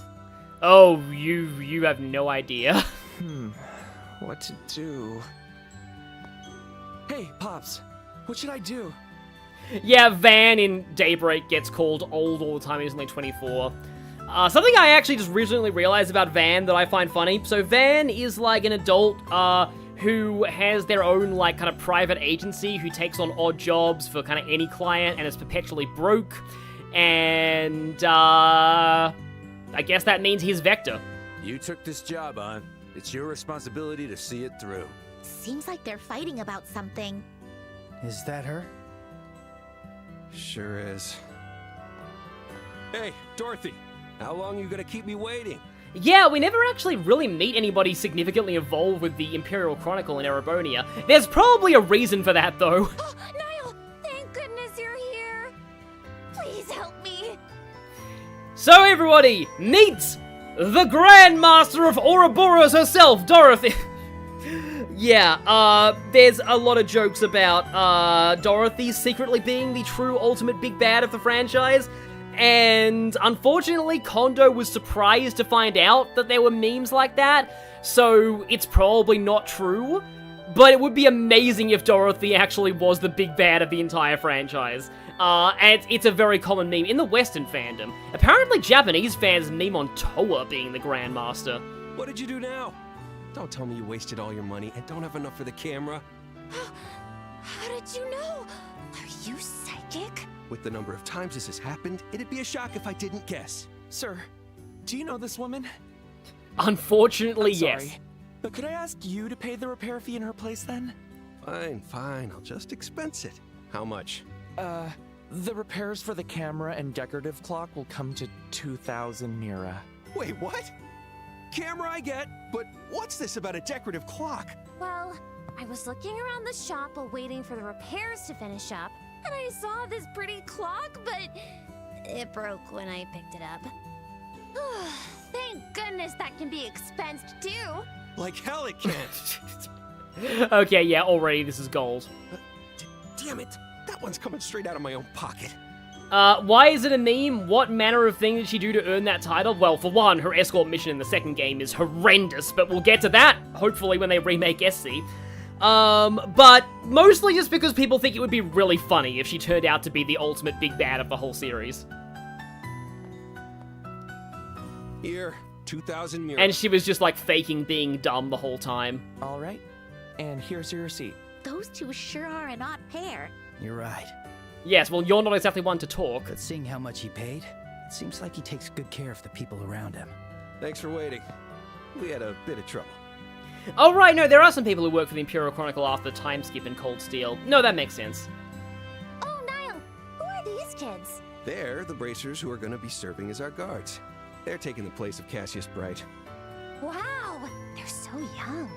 I'm Estelle. Nice to meet you. I'm Joshua. Estelle and Joshua, huh? You're young, but I can already tell you're reliable. I'm Dorothy Hyatt. I'm a new photographer that just recently joined the Liberal News Service. I'm actually still in training, and I'm working under Niall right now. Gee, really? You're a trainee? We would never have guessed that. Of all the people on staff, why did I have to get stuck with this dolt? Damn that editor-in-chief, and damn his stupid mustache, too. There. I am sure things will turn around for you soon enough. Why are you the one saying that? Well, whatever. Now that everyone's here, let's get this show on the road. We're headed for Jade Tower, yes? Let's go. And now we have... Oh, okay. And now we have 2 NPCs to escort, but... I'm gonna call it right now. There's no way this is gonna be as bad as the Dorothy. So, I have some slight beef with Dorothy. So many things to see in this town. Now that my camera's fixed, I can snap a quick shot. Do it later. We're already behind schedule because of you. I'm having a bad feeling about this. Okay, so is there any, like, blue exclamation marks? Oh, we aren't even allowed to fast travel because we're escorting. Yeah, that makes sense. The difficulty of the escort mission would be a little ruined without... I'm surprised there's no books right now, unless I missed any of them. I'm not going for, like, fully 100... I'm doing all the side quests, but I'm not going for, like, fully 100% of everything else in this game. Especially, like, not chests. But I think it's... Yeah, I think it's time we head out now. Get to work. Regarding low-level enemies... The lower the enemy's level, the greater the amount of damage and stun damage inflicted. If your level is 5 or more higher than the enemy, damage will increase up to 2 times, making it considerably easier. Okay, interesting. Okay, good to know. Yeah, that's very metaphor. It's like, oh, yeah, you can very easily kill these things with quick battle mode, so just use quick battle, don't even bother. But of course, we do have 2 escort people. So that, I guess we can play as Joshua for this. Let's go. I guess. You picked a fight with the wrong guy. But, yeah. So, yeah. In SC, in the first chapter of SC, there's a part of the game where you have to escort Dorothy. Now, I think I probably already talked about this in the last stream, but it's been a bit with the kids. So, the original, like, higher difficulty levels were actually kind of messed up. Basically, the original PSP game didn't have difficulty levels. And they were added in, like, a later port, and they were back-ported into the the PC version. So the problem with that is that the difficulties were clearly not balanced very well in the original versions of these games, and it wasn't that much of a problem for Sky FC, which we're playing now, but Sky SC, the second game, or the second chapter more like, the game is a lot harder at the start than first chapter, especially on hard mode, and hard modes work by multiplying just all of the enemy's stats, and the way that the damage multipliers, like, the damage formula works... Scenery is really pretty. Nothing but wild all the way to the horizon. That's the boonies for you. Did you have to say it like that? There. He probably meant it as a compliment. I like how the portraits down there kind of look like the portraits in the original. But yeah, the way the damage formula works, a tiny difference in, like, strength versus defense makes an enormous increase in damage. So they didn't actually change the stats of NPCs with the difficulty. So Dorothy in Sky second chapter has the exact same defense stats she does on normal mode as she does in hard mode or nightmare. And on hard and nightmare, the enemy stats are multiplied by pretty high amounts. The long story short is that on anything above normal, Dorothy gets one-shotted by everything. And sometimes, enemies are so fast, they get to act first before you can cast any buffs or Earth Wall on Dorothy. So, sometimes a battle will begin, and Dorothy will just immediately die, and there's nothing you can do about it. So that's another reason why I hope people think that Dorothy is, like, a villain. Because I say I hope because, like, I hope I'm not the only person who encountered that problem. But, like, there's an entire section of my SC Let's Play called NPCs Really Suck or The Many Deaths of Dorothy, because there are actually a few Monster Hunt side quests that if you want to get, like, the best, like, if you want to do everything most efficiently, you have to do those hunts while Dorothy is with you. And they one-shot her, and some of them are like, oh hey, 3 giant wolves, who all often get to move first, and... Oh, and I'm not even saying, in terms of my rant, I'm not even going into the worst part of Dorothy yet. Because also, the dungeon that ends that chapter in SC, Dorothy accompanies you for the first fight of that dungeon, which is a mini-boss. That mini-boss is horrifying to fight with Dorothy. Like, having to scramble to Earthguard Dorothy all the time is just an absolute nightmare in that fight, especially on Nightmare difficulty. And it's only after you finish that fight that Dorothy is then like, oh, wait a minute, I'm a civilian, I shouldn't be in here, I'll just leave.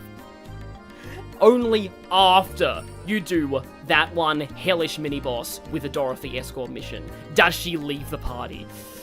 Ugh. Bad memories. How many floors are there? Well, we only went up to the 2nd floor the last time, but judging from the outside, I'd say 5 or 6 floors. It should be 5. That's what it said in the materials. They're also not that big, from what I remember, these floors. It was investigated a long time ago, but it's been abandoned since. Although some of the pathways require you to go up and down between different floors. Speaking of which, there are similar towers in other regions, too. That's right. Bose, Ruan, and Zeiss all have similar-looking towers. It's sad these things have been around since the founding of Liberal. Oh, really? That's quite the romantic history. And that feeling's just what we're here to capture today. Yeah, I do like Dorothy's character. Like, I can't bring myself to hate her either. I just want to point out just how frustrating those escort quests are in the 2nd game. Dorothy, take a few photos from a low angle. Because here's the other cool thing about Dorothy. Despite the fact that she is, you know, really ditzy, Here we go. she's a genuinely, like, very talented photographer. That's some impressive concentration. She's like a different person when she's got a camera in her hands. She's a professional, all right.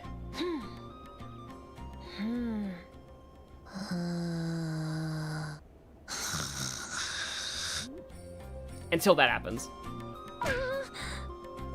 Niall, that hurt. It's so predictable at this point, it's not even cute.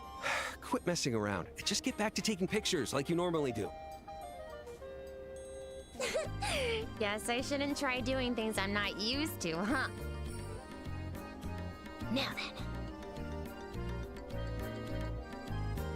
Hey, that's a nice expression. Ooh, that's sexy. Cute, very cute. Here goes. Say cheese. What is she doing? She's not photographing a person. And yet, it doesn't feel wrong. She says she can see the expression of the environment. It sounds stupid, I know, but her photos are something else. Yeah, there is a reason why the news service hires her. She's basically a genius. I guess you really can't judge a book by its cover.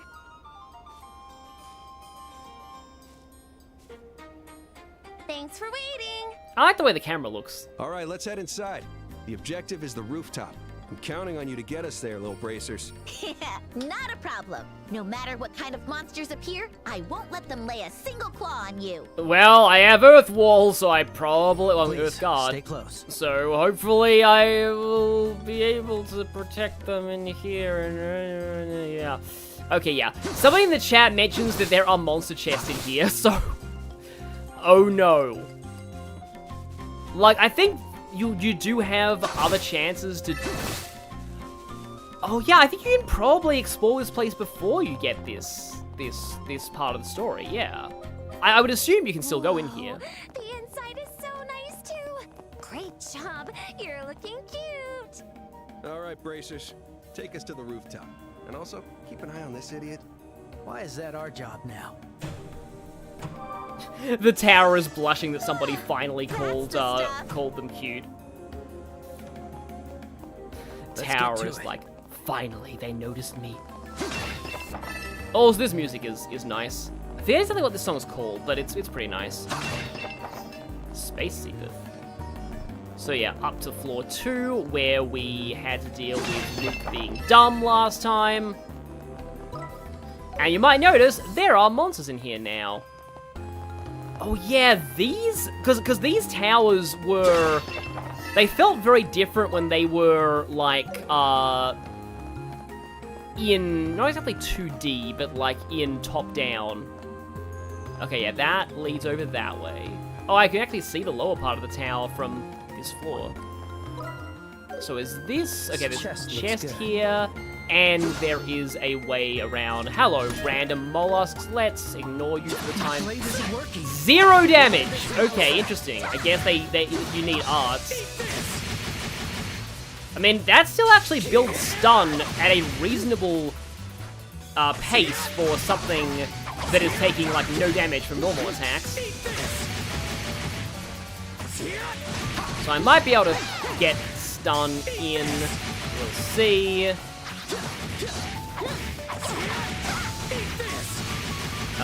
Didn't hit the right one there. Okay, we got a stun there. Why not chain? This might do, like, nothing, we'll see. Yep, basically nothing. Coral shell, earth and fire. Huh. Well, yeah, Joshua still has both those. Oh, 0 arts and crit. Yeah, they did.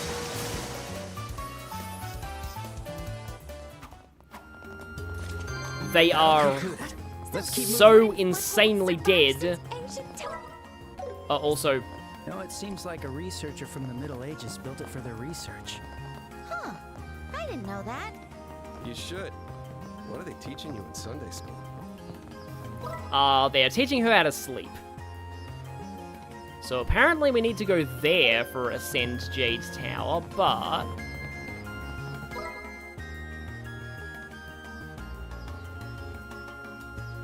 These maps do... I mean, there were maps of these areas in the original too. I accept your challenge. Oh, I thought that was an attack button. That's probably fine. Earth Lance. Oh, hi, Fly Skipper. So Fly Skipper's very resistant to Earth. You are... Oh, resistant to everything.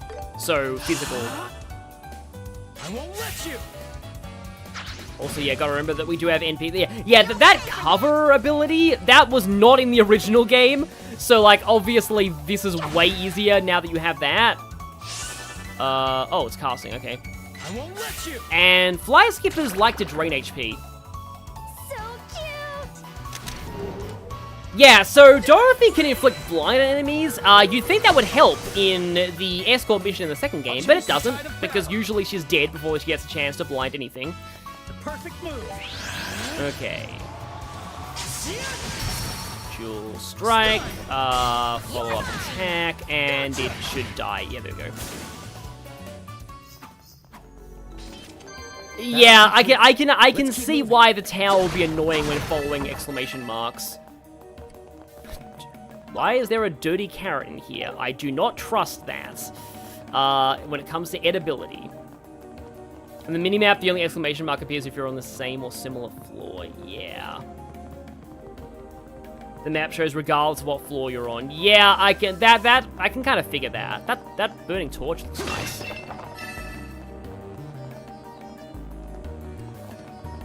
Okay, well, we get a preview of a chest over there. And this is... yeah, that doesn't lead anywhere. These towers do get more complicated in the later regions.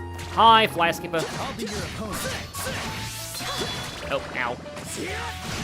I know, like, annoying thing about them is that they can drain your health. Let's switch it up. And I probably don't even need to use, like... Oh, missed the timing there. Probably don't even need to use anything too crazy here. Should be able to finish this off with just normal attacks. Hey, there we go. I can't lose yet. More of these mollusky things.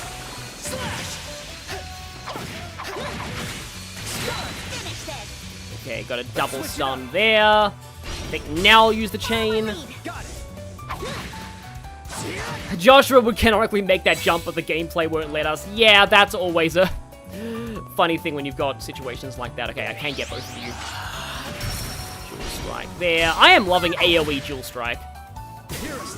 Hey, big 0 damage. Yeah. Estelle should probably have Earth or Fire. I can try Sulfur at least. Allsworth's about to get blinded. I love that look with you being all knocked out from repeated dangerous magic assailing. And now, yeah, reminds me of that Runaway Guys Pokemon Snap Let's Play with a lot of the comments that Professor Oak makes. It's dead! Well done! I'll be your opponent. It's interesting, like, actually having the action-based combat inside these confined areas. Kind of leads to an entirely different, like, sort of skill set you need for these. Okay, once again, Earth Lance is, OP, but please don't nerf. No, I'd rather get the POM in it. Let us begin. You know, actually, wait. It makes sense. A lot of things in here are weak to Earth because this is the wind tower. So it's like kind of the opposite element logic. Please tell me that's in the Earth Lance area. I guess we'll see. Yeah, thankfully she knows to move back before using the photo. Let's go. Oh, okay. How's this? Oh, that's a lot of sides. I got your back, Estelle.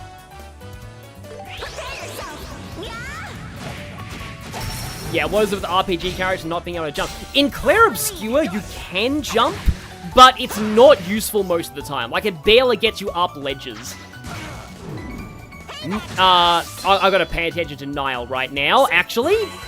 Yeah, because Niall is seriously in trouble. 0 arts. Okay. I think I actually have to use an item on Niall. Just to be absolutely safe. But yeah, the even weirder thing about jumping is, like, in Ni no Kuni, there is a jump, like, ability, but it's an unlockable move that's totally optional. And also, it's completely useless, like, because it's optional, like, it has no purpose for exploring. But the main use of the jump move in Ni no Kuni, from what I remember, is if you, like, repeatedly jump as, like, slow types of monsters, it's a lot faster than walking. So it basically turns them into... It basically gets rid of their only weakness. You just make over a campfire, okay. Well, maybe we can use that and get the recipe. Yeah, this is pretty good. There you go. Is there anything I can cook right now? Don't have enough olive oil for that. Don't have enough leaves for that. I can make Dreamy Shell Bake, and it uses monster ingredients. Oh, yeah, it makes sense that Estelle's better at the, like, the more, you know, out in the wild dishes than Joshua is. So we're gonna have Joshua make this. Sure, leave it to me. Sorry. Fleeting Shell Bake. Revive, heal 10 HP, but it does recover EP. So yeah, the peculiar dishes do have some decent effects to them. That's definitely a monster chest. However, how do we get there? Oh, I think I know how we get there. It's through here. Also, though, we can go here and grab that. Oh, EP recovery. And... okay, we just got 2 enemies here. I wonder if I can actually field combat these two. I might be able to just field combat these two. Okay, they're level 6. Oh, and 7. So they're about on our level.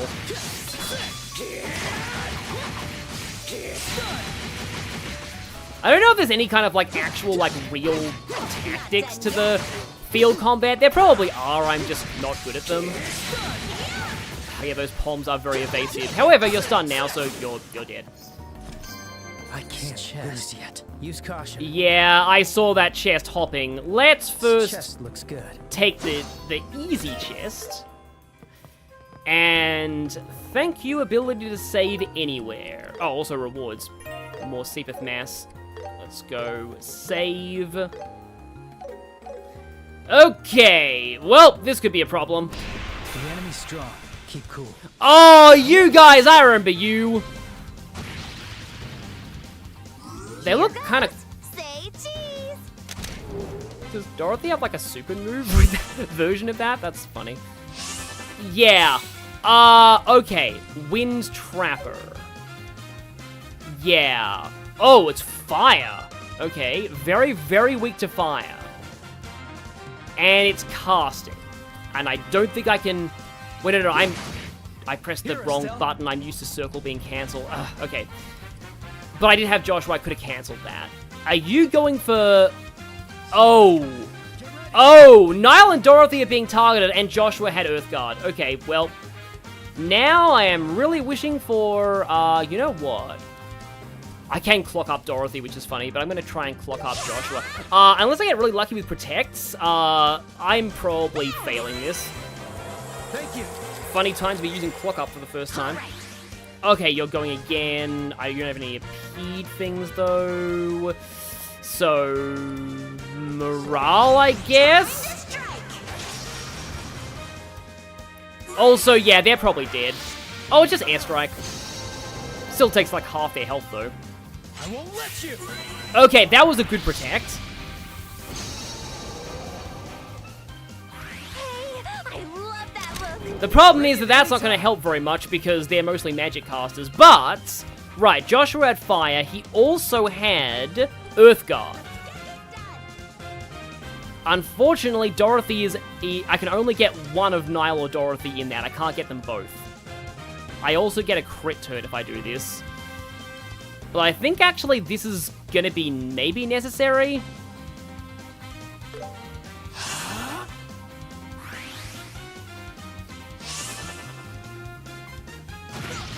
Oh, they do actually physically attack sometimes. Okay. Right. Tier... Oh, I have access to Tira now, but I think just regular Tier is going to be fine. But now, Critical Earthguard! Not that the critical means anything, but yeah, we have an HP shield now. I see your move. Okay, good dodge there, and we get the heal up on Niall. Unfortunately, Dorothy is alone and unprotected. Hey, I love that look. It's always funny when NPCs get 0 arts turns. Like, Niall, it would be nice if you spontaneously develop the ability to use magic right now. But do I just Earthguard Dorothy now? Or do I just focus on... Okay, Fort's only single. Here you go, Flare Arrow. Oh, I can get all 3 of them in Flare Arrow. Maybe I should try that.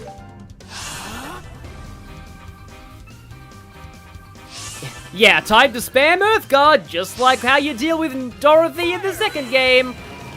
Okay, Flare Arrow. Oh, got some burns there, nice. I feel like in the... Actually, was burn even in the original? I don't know if it was. I want to say burn wasn't in the original, because I feel like I didn't see burn very much on significant enemies. Joshua is a little hurt right now. Also, who's being targeted by their arts? I can't see a targeting marker on anyone. And that worries me a lot. Wait, so Dorothy's not being... I can't see any targeting markers, which would imply they're using something AoE or healing. Either way is probably bad. At the very least, though, Joshua's morale's going to wear off soon, so let's use it again. Let's do this! Wow, somebody is extremely, in the chat, has suffered a lot at the hands of these things. Hey, I love that look. Okay, so cheese, Joshua's going again, and I could cancel you guys, but I would very much like to Flare Arrow you instead. Is Dorothy being targeted right now? I mean, she is standing right next to a few of them. which is probably not good. How long does Earthguard take to come? Oh, wow, Earthguard's gonna actually be pretty quick. Niall has most of his Earthguards still active. Stell has a little bit of it. Maybe I shouldn't get greedy. Maybe I should Earthguard Dorothy. I feel like I have way more EP on Joshua than I did at this point in the first game. Hi, Airstrike. Yeah, let's just do this, Earthguard. Let's go. And now we are double buffed, so maybe Hurricane will be decent against you guys. I don't really foresee this doing a whole ton, but we'll see. Oh, that's not bad. Okay. Keep it up. This is the end. Okay, that's one dead. Oh! Right. Well, thankfully we have Earthguard for that. If Earthguard worked the same way it did in the original, then that would have actually taken up the entire Earthguard. Oh, it's just a palm. That's fine. I was worried they were calling another one. So cute. Funny that you didn't photograph the palm, but Dorothy would think that the Earth Trappers are cuter than the palms. Okay, fire. Yeah, let's just do that. We're all Earthguarded up, so I'm not too worried about everybody right now. Except you went out of the flare arrow area, and you did too. Oh wait, no, it's not because there's. No, wait, no, you did too. But at least the trappers are still okay. I can S-ray. I think they're both dead though.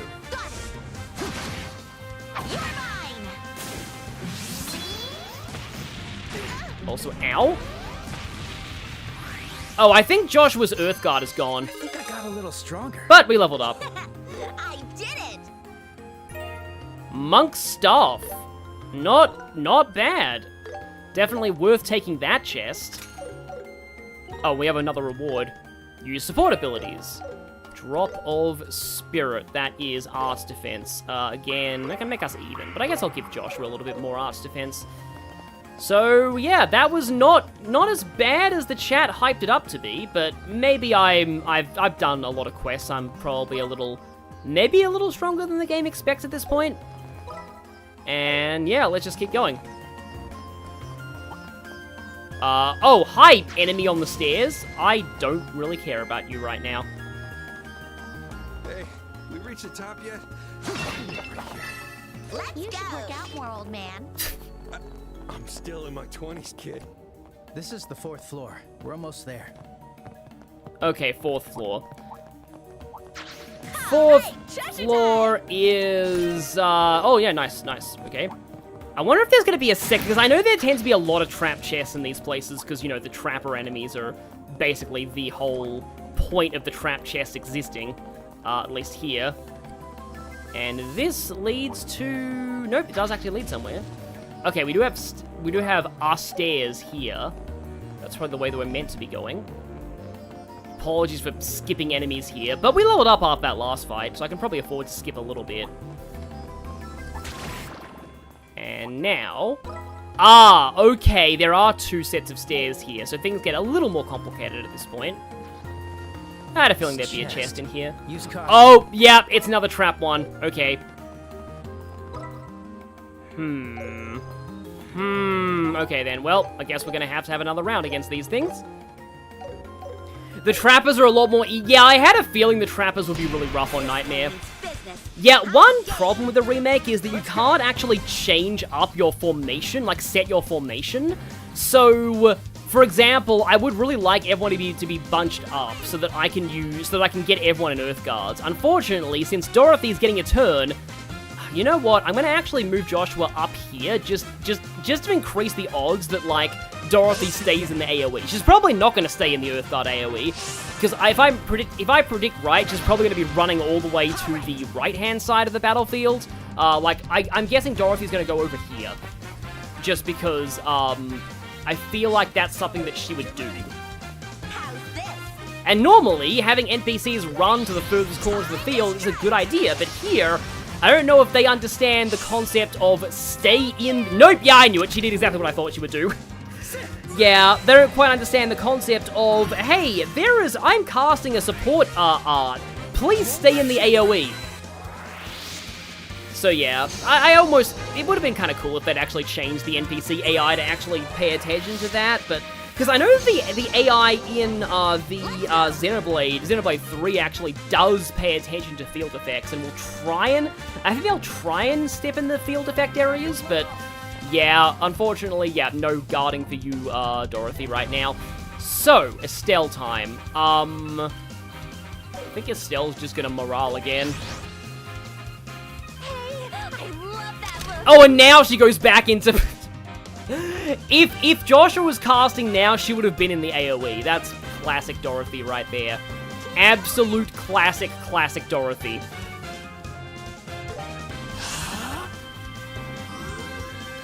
Okay, yeah, someone else agrees with me about there being no more formations and missing that. Okay, who are you going for? Gotta remember that Dorothy has no, okay, Dorothy is being targeted, but she does have full health. Estelle sadly has no impede. I mean, she would have impede if I gave her that quartz, but I'm giving that to Joshua because of, How's this? oh, I can get all three of them in there. Huh. That's cool.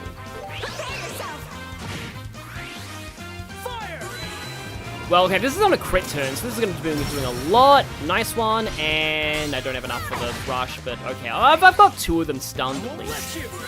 Okay, that's a good protect.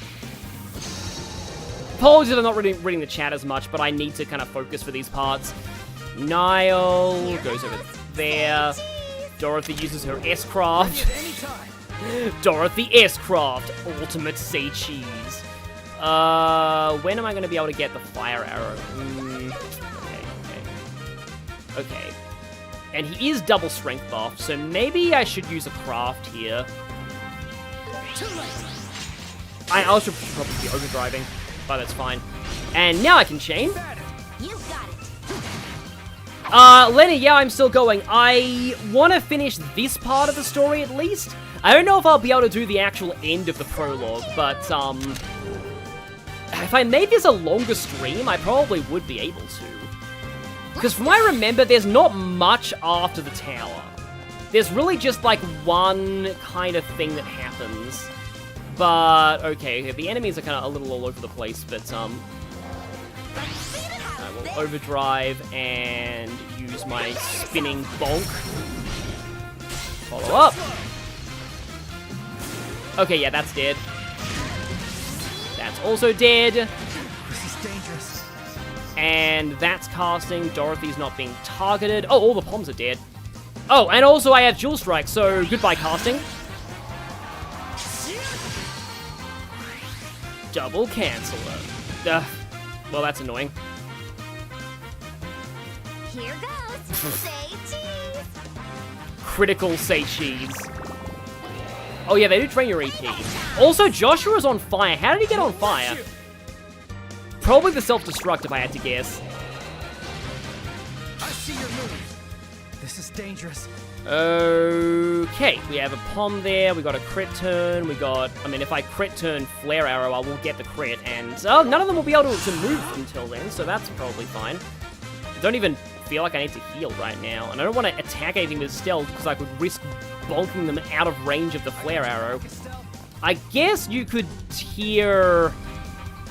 Niall already has a shield. Yeah, tear Joshua.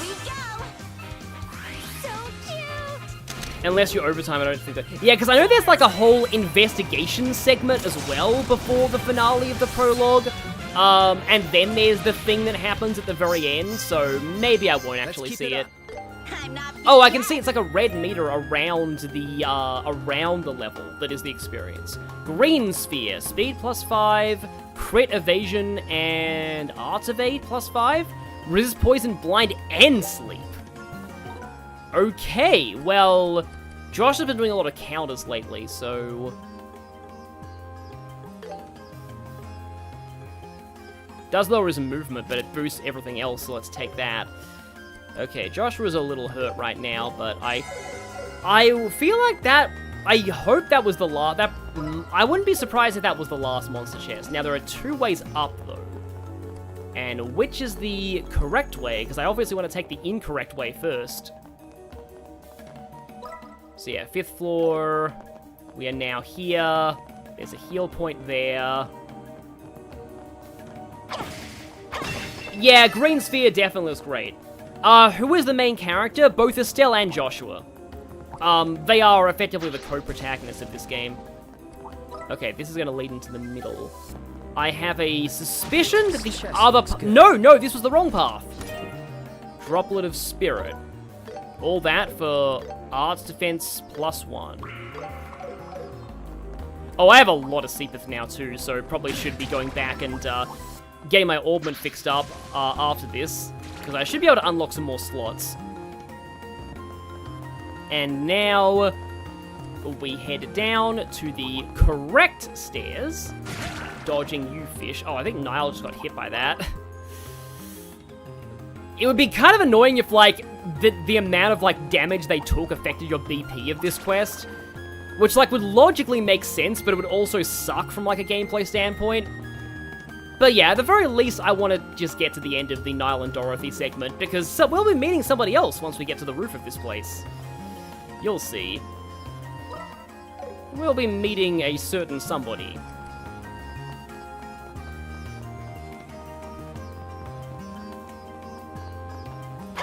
Alright, yeah, this list leads into the center. Treasure found. Treasure acquired, as Rex would say. Yeah, Estelle, you are normally the goat, but in this case, I am not calling you the goat because you should say treasure acquired. Because Rex is the true goatiest goat of all time. Oh boy, there's apparently a Green Sphere Plus in Chapter 3. Also, there's a tree here. There's usually, like, something related to the elements in every one of these, like, top floors. Treasure time! Fellas Balm, and I press circle instead of X to open that because Claire Obscure muscle memory again. And also, there is a heal point here. I'm pretty sure that this isn't, like, this feels great. Anything ominous whatsoever. And I'm not even being sarcastic there. I'm pretty sure there's just, it's fine. So okay, Roof of Jade Tower. All of the speed accessories get upgrades in Chapter 3 where they are... all of the sphere accessories where they are plus 20 speed. Wow. But I guess that means we finally made it to the rooftop. Wow, this view is incredible. I do think Estelle and Rex are similar in a few ways, especially the optimism. Though Estelle is, I feel, a lot more dense than he is. Yeah, in the original... These photos might turn out even better than I thought. In the original, this background was just like a PNG. And on the PC version, it was not optimized for widescreen, so like it would just go black after a certain point. And this is what we came here for.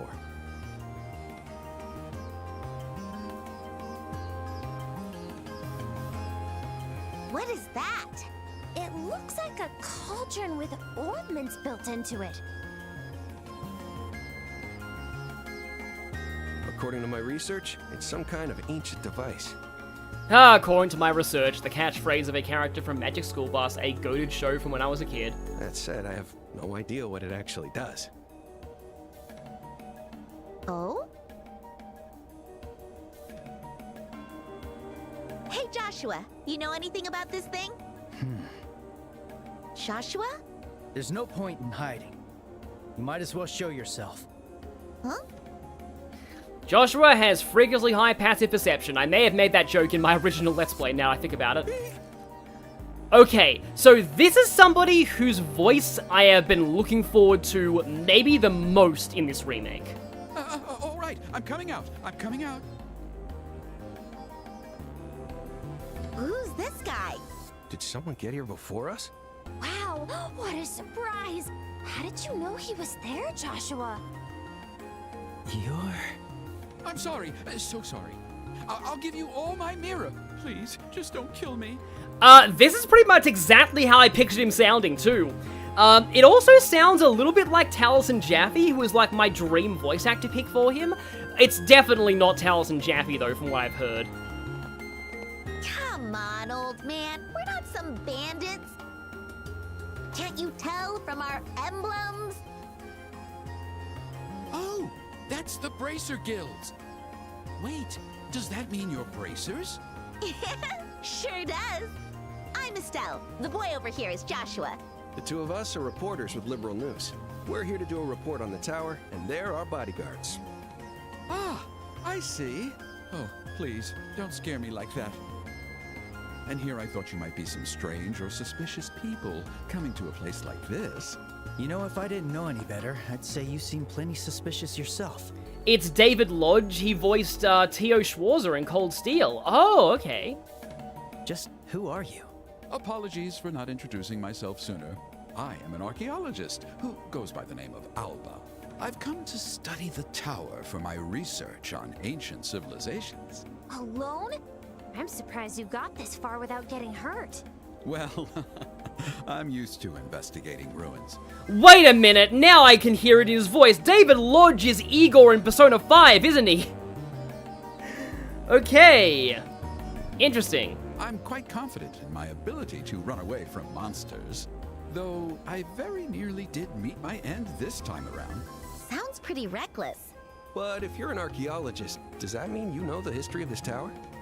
Not much more than the average person, I'm afraid. My research has only just begun, and I still have much to learn. Well, that's fine. You find anything interesting? Something I might be able to put in an article? Let's see. Are you all aware of the name Septarian? Oh yes, I thought the exact same thing, IDK. Oh, I think I heard that word from one of the priests before. Okay, so we are finding out about Septarians now. The 7 ancient treasures mankind received from the goddess Adios, right? Yes, that's exactly right. Wait. This is the Doot Doot music. I don't think this played at this point in the original when he explained this, but I am loving the fact that we get an early cameo of the Doot Doot theme. Using these treasures, mankind came to rule the sea, land, and sky. Legends say they mastered even the secrets of time and life itself. But 1,200 years ago, an unknown disaster brought destruction to civilization, and the Septarians were lost. The Septian Church's scriptures say something about that. But what's that got to do with this tower? Legend claims that one of those lost Septarians is located here in Liberal. It's called the Oriole. The Oriole? That's a funny sounding name. If the legends are true, then this tower, the oldest structure in Liberal, may hold some clue as to its location. And thus, here I am, investigating. Whoa, what an amazing story! It truly is, isn't it? One simply cannot overstate the beauty of this place's history. At long last, someone who understands. So, have you found any clues? Well, no, not yet, anyway.